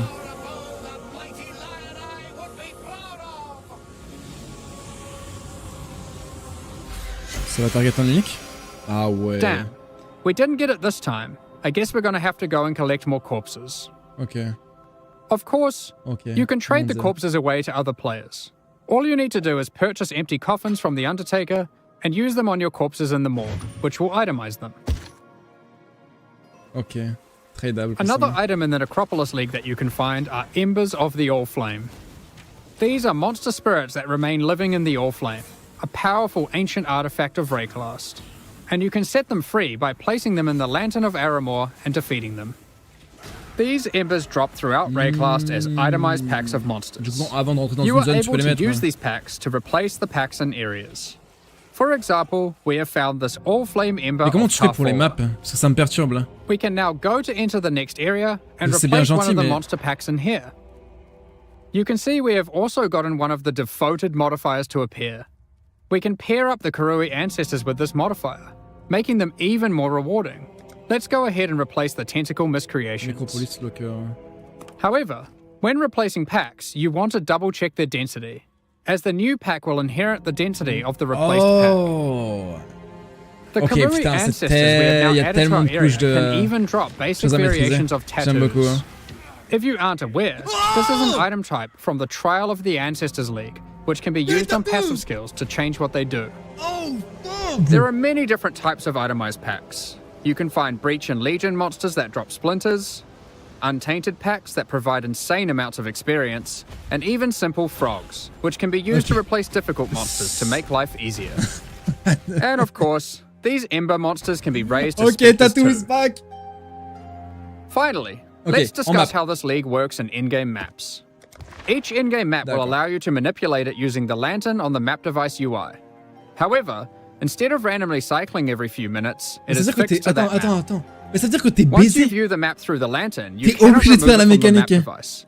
So you can't trade that map away now that you've seen it as too difficult for you, or has monsters in it that you'd rather avoid, like porcupines. T'es We're obligé. also trying something new this time around. During the Necropolis League, there will be support for the League on the Atlas passive tree. Oh, il y a une nouvelle question dans l'autre. Multiple clusters will be there, allowing you to enhance the gameplay, customize it, and even change its behavior in meaningful ways. Okay. One way that you can change the crafting in a meaningful way is with the Prospero's Wager Keystone. With this keystone, all the monsters with unresolved anguish come with this crafting modifier, which causes them to generate a random craft when buried. This means instead of pre-planning your crafts, you have to adapt to them on the fly to get the best results. These clusters will not be available in Standard League. In 3.24, we've made a plethora of changes to the endgame. We're introducing new bosses, adding another tier of maps, and streamlining the Atlas. The most difficult and most rewarding content in Path of Exile can be found in Uber Pinnacle bosses, such as the Maven and the Searing Exarch. Currently, the only way to access these bosses is by allocating specific keystones on the Atlas passive tree. Yes. While this system offers a nice element of control, ils vont les it causes séparer. a problem. Ils vont les Rewards and access to the non-Uber variants are now economically priced around the rewards of the Uber fights. Ils vont les séparer. This means it is wasteful to run the non-Uber variants instead of simply selling Préparez-vous à applaudir. Another problem that we noticed is the difficulty jump between the Pinnacle and Uber Pinnacle content was relatively large, and there wasn't obvious content that could bridge this gap. Many players would give up on their characters before being able to defeat the Uber Pinnacle bosses. In 3.24, we will be making some changes to this. We are removing the keystones that give access to the Uber Pinnacle bosses from the Atlas tree, and instead we'll be adding a new set of fragments that give you access to this content. Where do you get these fragments? We are adding a new tier of maps, Tier 17 maps, which not only give you access to the Uber Pinnacle content, but also test your characters in new ways. They feature a new set of bosses, Uber monsters, and a new tier of modifiers that can roll on the maps. There are 5 new Tier 17 maps in total, with some surprising boss fights Ça at fait the combien de end. temps qu'on n'a pas eu de nouvelle map? We'll look at a couple today, and the rest you'll have to discover for yourself. Ok, nouveau tier de map. First, we have the Citadel map. Les Uber This et les map autres sont contains séparés. an ancient Kalguran citadel. Je vais après. You will encounter many expedition monsters as the signature packs throughout the map. Et il y a des nouveaux At the contenus dans les end, tier you will 17. en gros. fight Uber Uhtred. This Il y a is a des version Uber of a boss from de mécanique Expedition en League, with T17. all its abilities and mechanics enhanced. Uber Uhtred will even be able to summon 2 other expedition bosses to aid it during the fight. Ok. Secondly, we have the Fortress map. This map is an impregnable fortress, guarded by monsters from the Heist League. Impregnable. At the end, you will encounter an Uber version of the Unbreakable. Again, it has enhanced abilities and mechanics you'll have to learn and overcome. Each of the Tier 17 map bosses has a chance to drop a unique item, allowing for some target farming. However, these aren't entirely new unique items. Instead, we've taken other unique items, removing them from the core drop pool, and rebalancing them to fit here. Diadème sur les Uber. One example is this reworked version of Wraith Lord. It has 4 Abyss sockets, and allows you to summon an additional Spectre for each Ghastly Eye Jewel socketed into it. Wow, stylé. Sacrément Another stylé. example is Mana Storm. This has been rebalanced to grant a lot more damage than before, alongside some more impactful mana stats, if you can get lucky rolls. Alongside adding Sarkmage. Tier 17 maps, Sarkmage. we have also changed the Uber Pinnacle bosses to have completely distinct unique item drop pools from their Oh. non-Uber counterparts. This means there is a reason to farm GG. both versions. Let's take Let's take a look at the GG. Shaper versus the Uber Shaper. Incroyable. The Shaper will drop these uniques: Voidwalker, Shaper's Touch, Solstice Vigil, Incroyable. and Dying Sun. Incroyable. Whereas the Uber Shaper will drop these: Echoes of Creation, Sublime Vision, Entropic Devastation, Starforge, and a new unique belt called the Tides of Time. En gros, les versions normales et les versions Uber ont un pool de drop différent. Another example of a new unique is this helmet from the Uber Eater of Worlds, Ravenous Passion, and these gloves from the Uber Searing Exile, the Celestial Grace. Each of the Uber Pinnacle bosses has a new unique added to their drop pools. We've identified another major problem with the endgame we'd like to address. Celui de gauche était incroyable. With every expansion added to the game, we have been increasing the complexity of running maps. It's at the point now where a player must repeatedly execute a large sequence of steps to run maps efficiently. Quoi? It can be easy to forget critical steps, and it can be tiring to repeat them. To solve this, we are removing some systems, but are keeping what is good about them. Attends. The two main systems we've removed are Sextants and the Master Mission Selector. It is not our intention to dull the content, however. Les Completely reworked bâtards. Scarabs to include most of the options that were previously covered by those mechanics, and many, Il y a Scarab many Betrayal more. et tout maintenant alors. Let's take a look at some of them. Commonly, you might find Scarabs that simply grant access to different content. Here, we have a Scarab that causes Beyond Demons to spawn when killing monsters in your maps. Nice. And here, we have one that adds a Delirium Mirror. Each type of Scarab now has multiple versions, so if you want to fully invest in a type of Le content, you wing can do so. ultime à droite. Here's a suite of Ultimatum Scarabs. This Ultimatum Scarab adds an Ultimatum encounter to a map. Classique. This Ultimatum Scarab of bribing then causes that Ultimatum encounter to grant better rewards and its monsters to yield more experience. Ultimatum This Dark Ultimatum Arrive. Scarab of dueling will cause that Ultimatum encounter to always C'est comme guarantee ça, the déjà? Trial Master boss fight Non, at c'est the pas end, comme ça actuellement. assuming you can survive through all the rounds. This Ultimatum Scarab of catalyzing will cause all rewards from that ultimatum to be catalysts ça, c'est big. instead of other rewards. Ça, c'est très big. And finally, this Ultimatum Scarab of Inscription will cause all catalyst mon rewards Dieu. from that ultimatum to be inscribed ultimatums Mon Dieu. instead. There are plenty of others. If you enjoy divination card farming, you might want to use these. This Divination Scarab of Curation causes more divination cards to drop for each different favored map you have selected. But it also causes whatever map you're running to only drop divination cards from those favored maps. So if you want to try and aim for your c'est mage broken. blood and don't want to just farm Crimson Temple, broken. then this Scarab is for you. This Divination Scarab of Completion causes your divination cards to have a 20% chance to drop as a full stack 20% de instead chance. for maximum dopamine. Basically, 20%. there are now just a lot of Scarabs. Oh, c'est tellement You beau. might have also noticed that they no longer Oh, have c'est tellement beau. tiers. Scarabs are now all world drops. You can get them anywhere. Some might be rarer than others, but the intention is that there'll be a lot more c'est pas options une than sorte de tiers, du before, coup. and more Donc, plus de interesting discipline, combinations to consider. If you want to target specific Scarabs, Betrayal has been updated to include most of them, and you will need to relearn which ones come from where. While this system is allowing you to heavily invest in one type of content, it is reducing your capacity for variety. To address this, we have massively increased access to content on the Atlas passive tree. You are now able to reliably Damn, get different c'est leagues insane. like Breach or Legion from just your Atlas De passive. 5% à 8%. Waouh. Regarding master missions, Ça t'aura 100% de content chance. such as Incursion, Delve, Betrayal, and Bestiary, these too are now accessible with Scarabs, and have more reliable investment options on the tree. Not only this, you can now get Jun, Einhar, Alva, and Nico to appear together in the same map.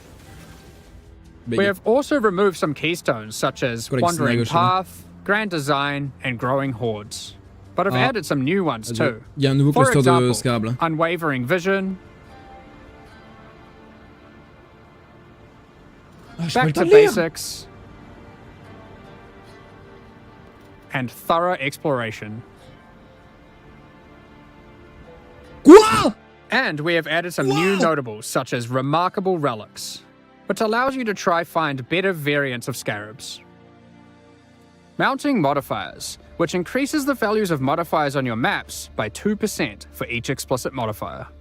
And Tainted Carapaces, Ça reste big. which is just Ça one reste in très a big. set of many that allow you to target farm specific types of Scarabs. These are just a few of the many new notables that can be found on the Atlas passive skill tree. Ça reste très big pour le boss Lastly, rush. we are giving you more flexibility in what content you want to run in the endgame. In 3.24, you can now have multiple copies of the Atlas tree, which can be swapped between maps at your leisure.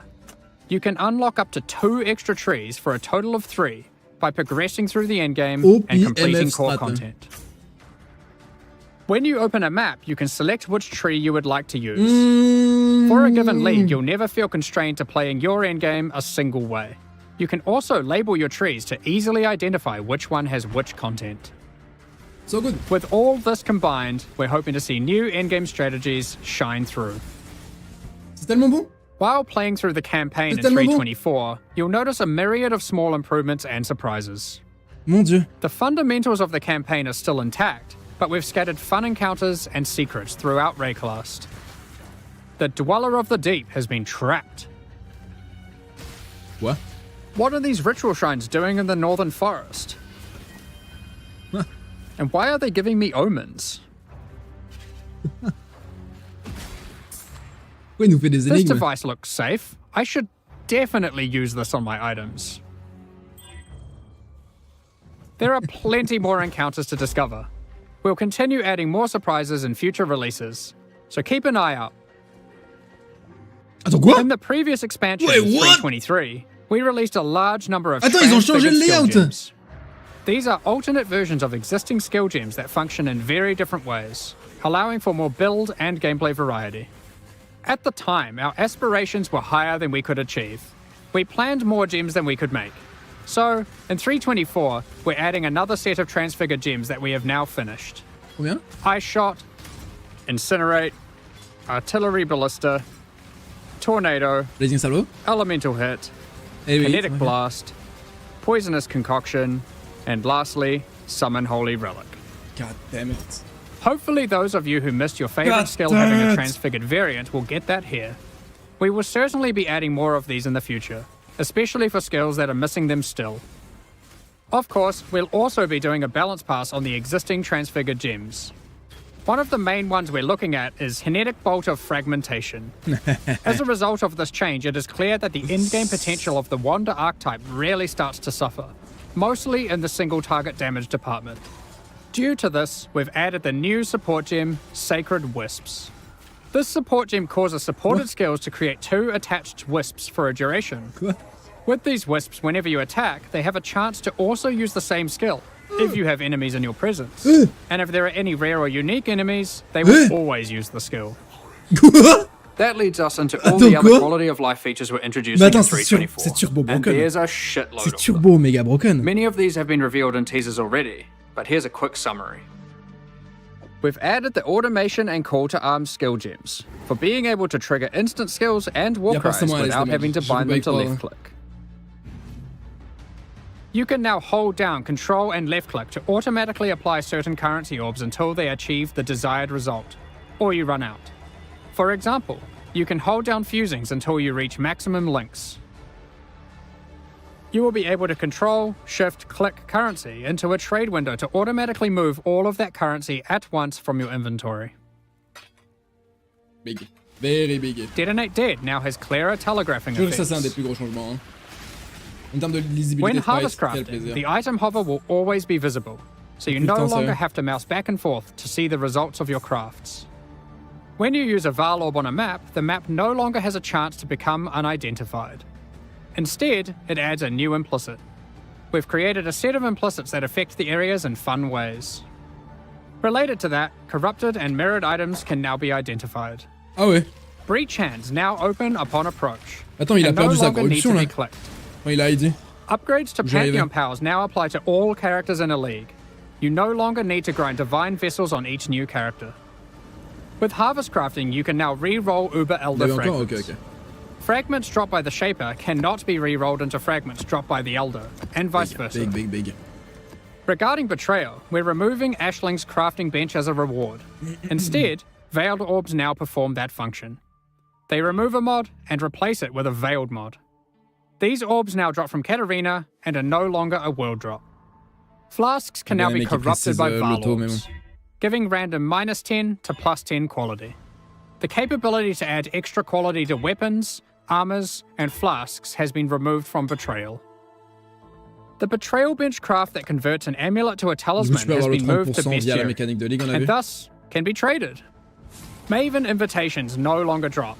Instead, When you have completed witnessing all bosses required to go to the Maven's Arena, you can just talk to Kirak, and he'll open a map device window with the invitation already in there, ready to be rolled. Valdo's maps that granted invitations now give scarabs. No more having to waste Guardian kills to try get invitations to drop. Yep, ça c'est très très big ça. Next up, we're going to be talking about our new League supporter packs. Big W. Today, we're launching 2 new series of supporter L'histoire packs. du River, ça fait toujours chier, mais Overall, franchement, each tier contains the full incroyable. pack's face value and points, alongside Vraiment several incroyable. exclusive microtransactions. J'ai toujours pas fini de These manger packs du are coup. only available Vous for en the avez pensé quoi? duration of the En vrai, c'est Necropolis incroyable, hein? League, and will leave the store La forever mécanique de when it ligue a l'air ends. bizarre. As always, the microtransactions in these Elle a l'air packs are bizarre. purely cosmetic and do not affect your Ça a l'air bizarre à character's enchaîner la power or mécanique de progression ligue. in any way. Mais The Solar l'histoire series de of supporter crafting avec la packs mécanique de ligue a l'air contains vraiment 6 vraiment cool. exclusive microtransactions. Wait, what? The Cosmos weapon effect adorns your weapon with stars. Et Hitting enemies causes cosmic energy to spill out into the area around them.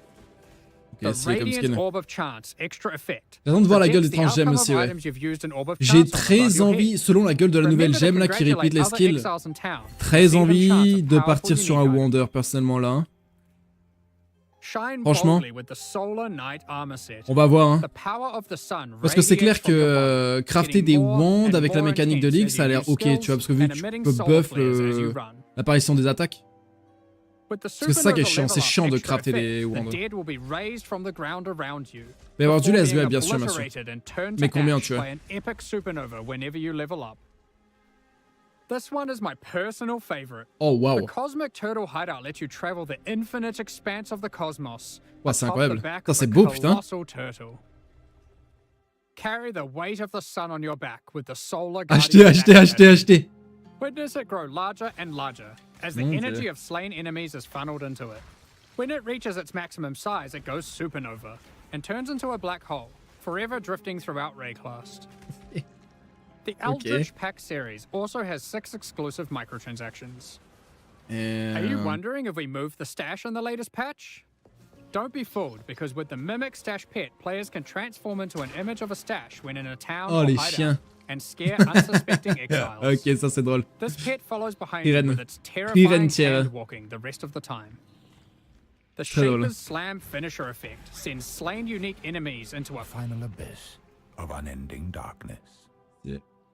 The Eldritch Hunger armor set contains a beast that demands you defeat it by embracing your bloodlust. Watch it grow in power the more you kill until it bursts from the shell of the helmet. Are you able to satiate its hunger? The seed within the Corrupted Growth map device expands its grasp on your hideout, the more maps you complete on your atlas. Damn. Equipping the Headhunter character effect causes skulls of slain rare enemies to whirl around you like trophies. They become Stressé. enraged when you are near a rare enemy you are yet to kill, wishing for them to join your collection. Witness a reality where the struggle didn't exist, allowing the Eldritch Horrors to settle their own conflicts with the Eldritch Horror Apparition effect. Trop stylé. Which of the Eater of Trop Worlds stylé. or Searing Exarch do you think will win? These packs are now available for purchase on both PC and console, and will remain so during Path of Exile Necropolis. Meanwhile, the Shade and Disciple packs leave the store forever at the launch of Necropolis League. Je te jure, So hein, now's les your MTX last qu'ils chance font, to c'est purchase. incroyable. Hein. Ils bossent Thank you tellement so dessus. much for your ongoing support. We're just about to start the Bon, il va Q&A forcément poser la with question du left click, sinon Afterwards, je we'll sais pas ce post que. Path of Exile Je Necropolis's full patch notes. perds mon respect pour Ziggy, With je pense. release at the end of next week, our community team will be posting Mais crucial putain, c'est information incroyable. you'll En vrai, need c'est for ouf ce qu'ils ont fait. Necropolis's release. Alors, c'est quoi le Keep lien an déjà eye pour la on the page? news. On Comment on release fait déjà? weekend, we expect to launch the new mystery box and this Slash season's Necropolis. Vault Pass. Thank you for joining us today and checking Incroyable. out our latest developments. Regardez ça. En vrai, Looking le forward to doing split some des awesome boss, Gravecrafts c'est and conquering incroyable. the new in-game bosses with you next Le week. split est incroyable. We'll begin the Q&A shortly. Il y a un so press kit please déjà get ou pas? questions Oh, ready. oh, oh, oh, mais quelle douceur! Quelle douceur! Mon dieu. Attendez, on va plonger là-dedans direct. Est-ce qu'on a envie de regarder la... Oh, on est obligé de regarder la... Q&A. Alors... J'ai un doc.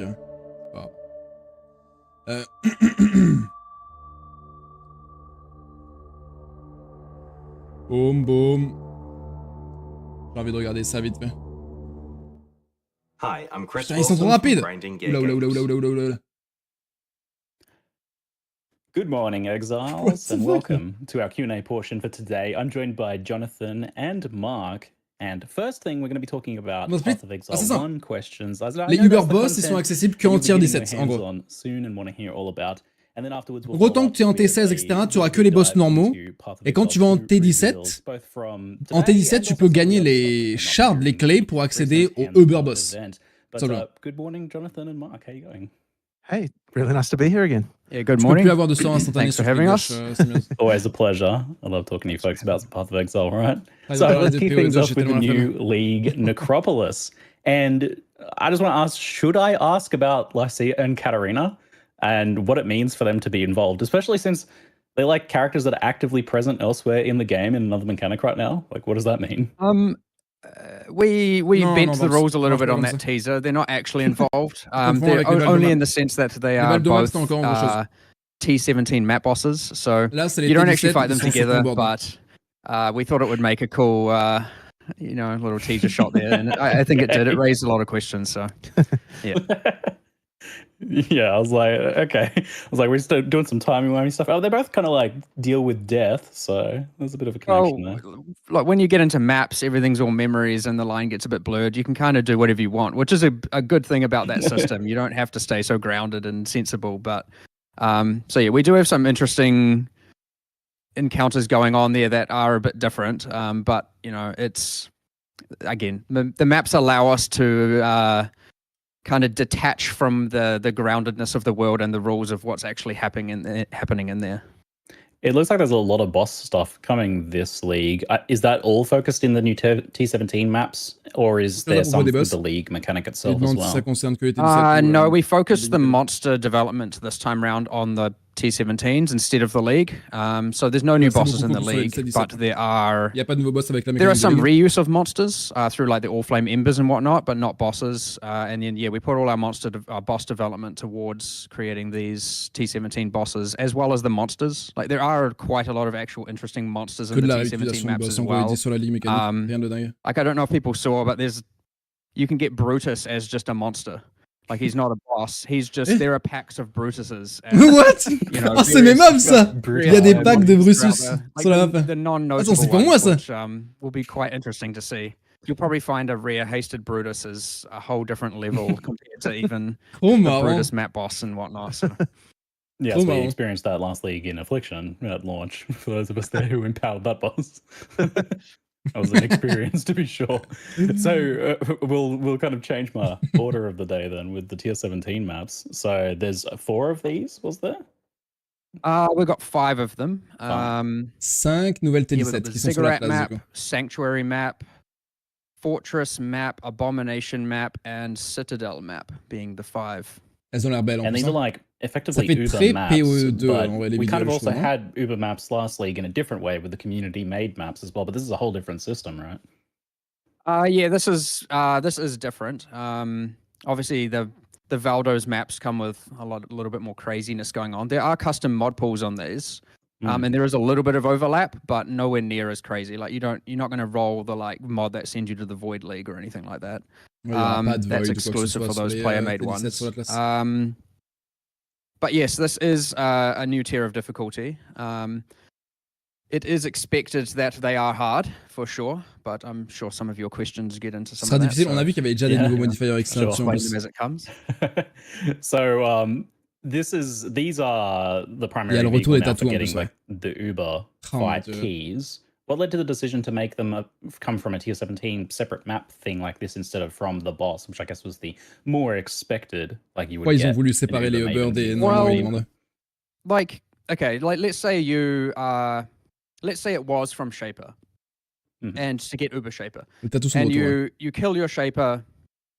Let's say it was even once every time, and now you kill your Uber Shaper, or let's say you fail, that's fine, but eventually you conquer it, you can kill it. It's not now fun to go back and do regular Shaper where clearly you can do the Uber version. Why are you bothering with the non-Uber version? So unless you want a specific drop from him, c'est pour ça qu'ils ont voulu split. It's not fun to go back and just do like a clearly lower grade quality. So we instead went with it going a different way, where we have something that is ideally in between those 2 points of difficulty and has random variance. Like, you'll find that some of the tier 17 map bosses with certain mod combinations are probably even harder than the Uber Pinnacles. Bon call, hein? Depending on your character and all of those variables there. I wouldn't say that's going to happen entirely consistently. Like, it'll be occasionally the case, but it certainly isn't fun to just be like, in order to do Uber Shaper, I have to do this content that I have clearly proven capable of doing, and just repeating that over and over. I see, yeah. So it's the people who want to farm their own farmer ones, les Uber actuellement, tu es obligé de faire du contenu qui est plus vraiment de ton niveau. Donc maintenant, pour faire le Uber, tu dois farmer les T17, ça a beaucoup plus de sens. Yeah. En gros. Right on. How do you get the tier 17 maps, though? So the tier 17 maps, when you get more Void Stones, it has a chance to convert T16 maps that drop. The more Void Stones you get, it becomes multiplicatively higher. But there is a kind of diminishing returns on that. Il y a un diminishing return. So plus t'as de Watchstone, j'imagine. It's quite probable to convert T16 maps like the first one, and then as you get more T17s, it becomes less and less and less. Séparé parce que c'est séparé. And the reason we did that is obviously the discrepancy between just running regular T16s and obviously top tier juicing. You end up with, like, you know, the multiplier difference of the amount of T16s dropping is substantial, to say the least. And we didn't want it to be that we have to balance around the juicing with respect to getting T17s. We wanted to be that more accessible across the board. And so, yes, we added a kind of diminishing return. So, like, your first one might be quite probable, the next one's less, and the next one less, and then you're not going to get, like, you know, 20 T17s in one map kind of thing going on. Et en gros, it is also worth noting T17s cannot drop. À chaque nouvelle T17 droppée dans une map, sustaining. The intention is that you are still kind of doing T16s and occasionally diving into T17s. Unless you want to trade, of course, in which case, Attends, c'est moi? Non, c'est pas moi. Non, c'est eux. So I saw they have their own new mod pool. And we saw things, one of the mods I saw was Ray Monsters remove 10% life, mana, and ES on hit. The mana removed on hit seems to break a lot of builds in particular whenever that sort of thing comes up, as mana is generally a pretty finely tuned system in Path of Exile. And it gets me thinking in general about mods like 80% reduced recovery and things that disable auras and stuff like that. And it feels just a bit not too dissimilar to monsters just being immune to your build, right? So what's the intention behind those sorts of modifiers in maps? It certainly was the ideal dream back when, that there are a lot of modifiers that can't be done by every build and you'd re-roll them and whatnot. Now, obviously, in the context of T17s, you can't re-roll them, so this really is... you should either change your playstyle, take your time, be a bit more careful to do it, or you can trade it away, of course, or maybe you simply can't run it on that character, and you have to maybe build a different character that is capable of doing, or more characters that are capable of doing different maps. There is one tool, though, that is in the form of a scarab. One of the scarabs gives you additional crafting modifiers on your map device. It isn't a common scarab by any means. You can't just use it on every T17. But two of the extra crafting mods that get applied to the map device is that prefixes are disabled and suffixes are disabled. So you can pick one of those. So if you do get one of these T17s, I do expect sometimes, and you're like, I can't run it because of this modifier, you can at least use that scarab to turn that off occasionally. So it is like one of the tools that you can use to avec le nouveau scarab, tu pourras désactiver les préfixes ou les suffixes. That it might be too hard or you can't si t'as des maps que tu peux pas run the parce que t'as des general modes trop idea difficiles. is that you do have to actually think about these modifiers, play around them, change your characters. It's not to just a kind of like, well, you don't have to alch them, they drop roll, but it shouldn't just be a T17 as mindless, go in there and do it.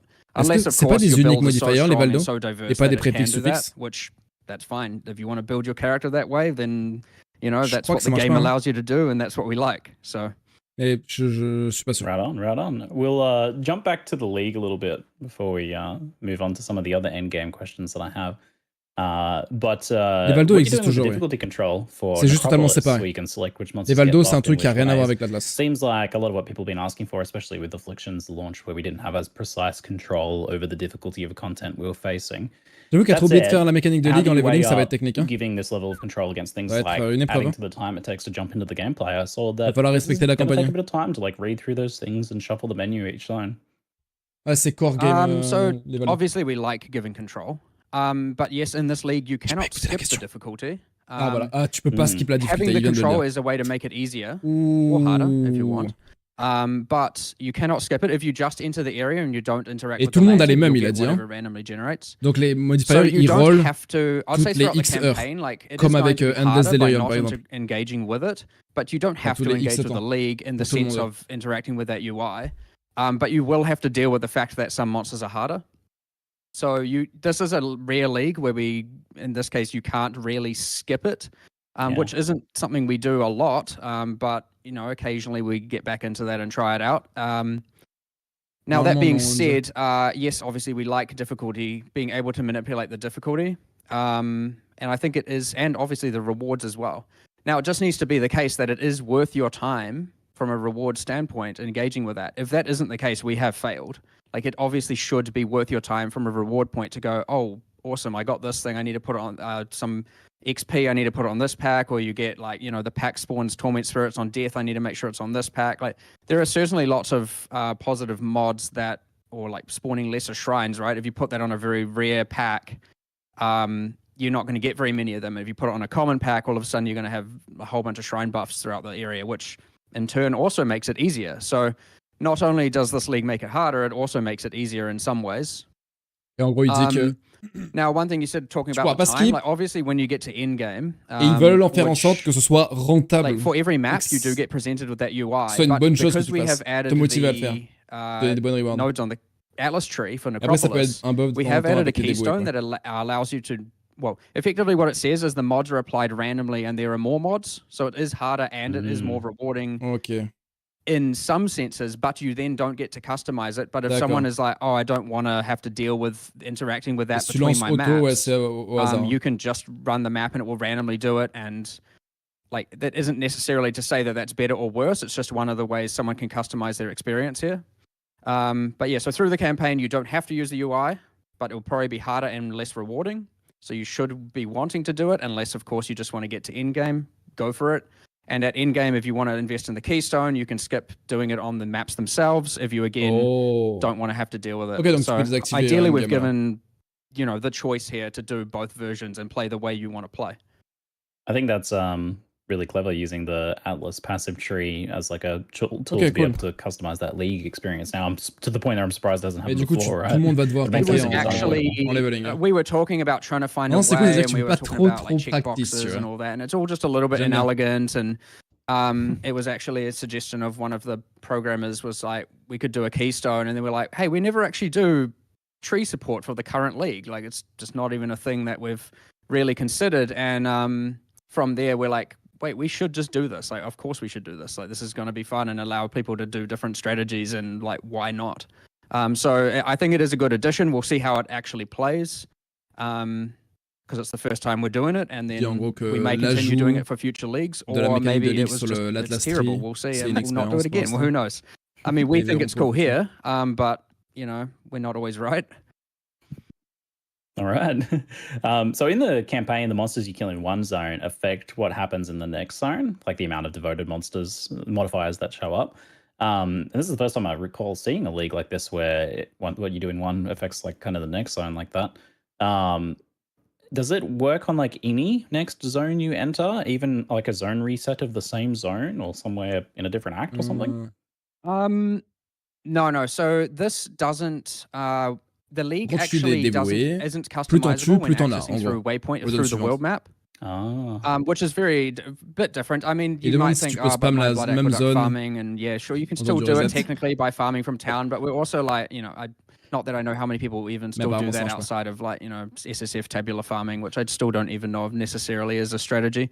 But either way, yes, farming the same zone over and over is not really embraced in this league. The difficulty will still be there, but you won't be able to customize the mods, and you won't get devoted mods either.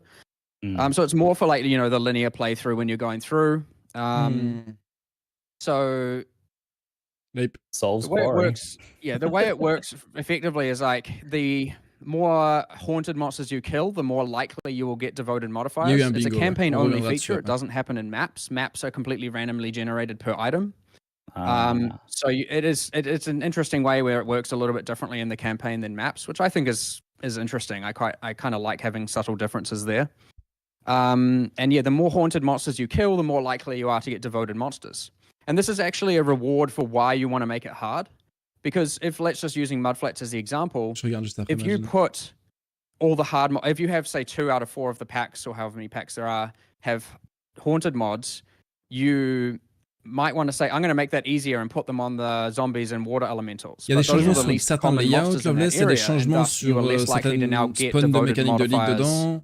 To appear when transitioning into either fetid pool or submerged passage. So you actually have an incentive to put them on the rowers and the other pack of rowers because they are like the dominant monster in that area. Which is kind of interesting. So again, like there are many pros and cons to controlling the difficulty and rewards. And then when you click the next, when you next peer through the lantern, it'll like show which mods you got. And hopefully you get as many good ones as you can.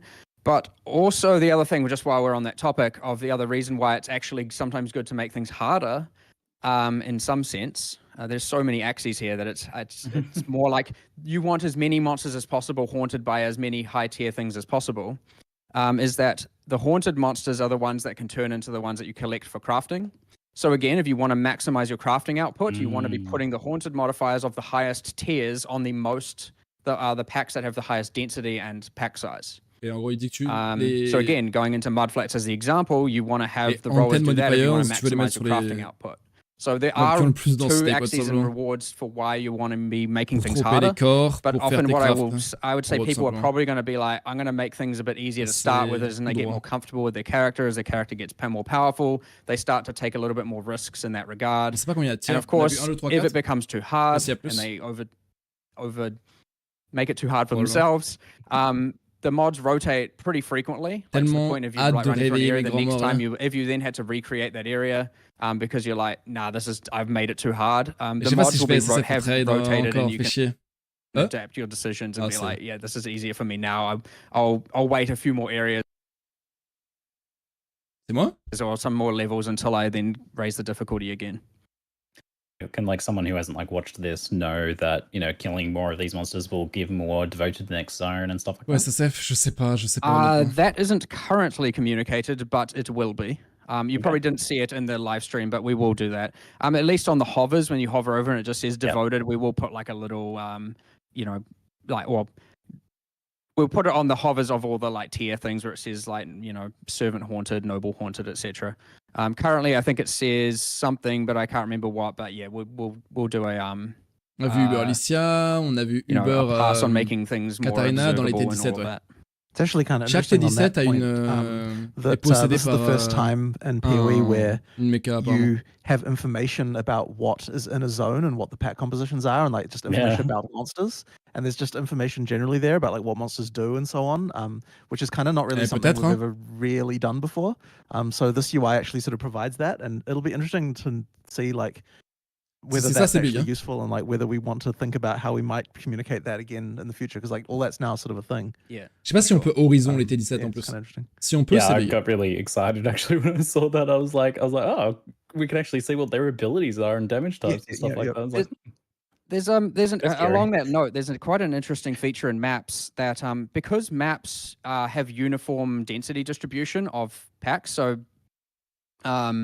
generally in a map, you're going to have like I think it's 5 packs or whatever, and you're going to have 20. It's generally going to be that there's 20% of the map as each pack. Alors là. So in maps, there are peut-être que c'est juste pas les mêmes base types, parce qu'elles avaient l'air sacrément bizarres, tu vois, donc si tu peux juste pas. Recently, which are variants. So sometimes a certain pack is going to have higher like pack size or mod effect or density, and there'll be these kind of up and down arrows to kind of show like this pack's going to be more common and this one's going to be less common and stuff like that, just to add that variance so that those variables can still play a role in when interacting with the modifiers. Otherwise, it would just be like, you know, here's porcupines, I'll do X, and then 90% of packs you probably wouldn't care too much about. So we've added extra variables to make it that the packs and maps, you know, are a bit, you know, have more influence on your decisions.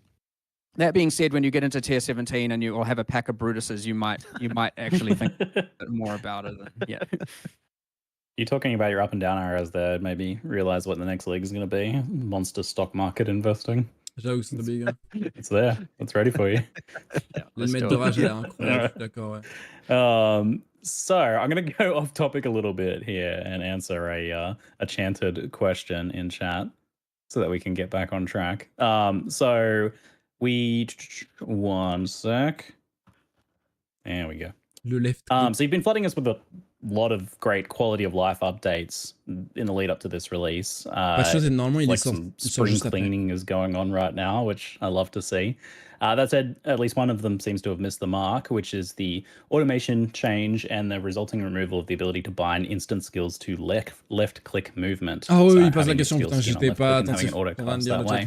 So this seems to be a pretty unpopular change, and I just want to ask you guys, why do you feel like that is? Why is it so unpopular? Well, there's I'll go into a few things here, but yes, obviously missed the mark on this one. As I said, we're not always right. Bit of a disaster. I do, however, think this is solving some good things the way we've done it, but the problem is it hasn't obviously solved it entirely, and going from a bad solution to a bad solution, at least from our perspective, is not what we should be doing. So we will make further changes. I just don't know exactly when and to what degree. There's obviously discussions going on. So to get into some details there, I do believe that it is beneficial now that it is a more observable mechanic, a less like hidden specialized mechanic of, you know, like you can follow a build guide and you can see, oh, this person's using this instant skill. But at no point does a user necessarily know they should randomly, unintuitively bind it to left click to have it auto cast. The way that was before was just, I think, like more than anything, it just felt like such a strange, like, why should this even be a thing? Kind of, you know, like it was kind of almost exploiting a quirk in just the way that our input system was, rather than really being like an actual mechanic we decided to exist. I think that was probably where we started to feel like, oh, you know, this is like. Because I remember when I was discussing with Mark, and I was kind of like, this really, ils l'ont fait de manière involontaire, et c'est juste que maintenant, ils se sont dit que c'était bizarre parce qu'il était temps de l'enlever. C'est ça qu'ils why it is the way that it is. It's kind of like, this just sounds so dumb. And that's kind of why we were kind of sort of keen to change it. But on the other hand, the problem, well, yeah, I mean, ultimately the issue there is that, you know, the solution is a reduction in character power due to the fact that you need to have an extra support socket, and you know, without compensation, that obviously feels really bad. So well, yeah, I do stand by the, like, being able to have it trigger while stationary is an advantage, and being able to use multiple is an advantage. But of course, then we talk about more into socket pressure, right? Using multiple, unless you were already using multiple, you know, isn't reasonable for most characters. So, and we can talk about all kinds of like what the actual solutions would be, but effectively, from my perspective, I come down to, if these things are just becoming passive skills, then why are they not just passive skills? That's what I've kind of come to recently. Like, we should probably take all of these, make them like, how is, say, Time of Need not different from Steel Skin? I understand one of them is regeneration, du mec sur and one of them is mitigation. Là. In the sense that, like, effectively what we're saying, Steel Skin, Molten Shell, etc., is now every 10 seconds do something for Y seconds, which is exactly what a lot of our passives do. And so I was just thinking, like, we could move a lot of these into passives, and then what we could do is actually take what we originally intended for those skills and design awesome skills that are, because they were intended to be reactionary. And it'd be nice to actually design some stuff that is useful for that. Now, obviously, that's a longer discussion, designing the specifics of all the skills. But there are also some objective problems and balance problems that did happen from this outside of socket pressure. And I can at least cover some of them now. So I'll start with, okay, General's Cry. Obviously nerfed by this, right? It isn't nerfed if you were to use it manually. It is nerfed automated. And when you look at it, no one's using it manually. Everyone's using it automated. And when I say everyone, I obviously mean, you know, the majority of people. So we are buffing General's Cry, and we are doing some other things Warcry adjacent, like I think there's some inconsistencies on a bunch of unique items which have like casting a Warcry and using a Warcry, and we're making that more consistent so that more things work in that regard, but there's heaps of little details there. Patch notes will hopefully clarify all that. Now, then there's mines, which is a big one. Now, mine playstyle, aside from the annoying having it on left click, going like tink, tink, tink, tink, tink, tink the whole time, and that just being irritating. It is certainly the case that when it is triggering all the time with a support gem, obviously, if you now want to have the playstyle of throwing heaps of mines and then moving to detonate them all at once, which is how mines are meant to be played. You could do that before, and now you can't. So to change that, we've added a mastery for mines, which does the exact same behavior as before, which the mastery says your mines will detonate every X milliseconds while moving, and it will occur the moment you start moving from a stationary Du coup, ça veut dire que tu position. peux pas faire de chaîne. Oh, si, ok. Now, the other third one I'll get into here is, I guess, bone armor from Necromancer. Ok, c'est un peu mieux, j'imagine, mais bon, c'est moins un point, quoi. Goodbye bone armor. And we have redesigned some of the nodes around there. So what have we changed? I'll see if I can remember all the details here. I think it's mindless aggression. And note, all these notables are going to probably get renamed due to the theme change, but I'll use the old names just because that's what everyone will know. So mindless aggression is now multiplicative 10% more minion damage and multiplicative 20% more minion life. Instead of the increased damage and increased speed. This is possibly worse as a 2-pointer at like level 30, but in-game far, far, far superior in terms of actual damage output. You could argue it's slightly worse with spiritual aid, but I think that loss is ultimately inconsequential with the other changes here. Then there's the 4-pointer bone barrier, which we are going to keep the PDR stat and the what we're doing is we're removing bone armor and we're adding a large amount of minion life is added as extra energy shield, which will increase the minion survivability for the amount lost by bone armor. So that should provide a good mitigation against, like, well, obviously with the mechanic of energy shield recharging, it'll help a lot towards your minions. Like, they take a bit of damage and then they have some time to get it back, and it's not foolproof, but that's fine. What you have lost is obviously the bleed removal from them. Deal with it is my answer on that one. No, je suis pas d'accord. What we actually did find, by the way, is a lot of necromancers weren't actually using bone armor, and a lot were just using molten shell anyway. So I don't know how much of that is actually lost. And I know this is a bit of a rant, but I'll just keep going because, again, people want to know about these changes. What else did we change there? One more thing. Did you change the leech thing, or is that? Yeah, so there is a... Je suis molten shell en réalité. Oh, I don't want to misremember exactly. I'll go into the Unholy Might thing first. So Unholy Might, we're actually changing what Unholy Might does, which is better for summoners in some regards, but more so poison summoners, and better for everyone else in many regards. So Unholy Might now is 100% of physical converted to chaos, as well as I think it's 25% chance to apply Wither on hit. So hopefully that is enabling a lot more different unique items, and obviously Sin's Rebirth and all of that throughout the game. But also poison summoners, in theory, don't also now have to use a Wither setup, and so they get some gems there, I suppose. But that's not exactly necessarily going to be a meta build. But we have changed Extractor Mentis because that gave permanent Unholy Might to monsters, and that means that with CI now you will have a physical and chaos immunity against monsters, and that was a little bit busted with Worm Flask shenanigans. So anyway, that's been adjusted, and I can't remember. We were experimenting with some leech. I can't remember if we stuck with it, but I think we had a 1% of damage dealt by minions as leech to you as life, replacing the recovery on Bone Barrier as well, which should account for a lot more incoming life recovery. I will double check that and I will post that afterwards just in case, because we went through like 50 iterations here and we're at somewhere. So that leaves one major problem, which is the socket pressure, especially on summoners. And we are actively discussing solutions to that one. I think where we are currently landing is that we want to have corruption implicits possibly on all the different minion base types. So Bone Ring, the Bone Shields, and the minion weapons, which grant various different skills like Convocation, the Offerings, Desecrate. I know a lot of people end up just auto-casting Desecrate and Offerings with the wand, but for people who don't have that's good. And at the very least, generally Convocation is unlinked.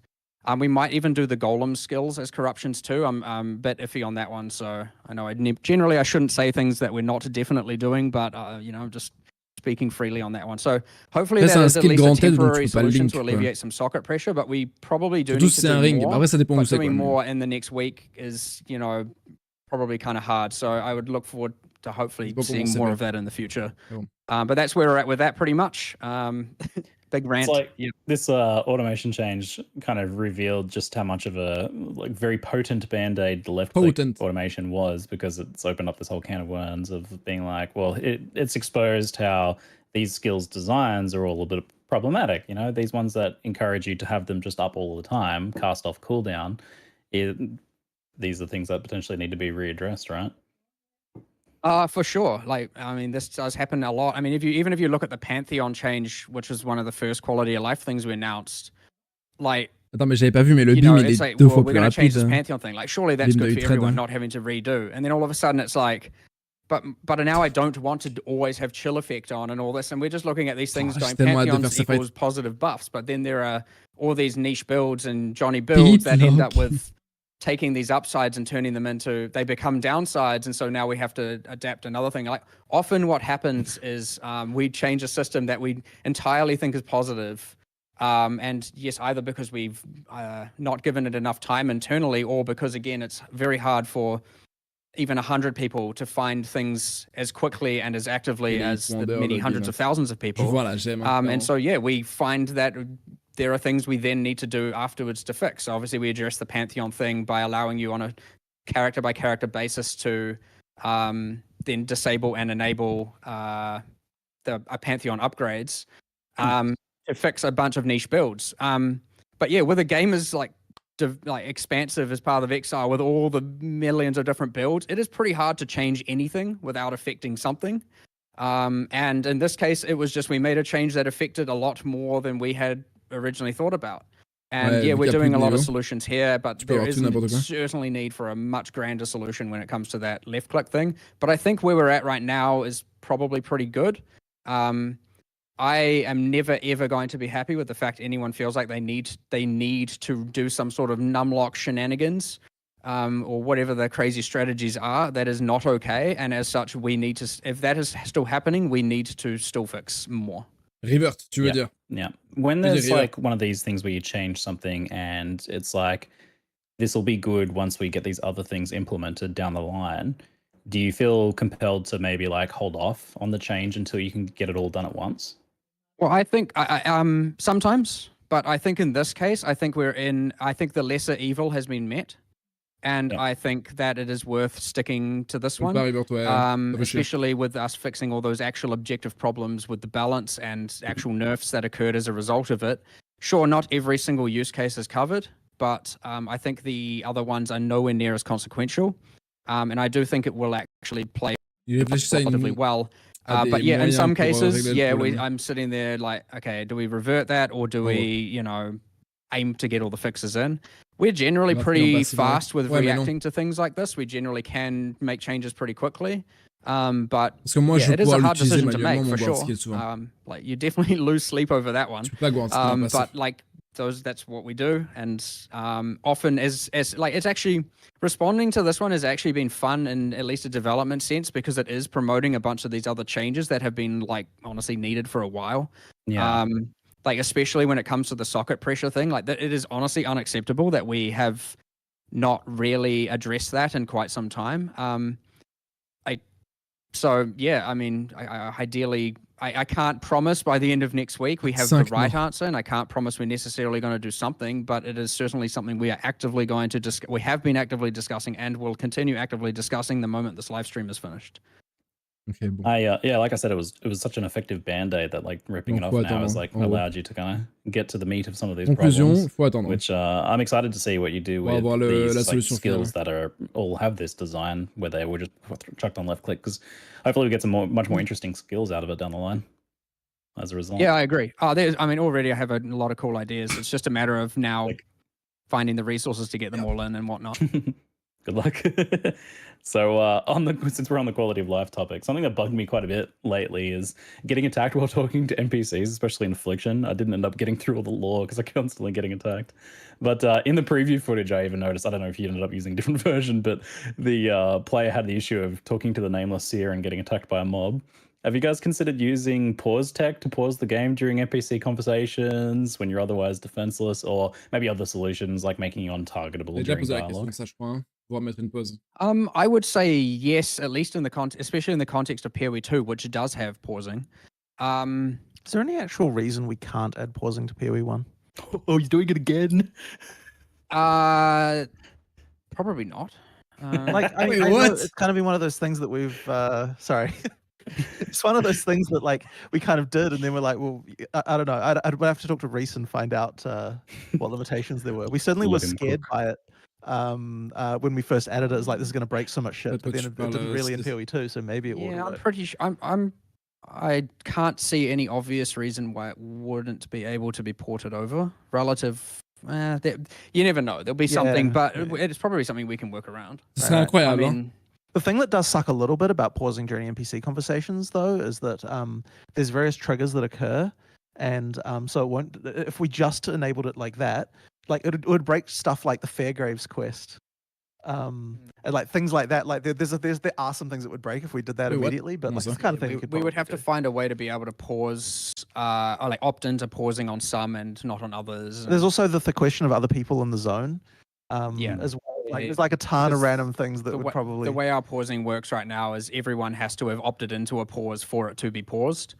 So, but I mean, technically in multiplayer, if you're in proximity like that, you can just be like, defend me to your friend, I suppose. But they might just run off and start trying to loot some stuff and leave you to die. But yeah, I guess the counter argument is like, what about things like having safe zones around NPCs? And I would say that I have yet to find many games that don't end up just having exploitative cases around that. And that would be a lot more actual work, What about the untargetable buff on the player while you're talking to the NPC? But it's the whole like I'm in a map and Alva's there and like, oh no, I'm gonna die or something, or like I just want to reprieve and I just go and like click Alva and then I'm like, oh phew, I'm safe now, and then I get in a world where people can log out. How is that like problematic? I mean, you're not wrong, but it feels like, well, at least logging out has a cost to the portal, right? Like, I mean, it isn't quite the same, but in the sense that like, it feels exploitative, whereas logging out does not. Like, it feels like I'm cheesing some mechanic that's unintended for that. Like, I wouldn't want to do a solution that again feels I counter argue that comment because I think logging out feels exploitative. Whereas if you're talking to an NPC who protects you with a bubble because they have NPC magic, I'm like, that seems like an in-game thing. Like, that seems reasonable. I buy that, but also logging out in PoE 2, of course, will log you right back into where you were. Be careful now because you're going to get us talking into changing how logout works. Yeah. I have to say, after the hands-on with PoE 2, I love the pausing and the. Vous avez vu, ils ont commencé par PoE 1, par contre, c'est cool. If the game crashes. Parce que je crois que j'ai pas envie d'écouter PoE 2. Which was turned out to be very beneficial during the test we just did, considering the number of crashes there still were in the build. But at least you could log back into exactly where you were and just continue. It certainly helped. Yeah. All right. Sorry. Something you there might will be a solution to your problem, is what I'm saying. Right. And pausing might be one of them. And otherwise, we'll engineer and come up with design some other solution. Like, there will be something. But yes, it has come up quite a bit recently just because of the scope of PoE 2. And generally, when we're discussing that stuff, we do also think, well, if this is a problem in PoE 1 as well, like, what are we doing? Like, let's fix it. So it'll happen at some point. Sweet. Before we go back to the league, we'll talk about the other kind of quality of life related thing, which was the announcement of the Ashling crafting change.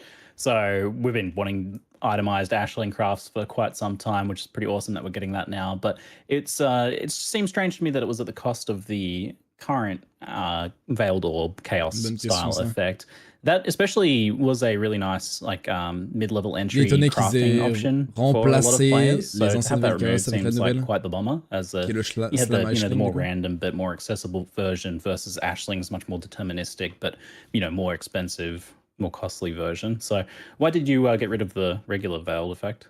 I mean, I wouldn't say the intention's to just get rid of things, but I also kind of don't see it as a loss to be able to kind of, where possible, not retain every single little crafting thing. I would say that the crafting is, at this point, like quite bloated in a sense of like, it is quite hard for someone who isn't reading into and studying profusely to figure out exactly how to craft the best item. And that's not necessarily a problem, but taking the opportunities to remove something that is honestly just bloat at some points is a win, especially if we can find a way to bring it back into the game a different way that feels a bit more core and fundamental. And maybe you'll find that with, say, the Necropolis crafting system. Like that is, in theory, start to end game meant to be crafting. You can do crazy stuff at the end. You can do really simple stuff mid-game, early game. And then, obviously, when we then go to say, is this coming core? Like, how do we want to do it? If we want to do it, maybe it's absolutely busted in so many ways that we don't want to. We'll see. But there's always more crafting things we're adding. Like you don't have a shortage of different crafting things in the game. Like it's certainly a little bit out of control in a good way and in sometimes a bad way. And more are going to come. So I wouldn't worry about losing something like that in the short term, especially when you only need to wait a league or two for things like that to come back. And there are always just so many other ways to craft your items. I don't think losing that is ultimately fundamental. And the win of having, obviously, it be tradable is huge. I am very much trying my best to get around as many of the, services as opposed to trades. We're doing a lot, 100%. As much as possible. Like I eventually want to make sure we add a thing where for even mirroring items, even though that's like the nichest of the niche in the game, we're talking about, the select few. I do want it to be that, there is a way that you can do that without having to trade your item to someone. So there are a few designs there even, and, hopefully we will eventually get rid of as much of that as possible, especially when it comes to trusting someone with your item. I don't like that at all. So yeah, we'll hopefully work around, but obviously like services like boss kills and all of that, there's not really a lot you can do about that. That's completely fine. But when it comes to actually like loaning someone your item, I'm certainly not kind of in favor of that thing. And so yeah, hopefully we can see the removal of the rest of those in due time. But yeah, I'm super keen on those changes. So if the thinking is to kind of like slim down on some bloat, I certainly don't disagree that like the crafting system might have like a bit much going on. I think in this particular instance, the reason why you've seen this reaction to it is this particular one little aspect of bloat. It was actually kind of like used in almost every mid-level craft, so it feels a little bit jarring to see it removed, I guess. C'est un peu dramatique ce qu'il dit là. Fair enough, and il dit que c'est vraiment trop une perte. Necropolis will provide one of the most in-depth crafting systems we ever have, and you could argue about Standard League, but I mean, my answer again there is deal with it. And then later on there will be more crafting systems and more new things and more interesting things. So. I'm not gonna lie, I'm super excited about the Necropolis crafting. I was stoked. The thing I said after last league, I was like, you guys have to do like some sort of crafting league this time. I feel like it's the only answer to like the whiplash of previous league. So let's talk a bit about that actually. So Affliction was a lot of people's potential favorite league, maybe mine. It was certainly extremely rewarding. Why do you think it was so popular, and were you worried about kind of like coming into this league after that? C'était pas si populaire. On avait de la rétention il y a quelques jours. C'était à peu près similaire. Why do we think it was so popular? I mean, obviously, at the start, it kind of wasn't in so many ways. It was certainly too difficult. We certainly messed up a bit there. Once things were kind of fixed and once people kind of got their heads around, or around the difficulty of the character builds to handle the difficulty, yes, it became Magic Find Ruckus League. Très peu joué aussi cette why was it popular? I mean, it was different. It's not something we had done before in so many regards. It was using new art, and obviously it had bosses, it had all of the stuff. It had so many different kind of reward arcs and existing old ones put into it, like the omens and all kinds of little things. It just had heaps of little detail. The ascendancy classes. I mean, people like that, but ultimately, yes, we can just go to the Magic Find. I'll tell you, I've never had that experience before. I've never, been to the point where, well, not quite like this, where really it feels like the only thing left on the filter is unique leather belts and unique heavy belts and a couple other things. And there's still too many belts to try, and you're still just like, oh my god, there are freaking belts everywhere. It was a bit too far. Yeah, to say the least. I mean, even just from a server perspective, too much. the level of the number of players we could get on a server per server this league was much lower than it has been before, and even that was started to become a bit of a problem. So the primary issue there is actually what happens is when monsters stay alive longer, because Affliction was making things last live longer, they are getting hit more. And when a monster is alive, they cost more than when they're dead. And so the moment, and then obviously when you've got a Stygian Spires spewing out 700 monsters a second, combined with the 50% increased attack speed, Soul Eaters, and all of that, you are nothing can survive that level of absolute mayhem. As in hardware wise. But yes, there is going to be a bit of a detox to some degree. But on the other hand, we have changed a lot in the endgame to the point where hopefully the meta is so different that it kind of just feels a little bit different as opposed to necessarily less or worse. There is one other change I'll talk about, and I'm keen for people's feedback. So one problem that we kind of have is that the amount of reality check. Like obviously, if you were to farm Mage Bloods, Headhunters, etc. via divination cards, like there is a somewhat reliable way to get that. You get your doctors, you get your apothecaries and whatnot. And you saw the new divination card scarabs. Obviously, we're like embracing that. We're not changing anything around that. But one thing that I do consider problematic, and we have made changes around, is stacked decks. So stacked decks, a lot of those uniques are coming from stacked decks. And so we have actually made some changes where the league rewards of various leagues, especially the ones that were quite high, so stuff like Tujin and a few other leagues, we have cut back on the amount of stacked decks they're giving. Stacked decks. And you're like, oh wow, nerf my fun stacked decks. To compensate for that, and what it has allowed us to do is we have actually multiplied the drop rates of your Mage Bloods, your Headhunters, etc. by 2.5 times from world drops. And the intention there is that you are seeing more from actual drops instead of just from stacked deck spam. Now we've kept stacked deck. It was certainly on the chopping block. It was I know you were gunning for stacked deck, like you were all to get that thing out. But I think a lot of the reason was just the idea that one thing that kind of sucks a bit is that you're getting rewards for bosses, for boss kills that people actually not anymore. We have changed, which is true, that which I don't know if people saw, but stacked decks cannot yield divination cards that would give items from exclusive bosses anymore. Yeah, that was definitely a thing that sucked, was that, you want the exclusive items to some extent to feel like, okay, you proved that you killed this guy by having that item. So, There are some corner cases like, the Gambler and the Void that we're doing some specific handling around, but in general, you should be seeing a lot less like random Starforges appearing before anyone's even killed Uber Shaper kind of thing. And also, obviously, you've still got the Voidborn keys that will yield it. You've got Valdo's maps, which will yield whatever people have chosen to give there, which is probably just a bunch of Mage Blood still. But yes, ultimately, we want to see a lot more of those drops come from actually killing monsters and from farming divination cards the way we intended, which is by actually farming the counter, as opposed to just mass stack deck farming on a mass level from specific leagues.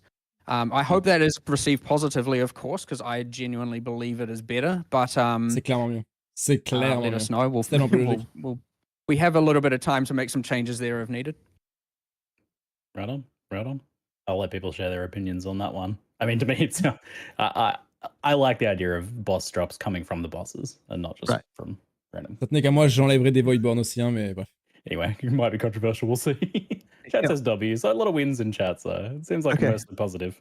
Positively received. Bonne chose. Feel a sigh of relief, perhaps. So I think everyone agrees that Affliction was like probably a bit crazy. T'as aussi on les the loots de economic base, side of things and what was dropping and everything like that. And I must say, like, I played the most I've ever played this league. And I was getting to the point, like, in that 2 months phase where I was like doing things and creating builds and doing content that I just hadn't done before. And I think a lot of players had that same experience. And looking at the overall economy, I expected with how crazy the league was for things to be ruined, but I guess that term gets thrown around a lot when an economy is different. But the end result felt really positive for most people. Where like, sure, some things, like if you were trying to compete with the Giga Juicers for the items that they were trying to buy, like their bows or whatever, then yeah, you were having a hard time. But for the most part, a lot of stuff was really accessible, and it felt like a really fun league in that regard. And that was actually the biggest, I think, contributor to why it was such a fun league for myself and I think many others. Do you have any thoughts on that and like that economic shift and other ways that could be captured? Best league. I mean, I love it. I love how the economy goes wild based on the content we add. It's always interesting to watch and whatnot. I wouldn't say I have any strong feelings one way or another, but I wouldn't say it's like I just want to note, it's not like our intention to, get away from that specifically or do anything one way or another. Like, we liked these things happening organically. We like the community figuring out how to get around that and utilize it. And yeah, I agree. It ended up being completely fine and honestly completely fun. Maybe not everyone agrees. Maybe there are a lot of people who are like, no, it was too hard and I felt like everyone else got ahead of me. We don't know too much about that, but I mean, the league's ending now anyway, so what happened. But yeah, I mean, I do agree. At least I played a lot. My friends played a lot. Like, we certainly got into it. A bunch of people here were playing a lot, and I've heard mostly only positivity coming from outside of the very early in the league where we had some misbalance. Like, the positivity for Affliction was very high. It's actually making me think like a little bit more about how we can find some way to make some of it core, but I don't quite know how to do that just yet. I mean, I don't know if you saw one. I don't know if it was in there, but one of the keystones has the whole like when there's less than 50 monsters remaining, your map boss is empowered by wisps. I don't know if it was in the live stream. I can't remember. Too many things going on. But that's like kind of one way at least for now. But there's a lot of good monsters there. There's a lot of good the bosses, and the ascendancies and stuff are interesting. It's just it actually is one of the more complicated ones, especially when you consider the ascendancies and stuff to try and even think how to put that into core. Like, that's a lot of character power. And you I don't know if we will do that, but ideally even just the magic finding kind of part of it with some regulation to some degree would be fun to add. But I mean, who's to say the current league isn't going to end up having? Sure, it won't be a magic finding one so much, but with all the crafting and whatnot, it's probably heavily going to change the economy dynamically, and that will evolve over time as well. So I think it's really relieving to hear as a player that you guys are like, you liked what you saw with the outcome of that. Like, I think the technical side of how Affliction achieved that, with like, things being laggy and all that sort of problem is not ideal, but the end result was something we all enjoyed. But there's this perception that you guys at GGG are sometimes a little bit grinchy about this stuff where you're like, we don't want you to have items and currency. So it's good to hear that. I mean, it's more positive. I am playing the game every league till high end game and mostly to level 100, and I am farming all these things. Like, I'm not sitting there going like, damn, I don't want all this currency. Like, what I don't like is when you like press alt in the game and you get disconnected from the server or like random stuff like that. You know what I mean? Like, I don't want it to technically break. So yeah. I'd say one big shift, like just talking about playing the game here, and like I do want to understand like a lot of what all these QOL changes are, a lot of what we're doing, a lot of what more will be done. And I think a lot of what is coming in Necropolis League, with respect to especially all the in-game changes, is a resultant of our team playing the game and listening a lot more. You guys been playing the game because you did these changes. we started. So I mean, the whole sextant thing is just like, get me away from this. And I'm in game going like, okay, I've just allocated this tree. I'm like, damn, I don't want to play this anymore. And then I'm like, I don't want to have to respec all this, and then it might be wrong again. I want to experiment and try some stuff, and like that's where you then get the loadouts. And obviously I can respec, but I don't want to have to just go trading, which we know is a flawed system currently, and we've spoken about trading a lot and how we are going to improve it PoE 2 and then looking at PoE 1 around that in the future. I'm sitting here trying to buy unmaking orbs, having the most frustrating time. Que le trade est un mauvais système. No one's replying to me and all of that. Littéralement dit, I know the pain. Un système qui a échoué. And then I'm like, okay, we need some sort of like Atlas tree loadouts or something like that. Like we need to find a way to have this so that I can play the end game the ways I want without feeling so punished. And this comes into another thing, which is like, okay, like Wandering Path. You know, I want to play the end game my way, but if Wandering Path is quantitatively too strong, then I'm not playing it my way. I'm playing it the way that the meta tells me I have to. Because it is too powerful. And so, you know, there's things like that where that comes why we've removed a number of the keystones and whatnot, is because if you feel like you have to do something. And so you could argue, okay, well, nerf the value. Well, now I don't want to do it at all. So what's the point in it existing? If the keystone is into that binary state of feeling like you have to do it versus not have to do it, get rid of it. That's generally how I feel about it. And add something cooler and better. And the new keystones might end up in the same ballpark. And you know what? Might remove them later and add new ones as well. That's just how it will be. But yeah, anyway, I don't want it to be that the loadouts are like everyone has tree A, everyone has tree B, everyone has tree C, because the keystones mean that you have. If people want to do that, because that's like, you know, metas are metas, you can't get around that. But if it's that feeling of I have to do X, that I want to try and get away from, and especially for multiple leagues in a row. Like if it's okay for one league, you have fun, and then if you feel like you have to do something that isn't enjoyable, go away. I don't want it. Like it shouldn't exist. Le suppress, le déterre, Grace. Follow-up question that's completely unrelated. What about the rucksack? Les spectres, en gros. Look, you're lucky you got it for those 3 months or 4 months. Okay. Oh, les spectres, le sac. I just no, ultimately. You might see it back one day, but like, okay, pas de sac. I'm honestly surprised that Chris was even okay to even let you do that. I don't think he was okay with it. Really? I think I snuck that. You snuck that one without. Well, you weren't okay with it either. Like I wasn't okay. We had a massive argument about it. Oh no! I assumed that Chris approved it. He might have, I don't remember. Ils étaient tous contre. Anyway, the luxury of the leagues is we do get to try these things for 3 or 4 months. And the importance is when we do something that we are reluctant about or we are in disagreement about, is that we do reevaluate it at the end of that and decide, are we keeping it or not? And it is a firm no on this one.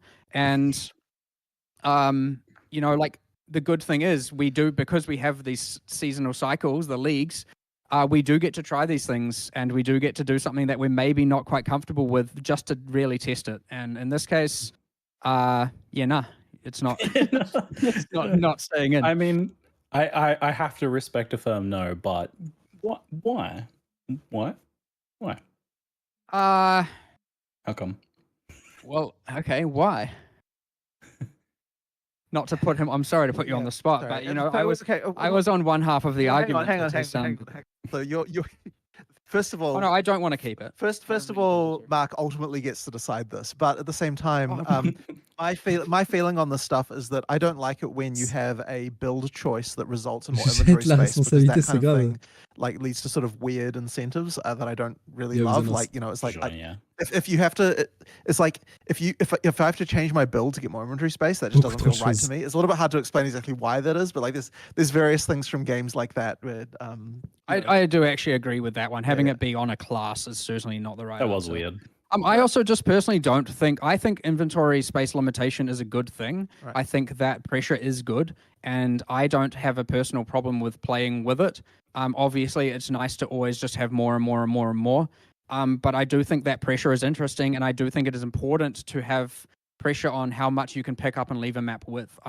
Especially after Affliction, I was leaving every map with a full inventory going like, holy, there's more things I want to take and I can't, and literally there's stacks and stacks of currency on the ground I can't pick up. But I think that is healthy and good, and it makes you make the good decisions. I don't disagree with that, but I don't think this was actually about the space. The reason why everyone loved the rucksack was that it was a separate space that allowed it to be much easier to manage things like your map rolling currency and your scrolls and just that random shit that fills up and clutters your inventory that you constantly have to deal with when you're shifting stuff over to back and forth your stash. There's a real problem there, a quality of life problem that the rucksack inadvertently addressed, and that's why people loved it, I think. Fair enough. There are some... Well, at least, okay, so if that is say the problem of rolling maps, for example, like there are better solutions to that, I would say, which is like, again, I hate talking about this because now everyone's going to want it, and it like makes it sound like it's certainly going to happen, and it isn't necessarily. But like, surely a like inventory attached to your map device that you can open that like contains your fragments and whatnot. I guess you can't put stuff in it and meet like from the map when you pick it up. I guess. Like, I guess from the map, sure, but if they're just talking about like, you know, the whole bringing a bunch in to roll all your maps and like, I don't know. There's more to discuss, but I saw this one on the old quality of life bingo sheet that was there, and I have been thinking about trying to find ways to solve that one, and so I'm hoping that we can find some way to either mitigate or solve that one in the future. Again, no promises, but you know, we might come up with something. Yeah, I can see there being another solution, and I'd be fine with that because like to me, it's not the fact about getting them more inventory space; it's about solving that quality of life issue. So if there's another solution, I'm here for it. There probably is. It's just whether or not we can do it and whether or not we can come up with it in a reasonable time. It's all a resources game at the end of the day. So, look, I am keeping an eye on those bingo sheets. I am I'm tactically picking the ones so that we can't complete the bingo can't be completed. Keep making them bingo sheets. Not actually, but one thing that is important with a lot of these quality of life, we are actually, especially with PoE2's development, we are looking at a lot of these things which have been hard nosed. And really reevaluating, and it's like, I think PoE2 really has but just because like as well, I think as well, just like watching like new player experience videos and things like that, and just like looking at all the stuff that people are doing, and like it's kind of it's really another shot at like looking at all that really core stuff again and thinking about it. And like we just don't often think about some of that stuff very often because it's been there for so long. And then, so yeah, just having a chance to like really reevaluate everything really then starts to make you think, well, why is PoE1 even like this? You know, like, and it makes like, ends up making those changes. Like we on Path of Exile 2, obviously you have, I maybe shouldn't spoil it, this is what I'm going to. We have on Path of Exile 2, we obviously have no more portal scrolls. And I'm not saying that we're doing that in PoE1 just yet. However, well, I say just yet, maybe ever. But however, in PoE1, what we are adding is, and it's come from the bingo sheet, is a bind key to just instantly open a portal. Oh shit! That you can bind, and you don't now have to open your inventory to do it. I think having to open your inventory during a boss fight or something is not. Look, with pausing, that's kind of more acceptable because you can now pause, use the portal, and you don't risk danger. But messing around with that in the midst of combat is not something that you should really have to be doing. And the changes to PoE2 portals is what really made us reevaluate that. So yes, in 3.24, we'll do the classic video probably after this or next week or some with us actually showing how it works. There will be a bind for instantly opening a portal, assuming you have a portal scroll in your inventory. Sick. Yeah, love to hear it. All right, that's fantastic. There's been another thing that's been mentioned a lot in chat, which is, do you have any brief comments on the state of some of the lesser used ascendancies like Gladiator, for example? Any potential reworks or improvements coming to them? Wait. Want to. I always love doing that. And last time, obviously, with Chieftain, we missed the mark. But now during Affliction with the League meta, obviously Chieftain grew into fit a little bit with the Fulcrum and whatnot. So, you know, it's kind of interesting that in last live stream we discussed that one not really hitting where we want, and now it's got a lot more uses, and maybe this coming League it'll have a lot less uses. We'll see. It's quite fun how the League changes what people play. However, yes, Ascendancy class balances are nice. Effectively, we just have to, again, look at what resources we have and decide how much we can do and where we want to target it. Generally, we have a big discussion towards the end of each League development and think, what are we going to do next? Look at the problems, look at what we want to do. And we have a list that's bigger than we can do. And often those things are on that list and we have to weigh, like, are we going to do option A or option B? And sometimes balancing an Ascendancy class is overall less gain for the players than something else we want to do. Like, if you would rather multiple Atlas trees and or a Gladiator rebalance, I would hope to think the majority of people are going to be picking the Atlas tree feature. Maybe not everyone, but again, it's better for the mass, and thus, like, that is what we do. So yeah, it is a resourcing issue at the end of the day. Like, you can only do so much with what you have, but we do a lot. Like, don't get me wrong. But yes, we will get there eventually. It will come up in one of the things, and it is something that we will commit to. Fantastic. All right, we're going to wrap up Path of Exile 1 Q&A now. Thanks for the very long discussion Okay, I'm session. out. I feel like we could chat about I'm stuff all day. Another out. thing I could talk about all day is J'ai Path of Exile 2. We're going to now be la talking about flemme de Path of regarder Exile 2, both the PO2. new reveals from today I'm and some out. Bye bye. Bye bye. Quoi? Non mais rien. Ok. On va regarder. Il faut qu'on regarde la page du coup. Ah non, non, il y a beaucoup de choses à regarder. Attends, je commence par le press kit ou est-ce que je commence par la. Je pense qu'on commence par le press kit. Hein. Vite fait. Alors. Commence par Jung. C'est vrai, je dois commencer par Jung déjà. Alors, Necropolis is going to punish bad league start guides so heavily, I can't wait to be a positive member of the community and offer constructive support for people struggling with their comparatively, probably unimaginably, weaker builds they have found from certain YouTubers. Smile. Comme l'impression qu'il parle du S. Bref. Comme l'impression qu'il parle du S.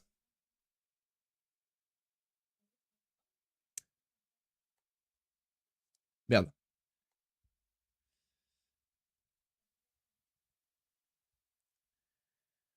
100% this, for sure, a certain channel will still do the 50 most insane league starter with a rock song on the background while playing a standard wink wink.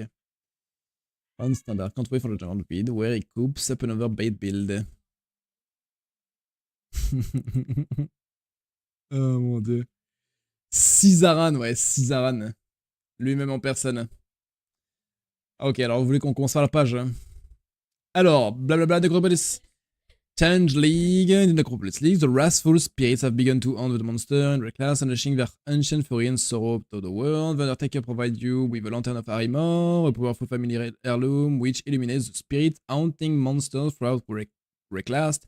With it, the Undertaker hopes to enjoy you to read Reclass of the Summoness. Ok. Bon bref, t'as la lanterne, tu tues les mobs, tu récupères les âmes. GG à tous. Alors. C'est qui le S? Le sub, ouais. Le mec qui s'abonne toujours, là. Zlayge, ouais. C'est moi, c'est moi. Alors ça, du coup, c'est les dévoués, en jeune, on est d'accord? Ou rien à voir, tu peux avoir un positif sur un non dévoué.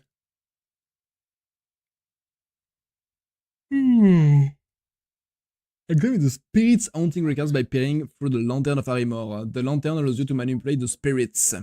Letting you configure which monster they haunt. It will be wise to take your time with your decision.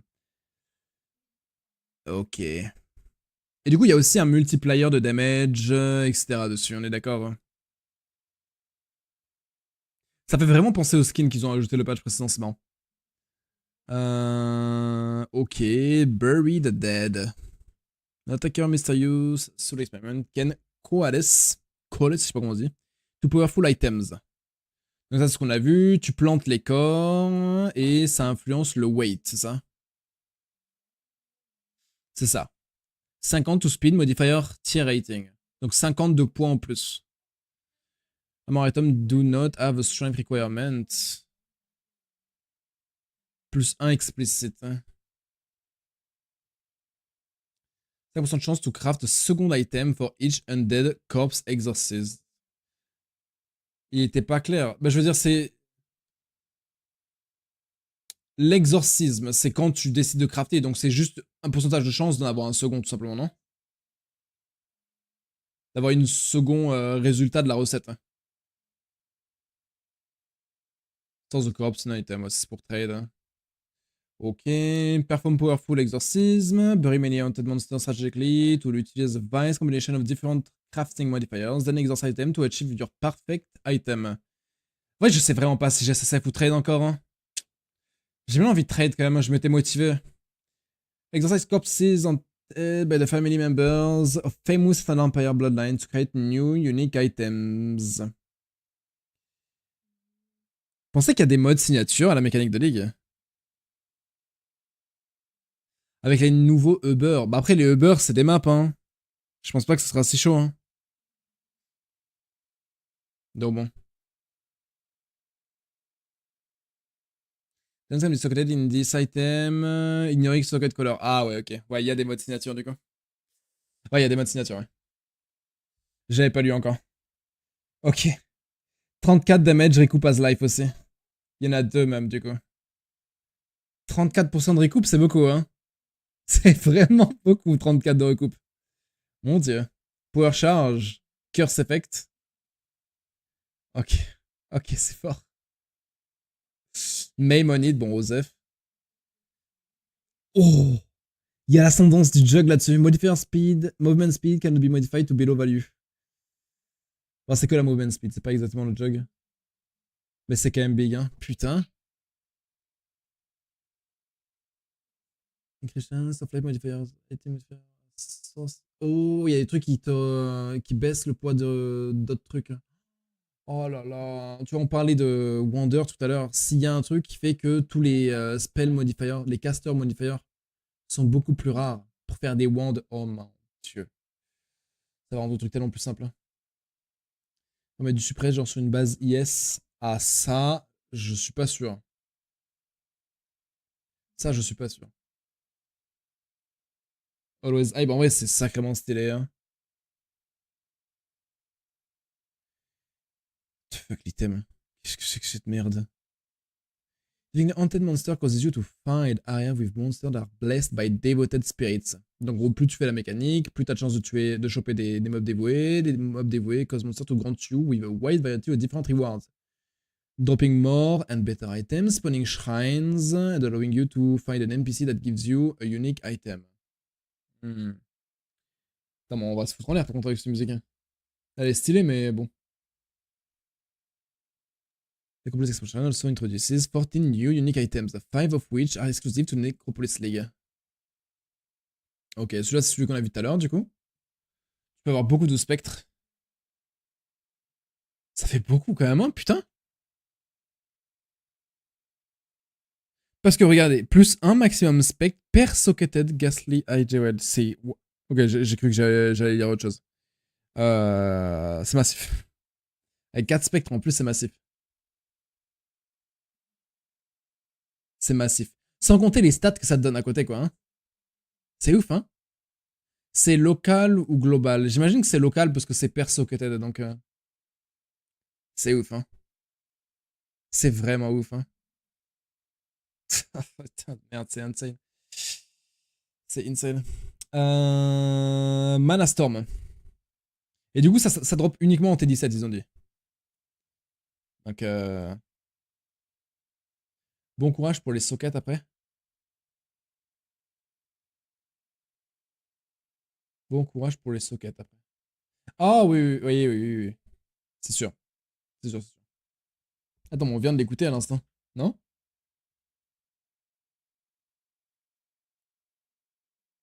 Oui, on vient de l'écouter.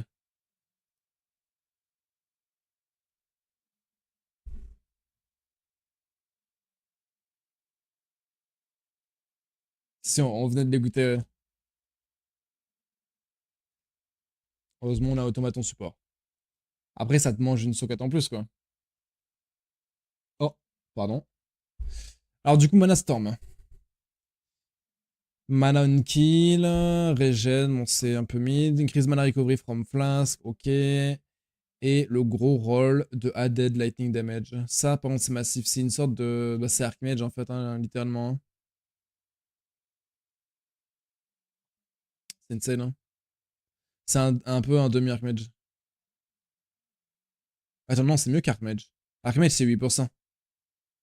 Ah, c'est beaucoup plus qu'Archmage, pardon.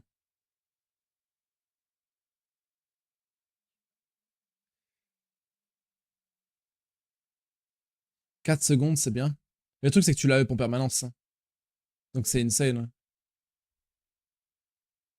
Et le moment où tu le line up.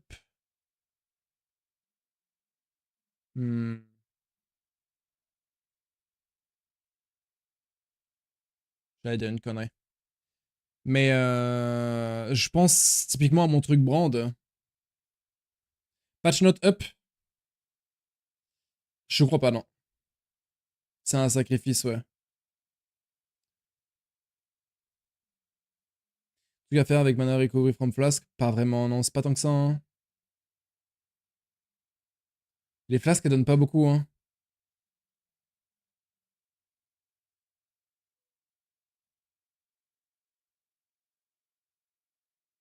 Ou il t'offre un spell qui coûte 0. Tu peux faire ça aussi, ouais. Tu peux faire ça avec un truc qui coûte 0. Tout si, je pense pas que ce soit tout si. Hein. Je pense que c'est Omega broken.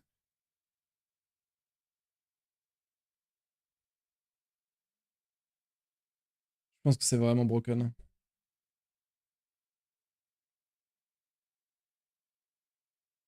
Parce que le truc, c'est que c'est pas spécifique au spell en plus. Hein. C'est pas spécifique au spell.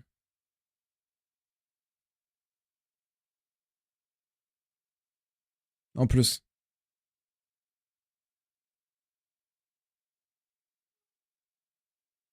Ouais, c'est when you cast a spell, tu gagnes des damage.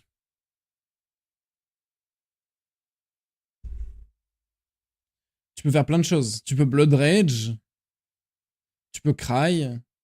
Tu peux juste Blink. Pour le proc.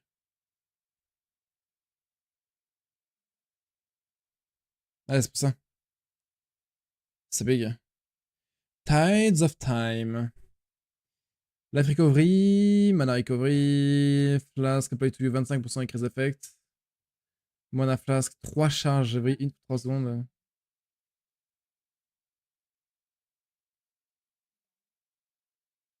Ça, c'est le nouveau item de Uber Shaper.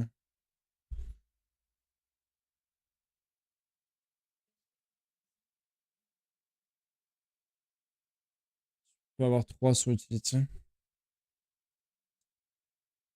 Si ça roll de 1 à 3, ouais, c'est giga fort. Hein. En fait, avec Volatility, c'est insane. Hein.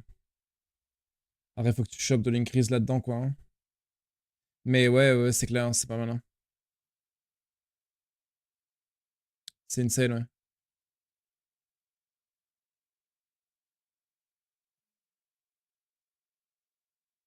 Mini Mage Blood.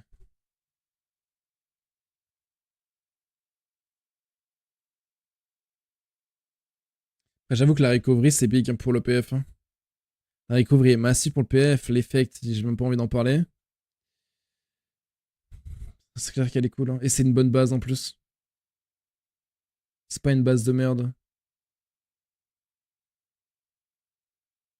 Si ça roll jusqu'à 3 sur tous les modes de flash, ce qui est très probable, c'est fort, hein, putain. Uber Shaper, du coup. Uber Shaper. Celestial Brace. Goliath Gauntlet. Increase à mort, plus 1% increase attack speed par fortification, plus 7 de fortification, melee hits from strike, skills, fortify. Ok, t'es obligé de fortify du coup. Pas ouf, non? Un peu de la merde, non? C'est des gants. Ok, t'as sur le fortify. C'était pas la même belt, je crois que tu confonds la belt, non? Tu confonds avec celle qui avait du less effect, je crois.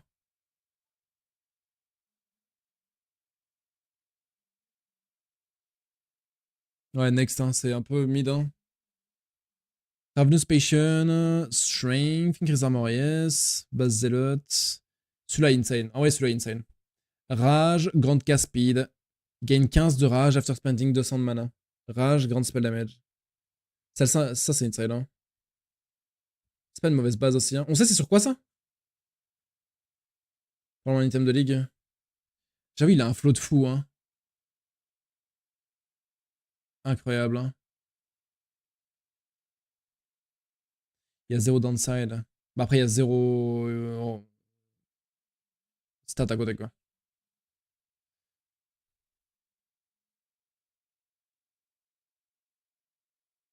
Pas combo avec les gants d'ultimatum. Hein. Probablement, ouais. Probablement, ouais. L'helmet, new bouclier, COP. En vrai, les 4 là, les 4 sont lourds. Hein. Il y a juste les gants là qui sont mid. Hein. Mais les 4 sont vraiment cool. Hein. J'avoue que je suis grand fan de celui-ci là. Hein. Pas un celui-ci aussi en soi. Hein. Mais à la Storm, je suis grand fan aussi. Hein.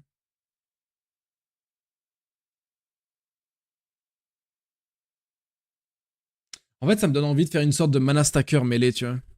Pour jouer avec... Enfin, mana stacker attaque. Peut-être pas mêlée, mais mana stacker attaque, tu vois.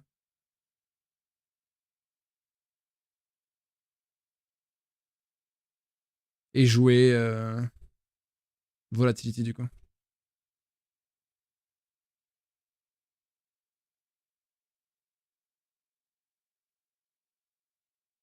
Avec Call to Arms. Battle Mage, ouais, pourquoi pas, ouais. C'est ça, ouais, torrentiel. Hein. Parce que Volatility, c'est broken. Hein.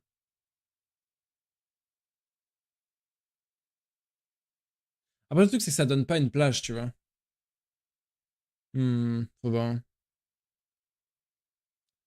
124, there will be a keybind to instantly open a portal without opening your inventory added to the game. Attends, je crois que tu dis des conneries, Golish. Parce qu'il a dit que ça, ce serait pour PE2.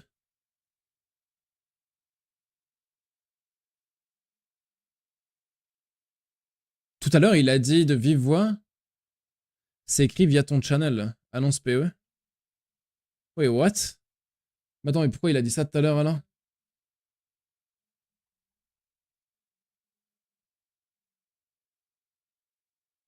Just announce de l'unstream. Ouais, bah ça a l'air officiel. Hein. Parce qu'il parlait de 2 types de... Bon bah écoute, tant mieux, ouais. Tant mieux, tant mieux. Hein. Écoute, tant mieux, my bad. Ok. Ember of All Flame. Ça, du coup, c'est le truc pour ajouter les mobs spéciaux. Ok. XP. Karui-Tatou. Ça, c'est insane. Par contre, pack monster can drop pas Karui-Tatou. Contain pack leader. Oh, putain. Du coup, tu peux ajouter Awana, etc. dessus. Oh mon dieu. Ça, c'est potentiellement ultra hypiste. Hein. Bah, c'est incroyable. Incroyable. Face on unity of endgame difficulty. Pass of Exile Necropolis j'arrive plus à parler. Introduces a new tier of endgame difficulty, which tests your character in new ways. Tier 17 maps. They feature a new set of bosses, more powerful monsters, and new rewards. Access the absolute pinnacle of Pass of Exile, most difficult bosses by completing these maps and improving your worth. Grimmeyer.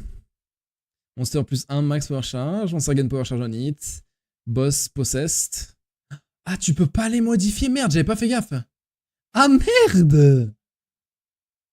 Ah ouais, merde. Ah, elle drop comme ça. Ah oui, du coup, tu peux pas horizonner un. Ah, tous les scarabs. Oh fuck. Ouah, c'est chaud. Ah ouais, ça fait sens maintenant, ouais. Oh merde. Waouh. 90% reduce effect of non-curse effect. Ouais. Les scarabs comme ça vont être big hein, pour retirer les modes. Ouais. Damn. 100% increase AOE, cannot leech, speed, 4 proj, fizz reduction, et les res. Laisse AOE.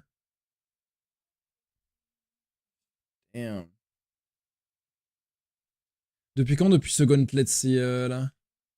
Reflect, poison on hit, max endure, reduce damage taken from crit, endure when hit. Mon dieu, monster have 100% increase poison duration. Player skill, which throw mine, throw 1 fewer mine. Quel enfer.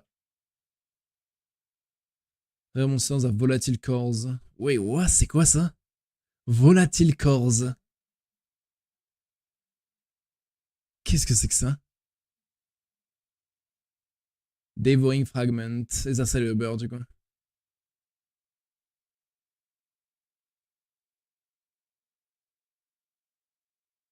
C'est pas les trucs dans Santum. Ah, les trucs noirs, là? Ah, c'est peut-être ça, ouais. C'est peut-être ça. Si je sens que la trap, bah, je pense que tu peux balancer 0 trap, ouais. Hein. Si t'es en trap unique, je pense que tu peux balancer 0, ouais. Hein.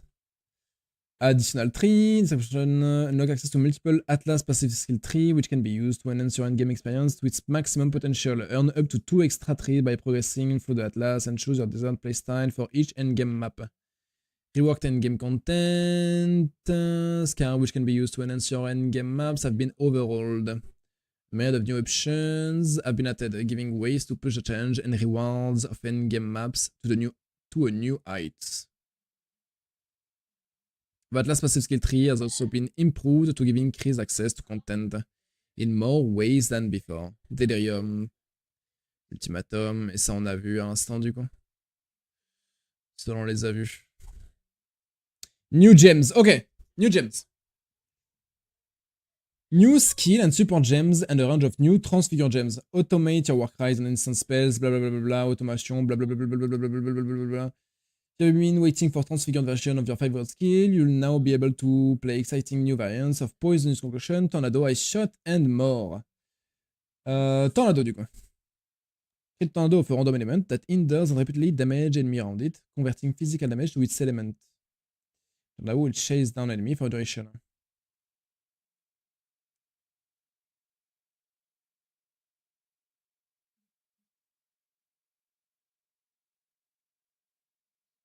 Ok. C'est pas très excitant. Tu peux avoir 3 tornades après en vrai. Mais c'est pas très excitant.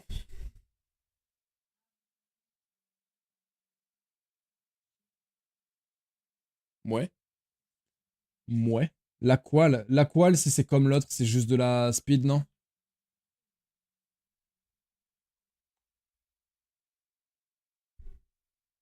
Ah, c'est juste de la speed, j'imagine que ce sera la même, hein. Du coup, c'est pas du reflect. Ouais, c'est juste des damage, du coup. Ouais, ok, c'est pas très excitant. Eye Shot of Penetration. Fire the piercing arrow that converts some physical damage to cold on its target and converts all physical damage to cold into cone perpendicular. Ah, c'est ça qui jouait, c'est pour ça que ça faisait cet effet bizarre. Modifiers the number of approach don't apply to this skill. Projectile pierce 3 additional targets. Kill enemy as though dealing some... Oh, c'est pas très excitant, non? Les base damage sont massifs. Mais je sais pas, hein. Dire j'aime trop blind des fois, et le lendemain je veux go autre chose. Sur respect sound making à chaque fois, là ça va être trop cool, ouais, tu m'étonnes. Base damage sont big, ouais. Mais t'as 75% d'attaque speed. Et t'as un coverage médiocre. Bizarre un peu, hein. Je sais pas, hein.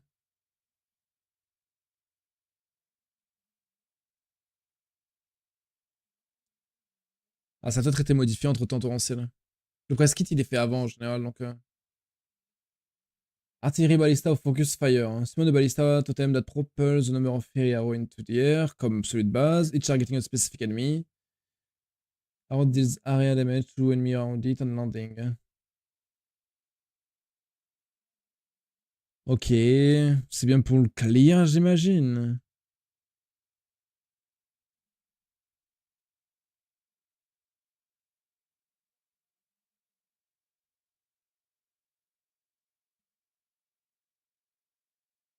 Pas très excitant.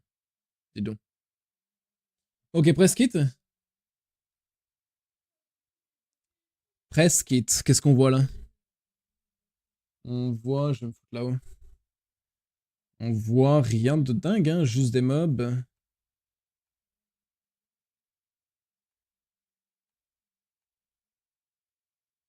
Quant, Rarity, XP, Damage, Frenzy, Accuracy.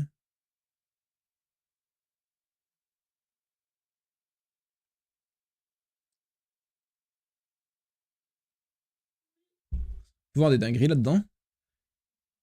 On voit du coup qu'il y a le tri Necropolis ici.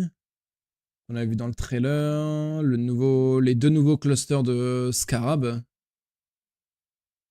J'imagine c'est pour target un des niveaux de Scarab. J'imagine. Il y a un nouveau cluster Scarab ici également. Oh, il y a un giga cluster Scarab ici maintenant.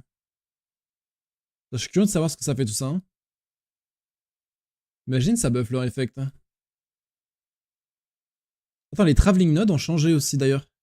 Oh, regardez, c'est des scarabs, les traveling nodes. Eh? Qu'est-ce que c'est que ça? Eh, c'est des scarabs partout? Oui, what? Ah, ici, ça va, il y a encore les... Attends, mais... Oh putain, le map sustain va être chaud, hein? Ah oui, ils ont changé ça aussi. C'est de l'effect, du coup.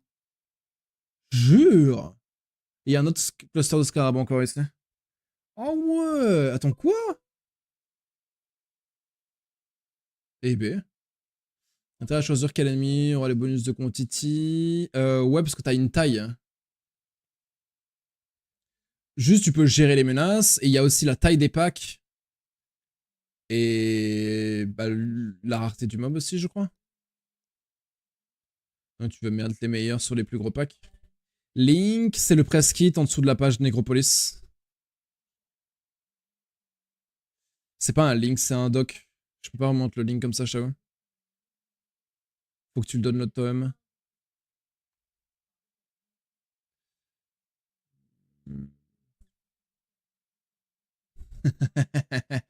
C'est trop bizarre. Mais ça fait beaucoup quand même, hein. Vous imaginez 1, 2, 3, 4, 5, 6, 7, 8, 9, 10, 11, 12,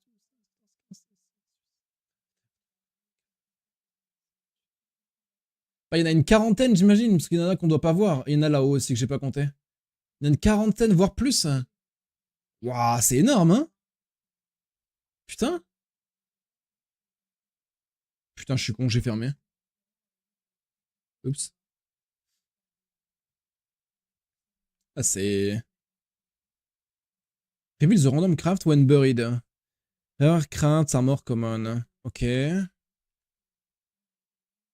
Ah, il est stylé son portail, hein.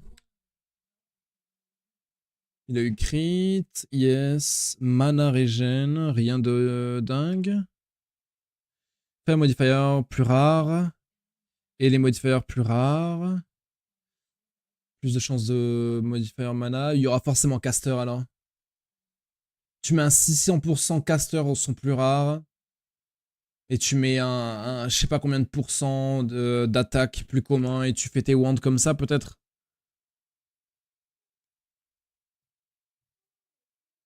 Devoted. Il n'y a aucun visuel quand ils sont dévoués. Parce que dévoué, j'imagine que ça leur donne quand même un multiplier. Ça peut se cumuler, ça se cumule, ouais. Ça se cumule. Ça va sortir des items totalement cons. Ouais, bah ouais, ça m'étonnerait pas. Hein. Là, si tu peux retirer un mob d'une tombe quand tu le mets pour pas baisser ton craft. Alors là. Patch Note Inc. Je vous avoue les gars que je vais badge, hein. Je crois que je vais lire le patch note demain. Ça c'est le truc de la famille. Hein.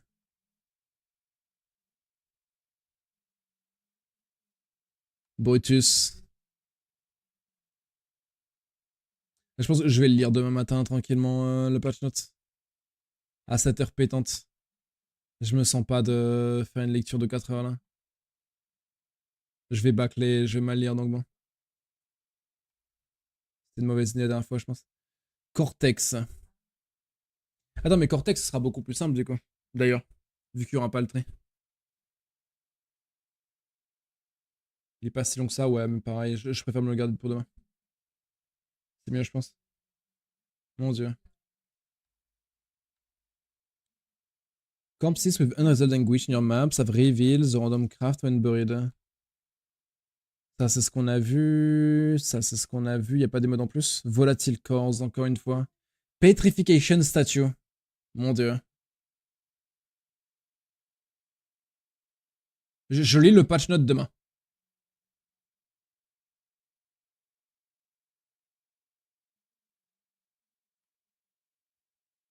Au réveil. Cross Straff.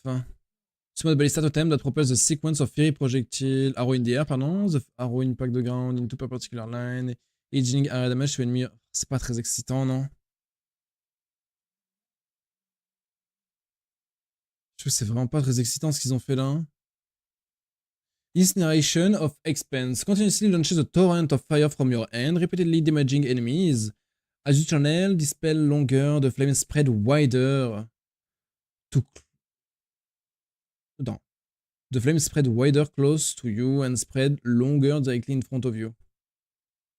When you stop channeling, you release a slow moving wave of fire damage over a very large area that will apply a powerful ignite. Ok.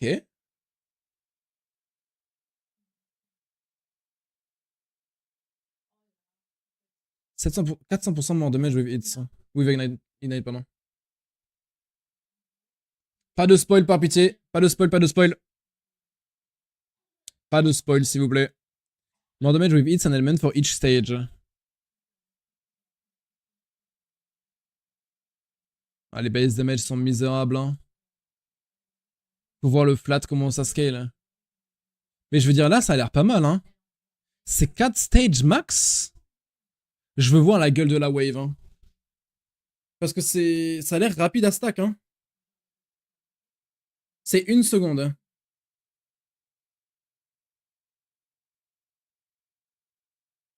« 11 700 mots, 90 minutes de lecture. » Ouais, bah pour moi, ce sera 4 heures. Hein. Je le sais. C'est genre à 7 heures pétantes. Ok, celui-là a l'air vraiment cool. Hein. Celui-là a l'air vraiment cool. 0,9 secondes pour être max stage.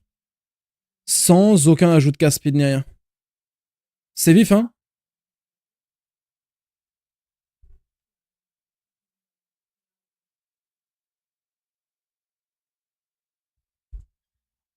Chut, hey, arrêtez de lire!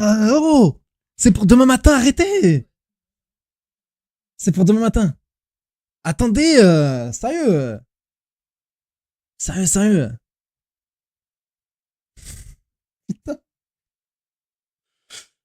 C'est pas sorti en plus. Y a pas de patch note. Qu'est-ce que vous racontez? Y a rien. Le patch note, il sort demain à 7h du matin. Quel heureux hasard. Incinerate of venting. Continuously launches a torrent of fire from your end. Repeatedly damaging enemy as you channel dispel longer. The flame spread wide. Ouais, bon. Flat damage. 25% more damage with hits and elements for each stage. 100% increase angle per stage jusqu'à 300%. En vrai, notre joke, celui-là, j'aime bien. Hein.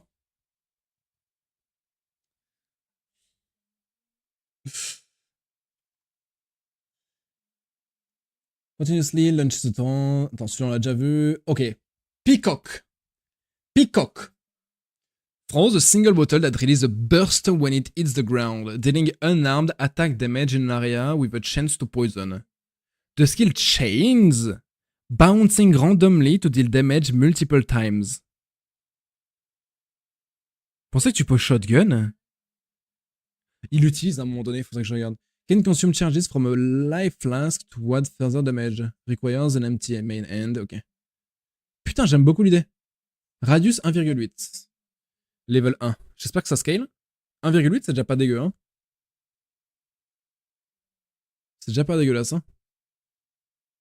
Faut se lever quand il suffit de pas dormir. Hein. Réel. C'est plus de flat damage que le peacock de base, non? Ouais.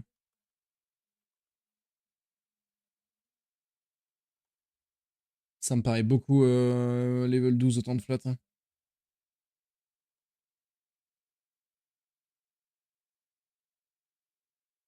Ah non, c'est pareil. 26,39, c'est pareil. C'est pareil. J'espère vraiment que la OE scale. 30%. Je l'ai pas dû fermer.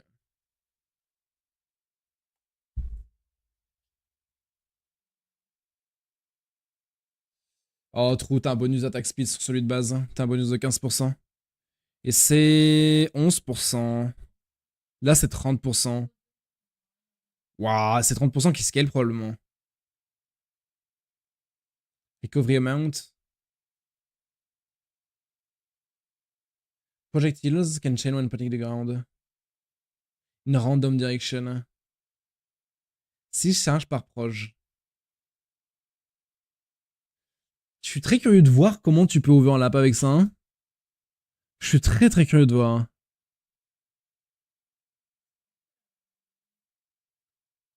Regarde où nous trans. C'est sur le press kit. Celui-là on l'a déjà vu. Ça on a déjà vu. C'est la fin? C'est la fin. C'est la fin. Bah j'avoue que Poisonous Concoction est vraiment très stylé. Hein. Le truc, c'est que c'est compliqué de voir le comportement de la gemme, quoi. Faudra voir. Faut voir à quel point ça peut shotgun. Je vais clairement pas start avec ça, c'est trop risqué. Mais le flat damage est un peu énorme, quoi. T'as déjà fini? Ouais, mais je vais pas lire comme toi tu le lis. Je sais très bien. Je vais m'arrêter à chaque ligne, etc. Donc bon, je vais pas speedrun, quoi. Les gars, là-dessus, il est temps d'aller plonger dans le lit. C'était, en vrai, je suis très content pour l'instant. Hein. Je suis très content. On se lit ça demain matin. J'ai envie d'être en forme pour goûter tout ça.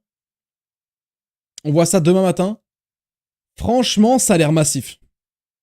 Je suis très grand fan de tout ce qu'on a vu là pour l'instant. Hein. Je trouve ça limite un peu bizarre que tu puisses pas dodge la mécanique de ligue. Mais putain.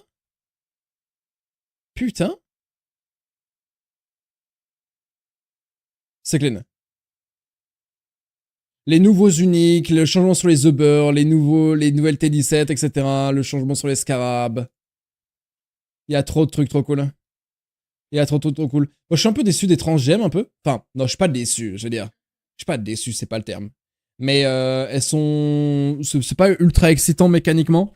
Par contre, le Incinerate et Punch Concussion ont l'air vraiment cool, donc faudra voir. Là-dessus, les gars, je vais vous envoyer chez Yolonu. Et je vais badge instantanément. Du coup, je vais pas pouvoir trop lui parler parce que j'ai pas envie de me spoil. Mais je vous envoie là-bas. Passez une excellente soirée. Bonne nuit. Demain, 7h. On plonge dedans et on ouvre la cuisine. Et on commence enfin à cook des builds. Là-dessus, les gars, merci d'avoir regardé. C'était vraiment cool. La ligue, elle a l'air vraiment cool. Fuck Diablo 4. À demain. À toutes. Ciao. Merci, Chris.